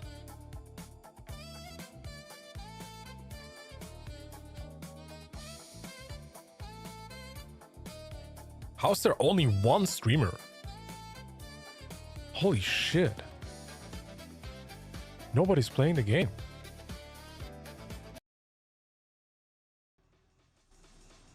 Yo, it's Dave. I know him. How's there only one streamer for this game? Ross lives happily with his anima. Oh god, they even have the black screens here as well. F for me though. They have the black screens here as well. There's a skip tab, bro. Wait, they have a skip button? You're fucking kidding me, dude. They have a skip button. Oh my god. Come here. I mean, Zenless also has a skip button, right? It's only Star Rail and Genshin that doesn't have one. Bro, what the hell is this game? It looks bad. Yeah. It just doesn't look that appealing, to be honest. Actually, wait, you can jump. Don't I have one that can do this? You can actually jump. I saw so many content creators get invited to this game, but why is nobody streaming it? Holy shit. Like, the beta literally started yesterday, no? Shouldn't this be like on top of Twitch? Dude, nobody cares about the game. It has the weird ZZZ running. It does, yeah. NPCs look better than in Genshin, I would say. Honestly, these characters look like they're user created from the Genshin, from this new Genshin platform. No one likes it.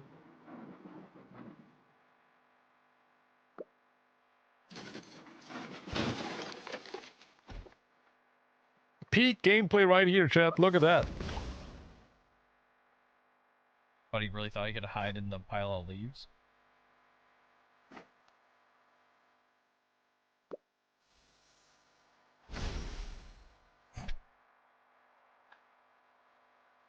Oh. Yeah, I don't know, chat. This kind of look like...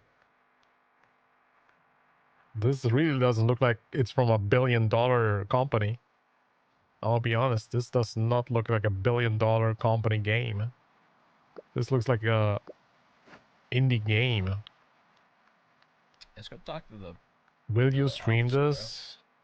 I don't know, man. This looks rough. This kind of looking rough.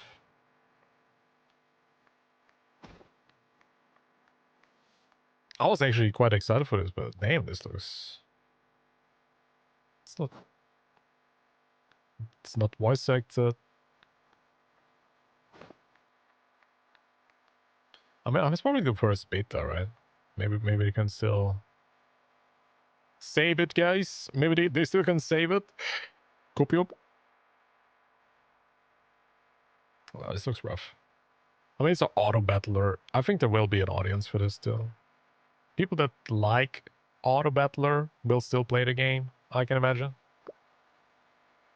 But damn, having only one streamer and the beta started yesterday. Ooh. Not a good freaking showcase. Not a good first sign. That is pretty rough.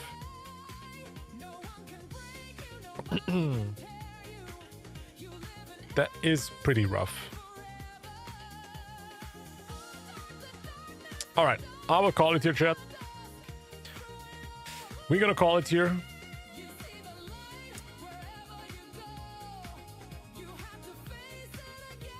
Tomorrow, I will probably just do some weird challenges. I kind of want to try more with IUNO. We didn't really play it that much, to be honest. I got a bit sidetracked. Man. But we finally have a bit of a hype going on. With QIUYUAN coming up soon, man, I feel like, damn. We're gonna get some good shit very, very soon. I hope he's gonna carry the update, really. Sleep schedule? Nah, it's weekend. Guys, it's weekend. It's literally weekend.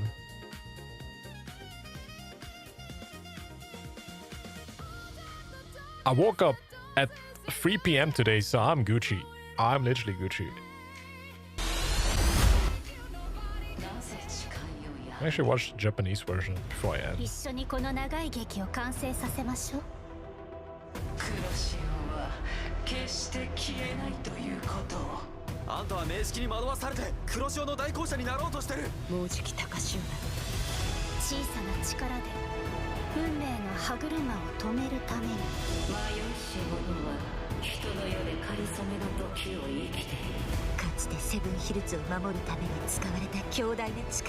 Japanese hits so different, chat.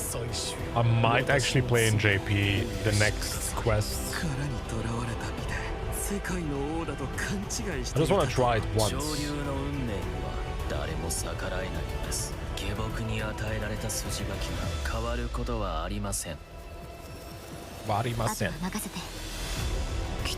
Oh wait, is it still fast forward? No.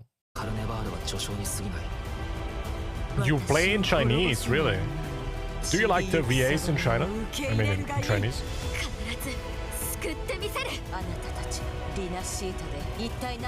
It's just so fast how...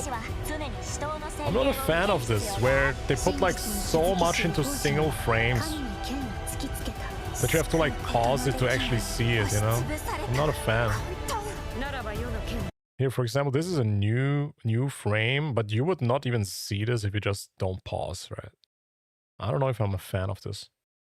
But yeah, chat, I think with 2.7 we get like a new region. We're gonna get Galbrenna. We're gonna get QIUYUAN. We're gonna have a showdown with Scar. Let's hope maybe they're even gonna turn him into a hologram. Scar hologram would go hard, man. Wait, is he a hologram already? No, right? I'm pretty sure no.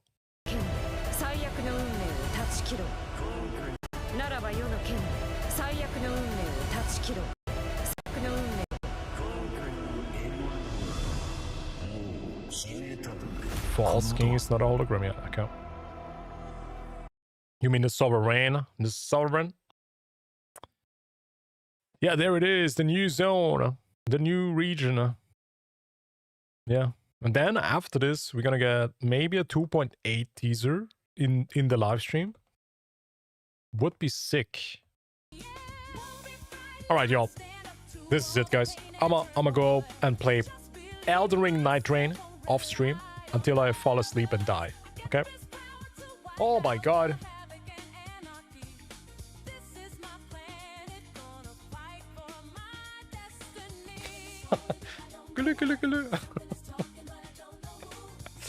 Oh god damn, I love these feet, man. Insane. Okay, guys, thank you all for watching. I will see you all. Maybe I will raid someone too. I'm gonna raid Life Lessons. But I appreciate you all for watching. Thanks for hanging out with me. And I will see you guys tomorrow. Actually, I'm working probably tomorrow on a video, so maybe no stream, but we will see. I really want to make a not cry video. I really want to. So I might be busy, chat. I might be, but let's see. We will see. All right. Have a good one, guys. Peace out and see you in the next one. Follow the stream, like the stream as well. I would appreciate it on YouTube. And I will see you guys in the next one. Also, join the Discord, guys. What in the goon am I gonna look at? Just casual Wuthering Waves content, Jay. Just normal content. How are you doing, Jay, by the way? Yeah, join up the Discord, guys. Giveaway coming soon. Coming soon, guys. And I announce my streams always at the Discord. Appreciate y'all. Have a good one. Peace. Good night, y'all. And have a good weekend. Good night, y'all. And have a...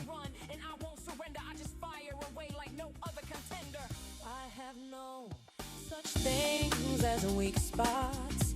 Don't approve of him, but gotta trust him. This alliance has a purpose.